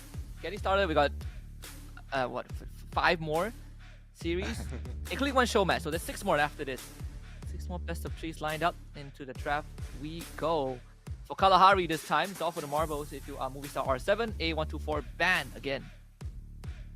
Yeah, A124 will be taken out. They really don't want that A124 because of how it damages their potential of rushing, especially using those skills in the crucial moment. But on the other side, Oscar will be banned as well by WAG. And this was, if I'm not mistaken, this was their pick from the previous map. So I'm not quite sure what the ideation is, but Clue once again being picked by Movistar R7 and Cassie on the other side. I believe it will be another Coda that will be picked up. No, it's a Zane. So they just traded off their bans with their pick. Yeah, so they could double down on the Clue Coda for Movistar R7. We have seen that before. But you do end up sacrificing, you know, a bit of that aggression, right? You're playing very util heavy.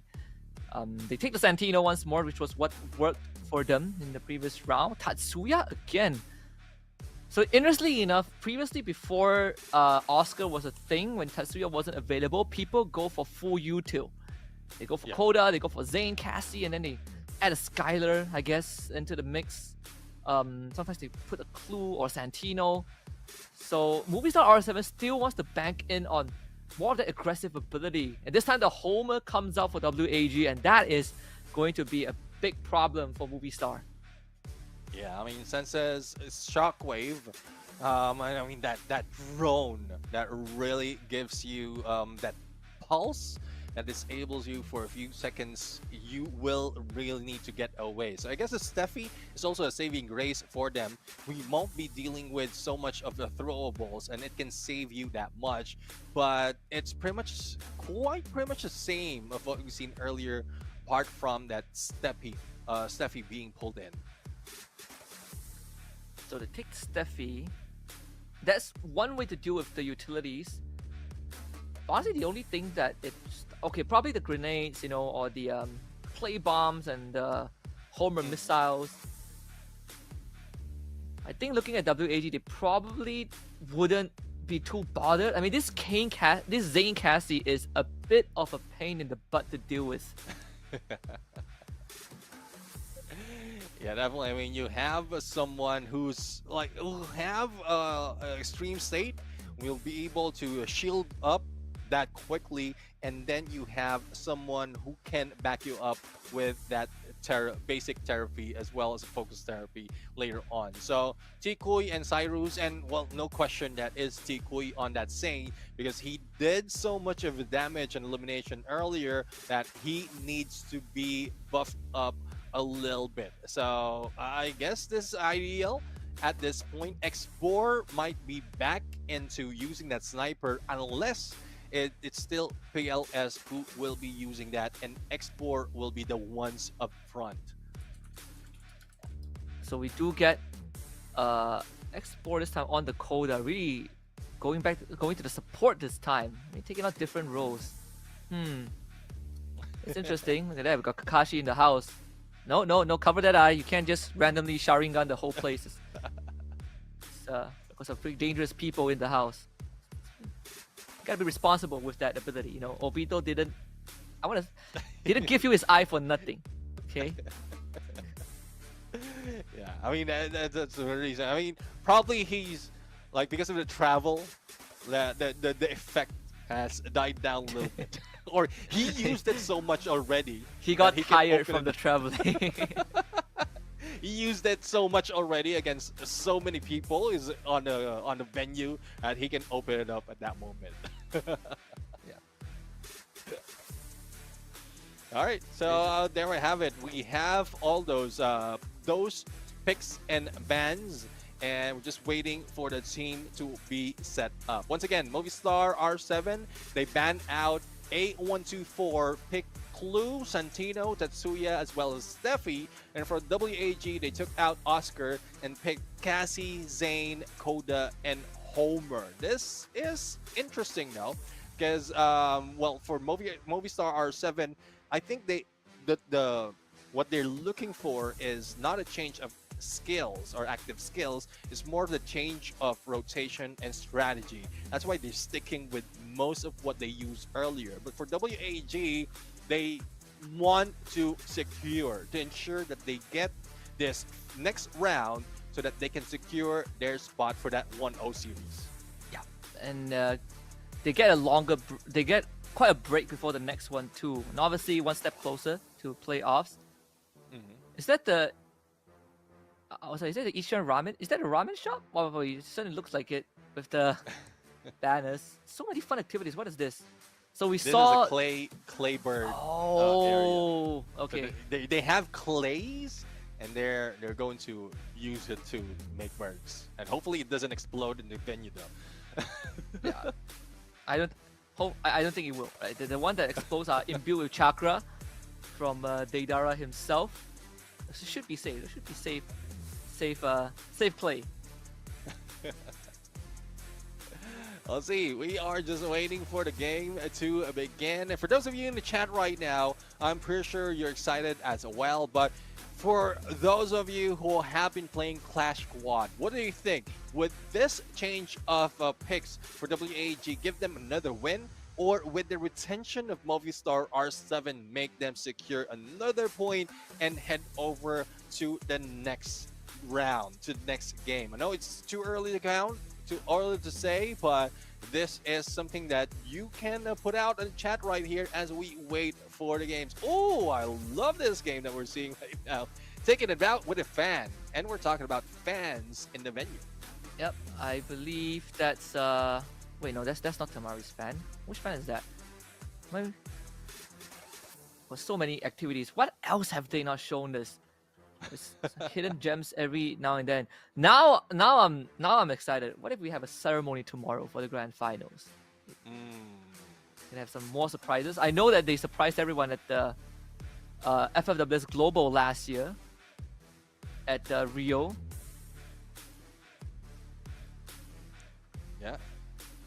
And there's a lot of activities really and it's tough to beat this kind of event. I know this is a show match event. This is a show match event. It's not I would say it's still competitive. It's still S tier, but you know, the what's at stake is not that big, but with everything in the venue, it's really difficult to like to top this off for the next one. So I feel bad for the organizers of the next one. Hopefully it's the same team though.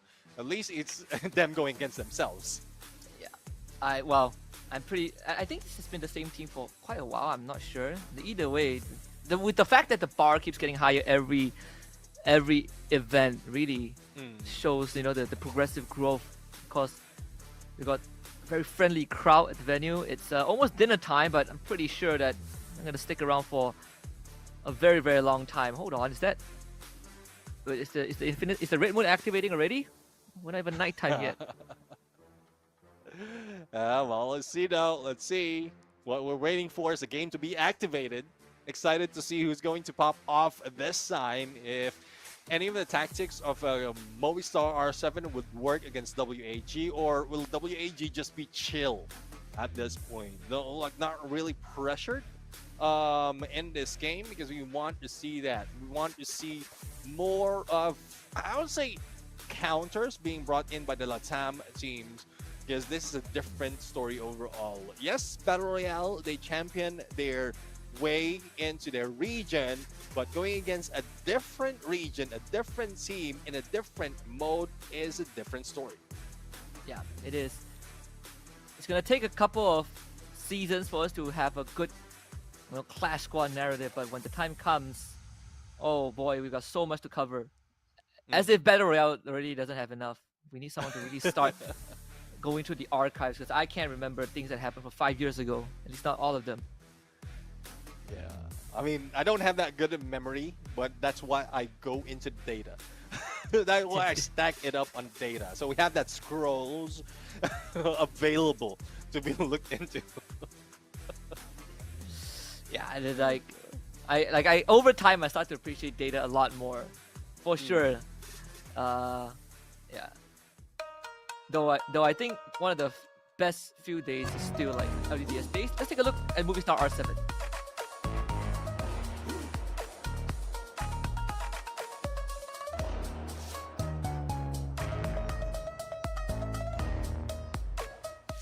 Mi personaje favorito es Naruto porque creo que la historia que tiene es muy motivadora.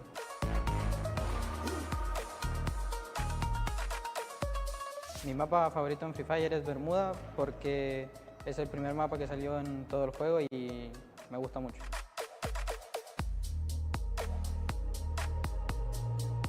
Yo creo que el oponente más complicado para nosotros es EVOS porque vienen de salir campeones mundiales y la confianza de ellos yo creo que debe estar muy alta. Los oponentes más complicados para nosotros son Team Falcons, ya que tienen muy buenos jugadores en su equipo.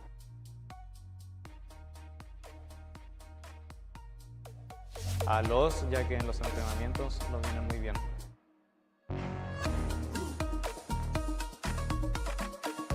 Buriram, por favor, nosotros no estamos asustados ni un poco. ¿Ustedes nos tienen miedo?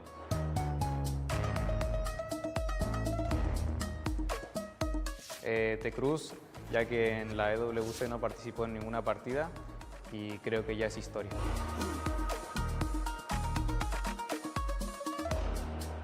Sí, me siento muy confiado de poder barrerlo nuevamente. Podemos salir campeones.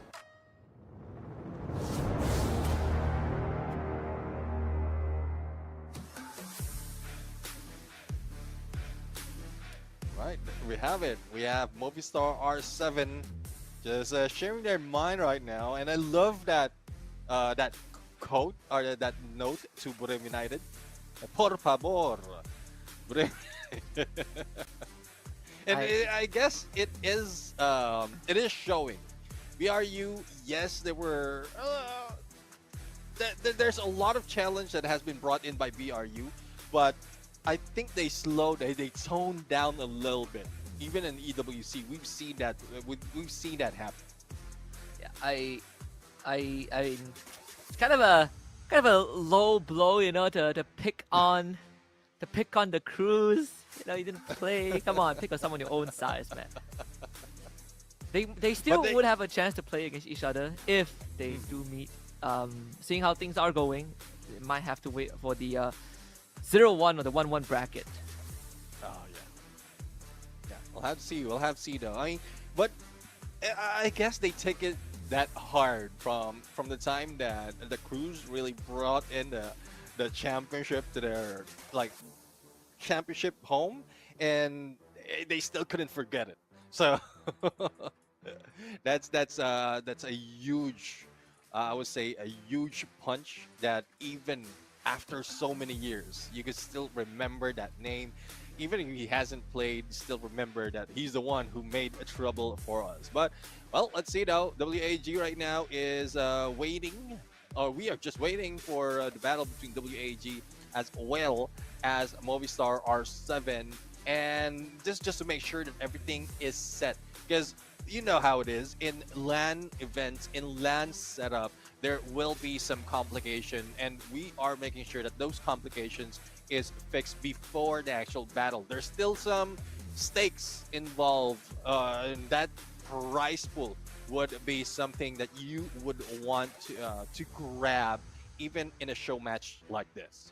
Yeah, unfortunately, we gotta make sure that the devices isn't under some kind of genjutsu.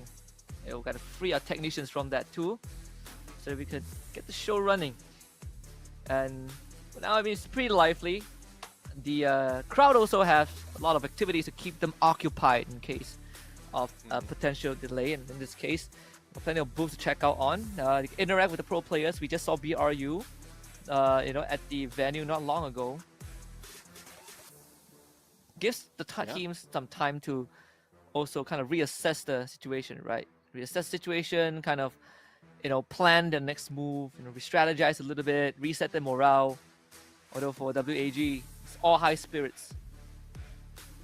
Yeah, I mean, all high spirits. They are in the groove right now, especially with the point that they grabbed in that first game between them and R7. But again, a different part, a different side of the venue right here. I guess that was the entrance before you head into the dark side.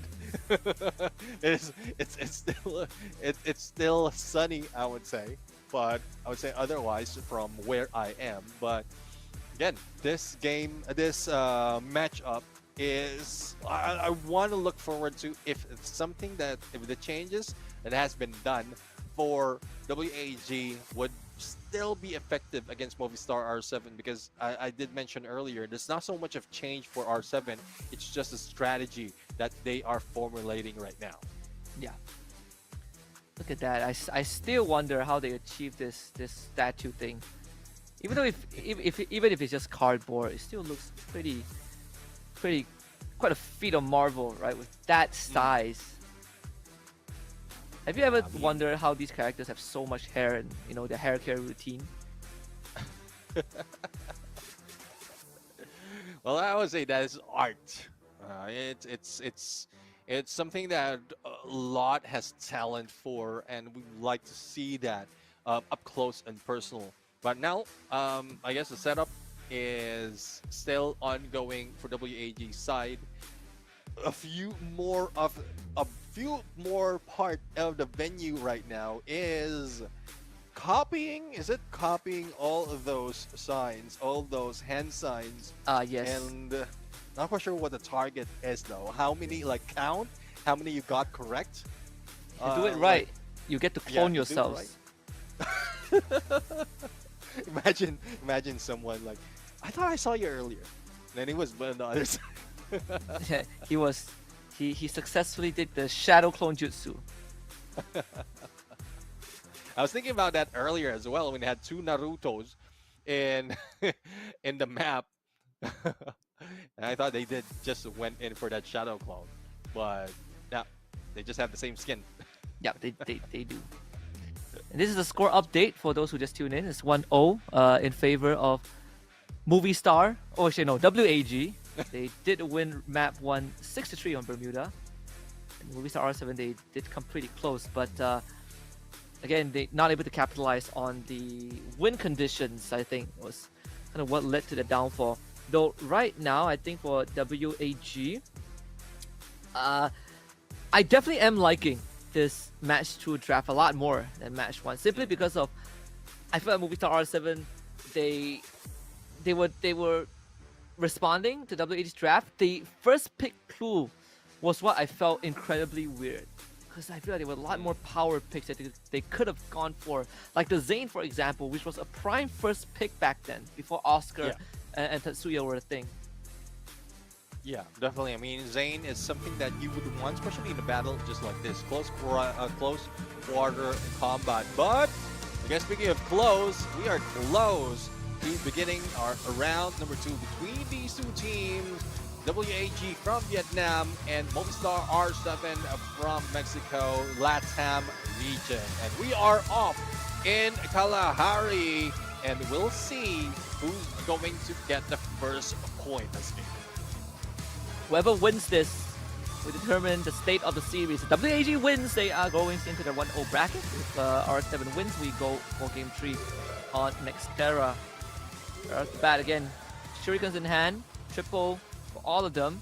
PS1 even the connect with the explosive Joker, sharp one on the Cyrus, and a quick knockdown. Instantly the convergence on the side of the Hidden Live Village Ninjas. Here comes Movistar R7, explore now. They're in trouble. Della cuts him down with a sight. And PRS1 plays unfair, pulls out a pistol, ends up losing the Shurikens instead, and Movistar R7 with the first point. Yeah, I mean, the ones making all those points, the ones carrying the heavy Shuriken, and 2 for Games King and 1 for Joker. For Della, though, it does have the triple Shuriken or the light Shuriken, and that is one thing that, I mean, I'm not a fan of. Most of the time, I go in for the triple or the heavy, similar to what we're seeing right now. And Games King is just this guy who can move around as quickly as that. As we get into the next round, we are down in Mammoth. And, well, WAG is already moving in onto the spine. Games King is the one going against them, as well as 3 more players. So it's not looking good. Cyrus might be going down that quickly. Yeah, not at all. Right off the bat, again, it's they can't reach the crate. What a place to put a glue wall. Never seen before. Never seen before. I mean, that is a glue wall and the best balancing technique ever. Doesn't even fall down. And the only question is, will it fall later once that glue wall has been shot down? And that would be a disadvantage of who or where that airdrop will be going down as well. Games King, though, Kingfisher takedown against BLS, the sniper, not doing so much of a sniper battle, and it's now a 3v4.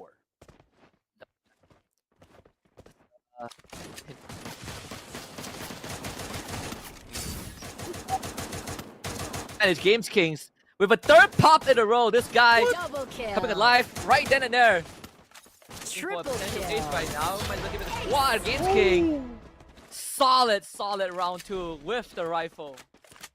Yeah, I mean, a rifle, Kingfisher being the king of that game. WAG, not quite sure what's happening right there. Position-wise, they are off. I read this already. Cyrus and Tikui will be going down because there's a lot of players in that bone structure, but I was expecting them to recover that quickly, but unfortunately for them, it is PLS1 who has been taken down and they have lost oversight. So Santa Catarina, this is also a field where a sniper will be very useful, especially in the between that crack on that ship. But Tikui as well as Cyrus already jumping in, and this might be a trap set by R7, 3 of which already waiting for them. And Tikui up close and personal. Mini Uzi has nothing to do on that MP5. Tikui is still bleeding out. Games King needs help as well. Turbo trying to recover. Tikui and Cyrus down with the low. Somehow they force a kunai from Della, takes down Cyrus, but this time it's WAG. It has the advantage. Coming out on top. R7 Joker left all alone to pick up the pieces. The PLS1 finds the snipe. Quick recovery from WAG. Yeah, it's a good thing that they managed to survive that onslaught on one side because it's a 2v3 situation and Tikui has been taken down. But Export just provides so much of cover just to make sure that they don't take advantage of that knockdown, and then they just went in for that slay. Now, back into the map.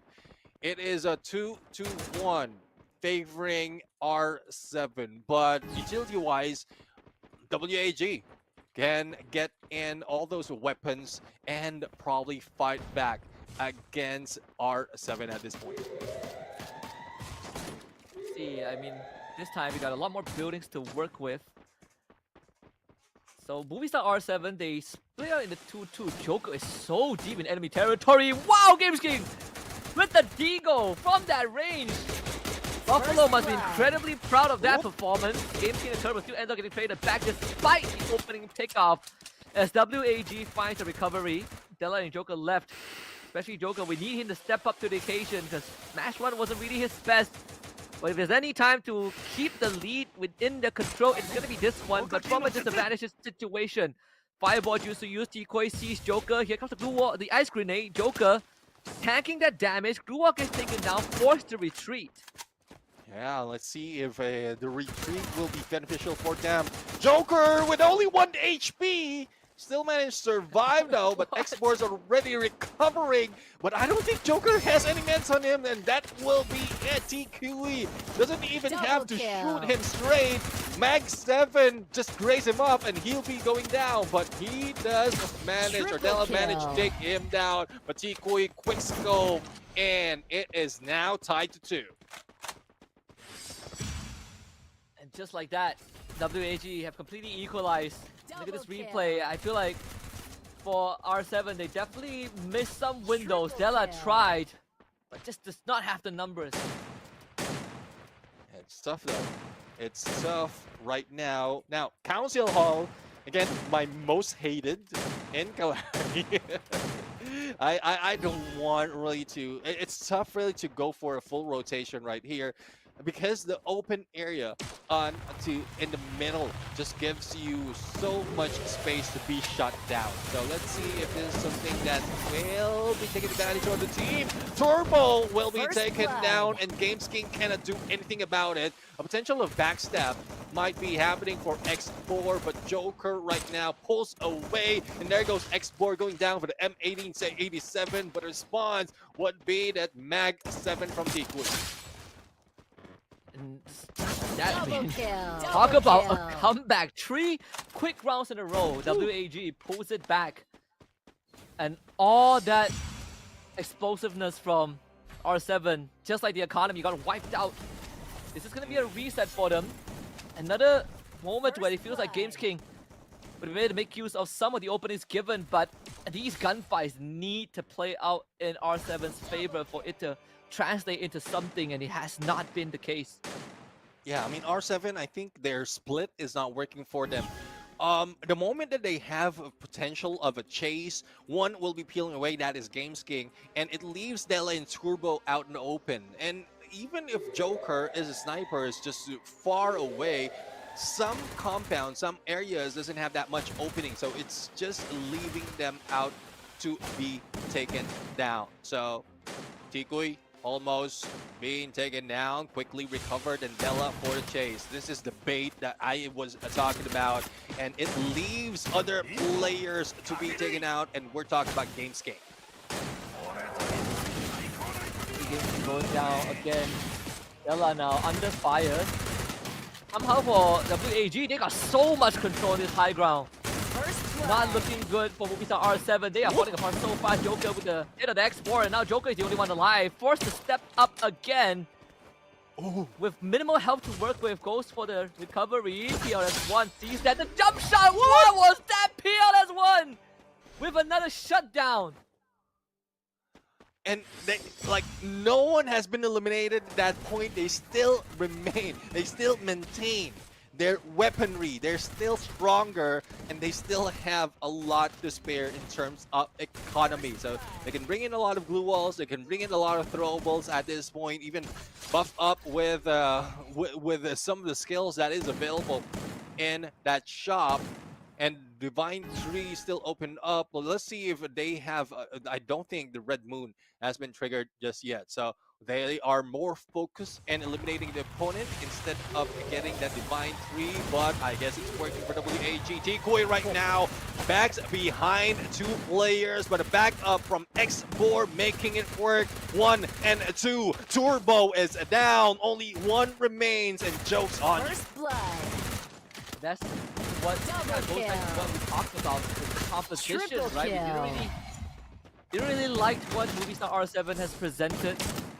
Too many compensations, too many responses to a problem that isn't really solved at the end of the day. Like this lineup with WAG, they had everything. They had the recipe to win fight, they had the recipe to take on damage head on, and not to mention the economy in shambles for Movistar R7. Games King completely just wandered out into the open. Not sure what the call was.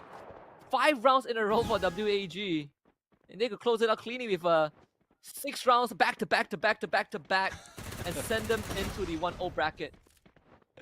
Well, let's see though. I mean, Games King has more potential to take the high ground at this point, and I don't think he's using that. Joker right now already in the flank, 1-3 split, and Tikui as well as Cyrus connected with that basic therapy might be able to take Joker down, or probably just get the airdrop, and there goes a fire jutsu just to push them away, but the deed has been done, and they managed to grab that airdrop. The only next step would be to take down one player. Next board is in a mission to do it, but he's very close though, despite of having that AWM. It's a good thing he does have that M1887, but Joker is also working on a PLS1 who cannot get an opening in a snipe.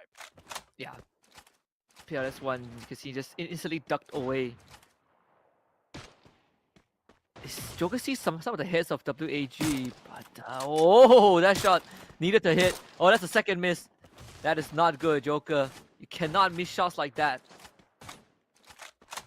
There's one thing though, I mean, just you ducking in spite of the head opened up doesn't give you that much of an opening, but I love the push coming from Games King. That's what I'm talking about. If Games King rush, make sure that there's enough support to back him out, and they can quickly steamroll against an opponent. Now, eyes already on them. PLS1 on one side, and there goes Tikui taking out another. And we have a win from WAG.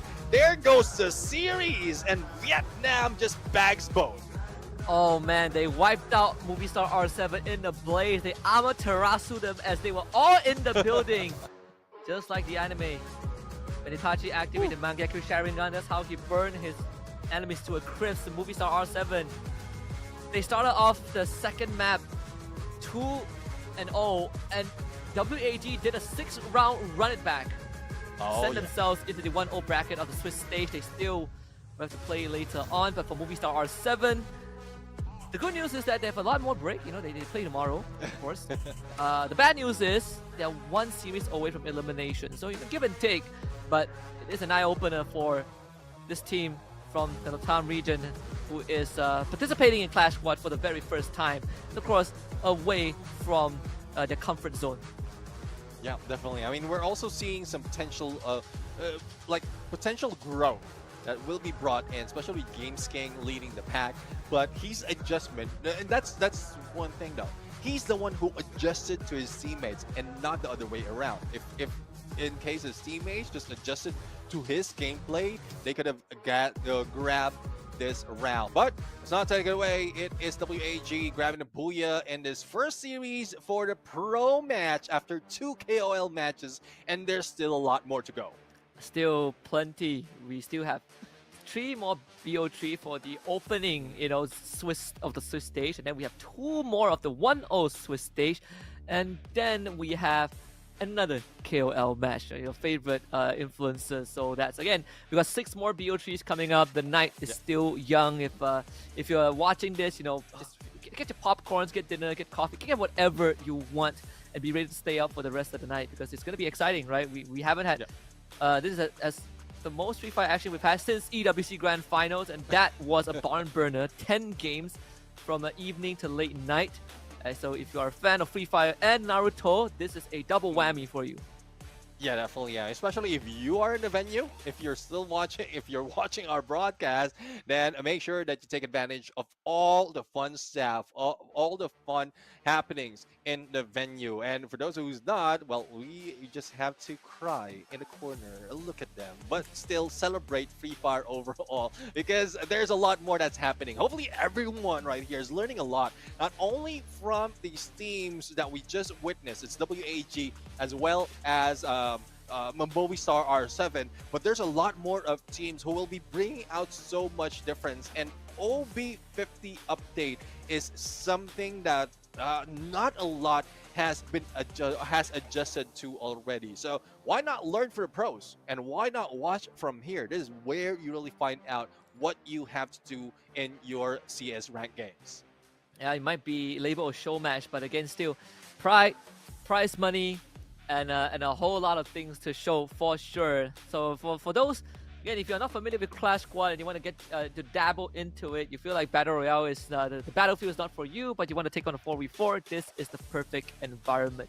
And again, we are exposing more and more of the regions to Clash Squad. You know, that's why even in one of the pre-show clips you guys might have seen, I think Bobs was talking about it, that it's very exciting for them to never had it before. So just match number 2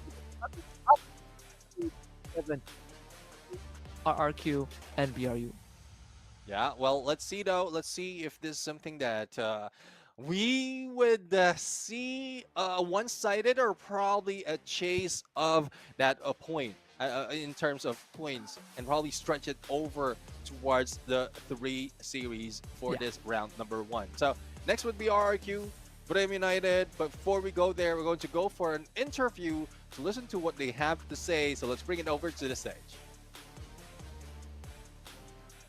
ค่ะเรียกได้ว่าเปิดมาแบบนี้ค่ะเวียดนามของเราออกนำไปก่อนแล้วนะคะก็ต้องยอมรับค่ะว่าซีรีส์ของเรามันไม่ธรรมดาค่ะเพราะฉะนั้นนะคะเดี๋ยวเรามาสัมภาษณ์เขากันหน่อยดีกว่าและแน่นอนค่ะเวียดนามมาแบบนี้เดี๋ยวจะให้ยืนเป็น translator ให้นะคะมาคำถามแรกเลยพี่กีอยากรู้ว่าตัวละครตัวไหนในนารูโตะที่ X กับ Free Fire แล้วพวกเขาชอบที่สุดค่ะ Well, as we can see that the C region, whenever we play Clash Squad, will be a little bit better than other regions.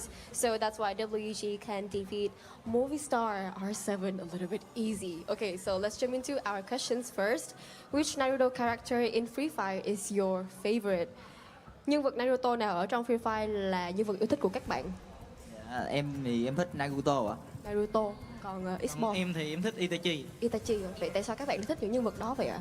Vì Naruto là nhân vật chính thôi. Nhân vật chính. Còn em thì Itachi là kiểu nó đẹp trai với nó hơi cool ngầu tí. Đẹp trai với cool ngầu. So for the Wii, he likes Naruto because he is the main character of the Naruto. ชอบตัวเมนนารูโตะเลย Yes, and for Export, he said that his favorite character is Itachi.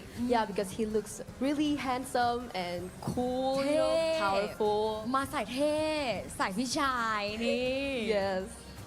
What about the others?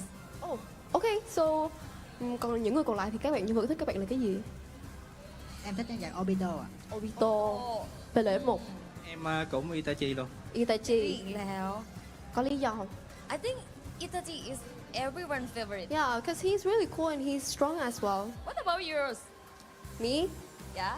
Hinata. For me it's the Hokage, the first Hokage. Okay, I understand. They're all little kids and they're cute. Okay. Go, let's move to the next Yep, question. shall we? Our second question. ใครในทีมคู่แข่งที่เรารู้สึกว่ารับมือยากที่สุด Okay, so in the match that you guys just played, you guys defeated Movistar R7. So did you find the most challenging to deal with the team or just simply no? Ở cái trận đấu vừa rồi là các bạn đã có một trận thi đấu cùng với đội tuyển Movistar R7 đến từ khu vực Latam, thì không biết là các bạn có gặp phải khó khăn nào hay không, hay các bạn cảm thấy mình có thể vượt qua được dễ dàng vậy ạ? Dạ, em thấy bắn như R7 khá là dễ, bắn như bắn boss vậy. It's more. Em thì em không đánh giá cao mấy khu vực khác ngoài Thái Lan về tự chiến nên là em thấy bắn cũng bình thường. Yusu cũng đồng ý tại vì có vẻ như là khu vực C chúng ta thì chơi tự chiến rất là nhiều, còn những khu vực còn lại thì có thể là họ cũng không có tập trung quá nhiều về tự chiến đâu. So for Tui, he feel like I feel like playing with R7 is kind of easy for us because like we practice a lot, so that's why we can defeat them easily. But for Esports, he doesn't really highly rate other regions like Brazil or Latam because like he only highly rated Thailand or Indonesia or just simply like C region, right? Because he feel like the C region focus a lot into Clash Squad, just like survival mode. Yeah, but for maybe it's because we are close to each other. Yeah, it is. So that's why our play styles are very similar, right? Yeah. ก็ตอนแรกนะคะเพลเยอร์คนแรกเนี่ยเขาก็บอกว่าคือต้องพูดว่าจริงๆอ่ะแอบรู้สึกว่าเล่นง่ายแต่ไม่ใช่เพราะว่าเขาไม่เก่งแต่เป็นเพราะว่ารู้สึกว่าทีมเวียดนามอ่ะฝึกมาเยอะเอามากๆเลยก็เลยทำให้รู้สึกเล่นง่ายส่วนเพลเยอร์คนที่2เนี่ยเขาก็บอกว่าเอาจริงๆแล้วอ่ะคือไม่ค่อยคุ้นกับโมวิสตาร์เท่าไหร่เพราะปกติเวลาเราเจอกันเราจะเจอในกลุ่ม C South East Asia ด้วยกันแล้วเพลย์สไตล์เนี่ยมันก็คล้ายๆกันเลยถ้าเกิดจะถามว่าทีมไหนที่รับมือยากเอาเลยจริงๆเนี่ยเขากลับระวังทีมไทยหรือทีมอินโดนีเซียมากกว่านั่นเองค่ะและนี่ค่ะก็คือ WAG นั่นเอง Congratulations for them ยินดีด้วยนะคะอ่ะเดี๋ยวเราพักกันสักครู่หนึ่งค่ะแล้วเดี๋ยวไปแจกของรางวัลกันต่อแถมใครเป็นแฟนปราสาทสายฟ้าและทีมอินโดนีเซียอย่าง RQ บ้างเตรียมตัวรอชมกันได้เลยค่ะ Okay, so again, congratulations for WAG, and we will hope to see you guys in another match with the next team. But now, let's moving on to our little break, and let's wait for the next match.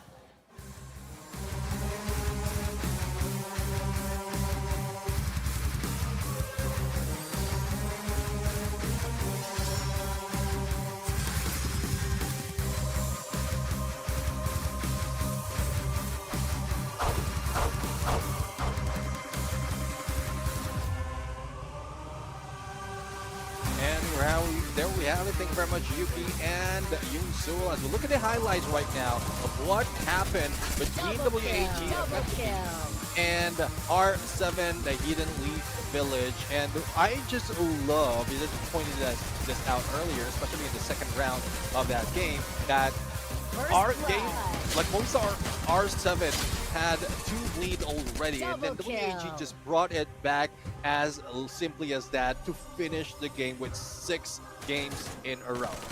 Yeah, it is definitely a hard pill to swallow. You know, if you're on Movistar R7, at least you can say that even though it's their first time, you know, they don't come in.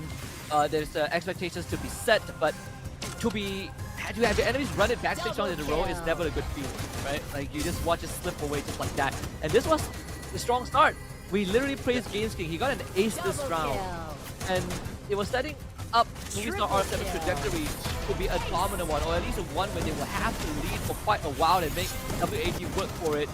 But after round 5, it fell apart. Like you could see that Movistar R7, it felt like it ran out of ideas, and the calls were getting a bit more messy. They were making a lot more mistakes, and the strategies, they stopped working with how strong this innate composition of WAG is. They just kept running at Movistar R7. Yeah, I mean, Movistar R7, they do have Games King who can bring in a lot of elimination, but it's just like that. He can bring in a lot of elimination. The rest of the teams couldn't follow through, and I did mention about him adjusting the game style of the rest of R7, but it didn't work for them. Not even an addition of a point has been gathered by the team at this point. So it's really tough, and hopefully this is a learning experience for Movistar R7 as well as Latam region. And WAG would be proceeding into the next game. Yeah, it's the next round where they'll be playing later on.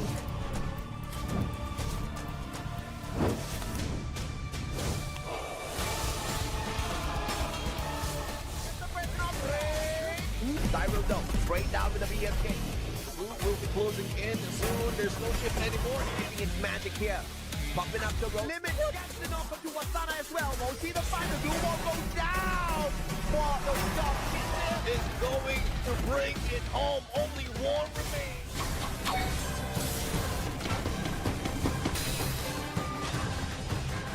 Amaterasu.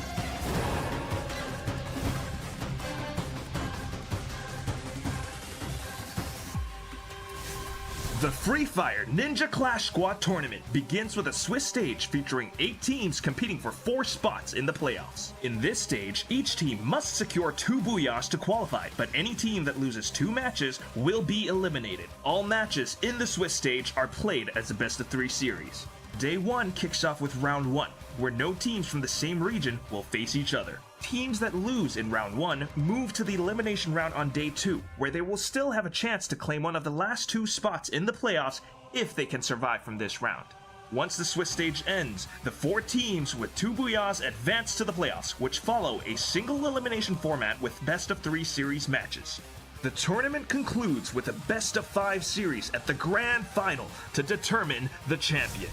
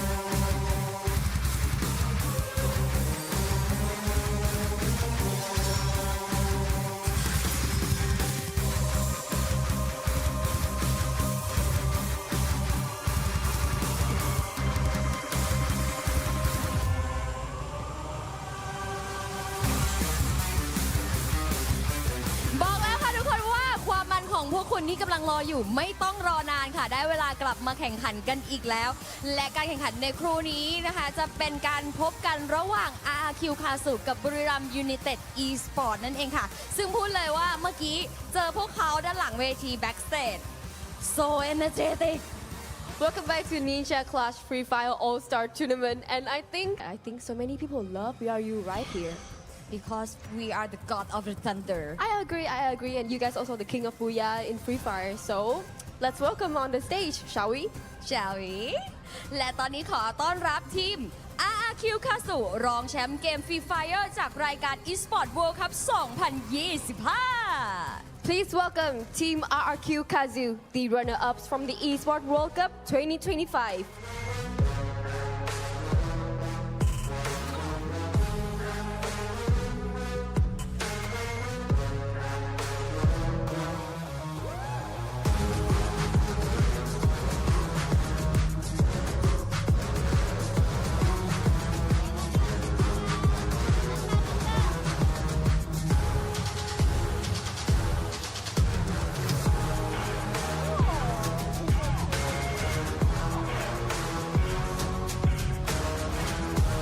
และทีมต่อไปรวมขวัญใจมหาชนปราสาทสายฟ้ารองแชมป์จากรายการ Free Fire World Series Southeast Asia 2025 Spring และนี่คือบุรีรัมย์ United Esports The runner-ups from the Free Fire World Series Southeast Asia 2025 Spring Buriram United Esports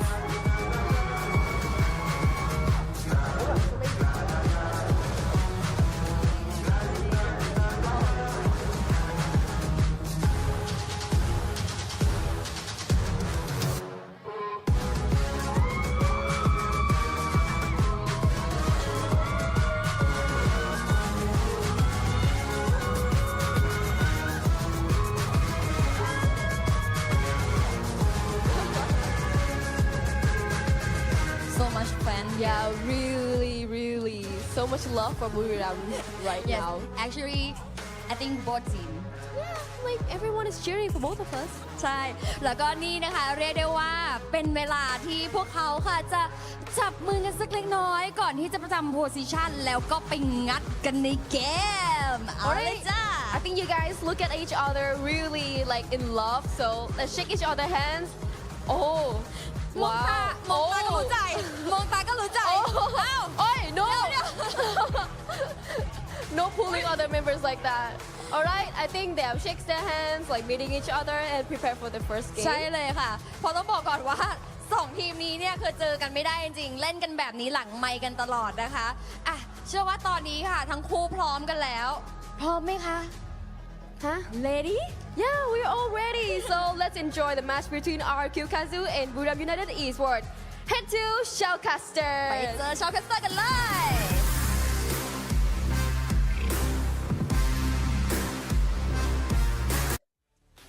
Thank you very much to our hosts Yunsu and Yuki, and also special shout out to my salted caramel macchiato coffee, because we are ready for more Free Fire action at the Ninja Clash Free Fire All-Star Tournament. And some might say this is a rivalry for the Aeons. It's RRQ Kazu against BRU, where the fight started on the stage before we got into the game. But it's Husky and the Gentleman Neptune to bring you guys more Free Fire action as we continue the Swiss stage of this event. Yeah, definitely the rivalry continues, and it might not be longer than Akatsuki and the Hidden Leaf Village, but this has been a long time running. But the previous season in spring, when Clash Squad is part of it, we didn't see them go against each other. So with this current meta, this will be something different as well, but hopefully they can bring more into the gunfight, similar to what we've seen the other teams has done. Probably not similar to what we've seen from WAG and R7. Stretch it out to 3 rounds, why not? Because we are talking about teams that has been rocking the Southeast Asia scene for the longest time. It might be for Battle Royale, but for Clash Squad, this is their chance to bring it on. Oh yeah, absolutely. I think, you know, for the side of RQ and BRU, they both have something to prove, especially when you just look back at the track record of these two teams. And it's something that I wouldn't expect myself to say, you know, if it was like 2-3 years ago. But RQ's track record in the past 9 months have been better than BRU overall. EWC, second place. FFWS Global in Rio, second place. So, you know, BRU, I don't think they're forgotten just yet, but RQ has definitely fulfilled some of the prophecies, you know, of keeping up and overtaking BRU. But Clash Squad is a different being. Let's see if this one really goes to 3 games. Yeah, definitely. I mean, it's different as well as the venue. There's home crowd advantage for Buriram United. We heard those cheers right there, and yeah, Yuki and Yunsul did mention that they're cheering for both teams, but most of them are just cheering for Buriram United. It's home ground for them. They have all that energy, but I'm pretty sure RRQ will not be that easily faced despite of all that pressure, because they have been in the pro scene for quite some time, and they have been on stage for so many years that they can, like, the pressure will not really affect them that much. So let's see though, in terms of gameplay as well as the adaptation of the update, because if I'm not mistaken, there's a few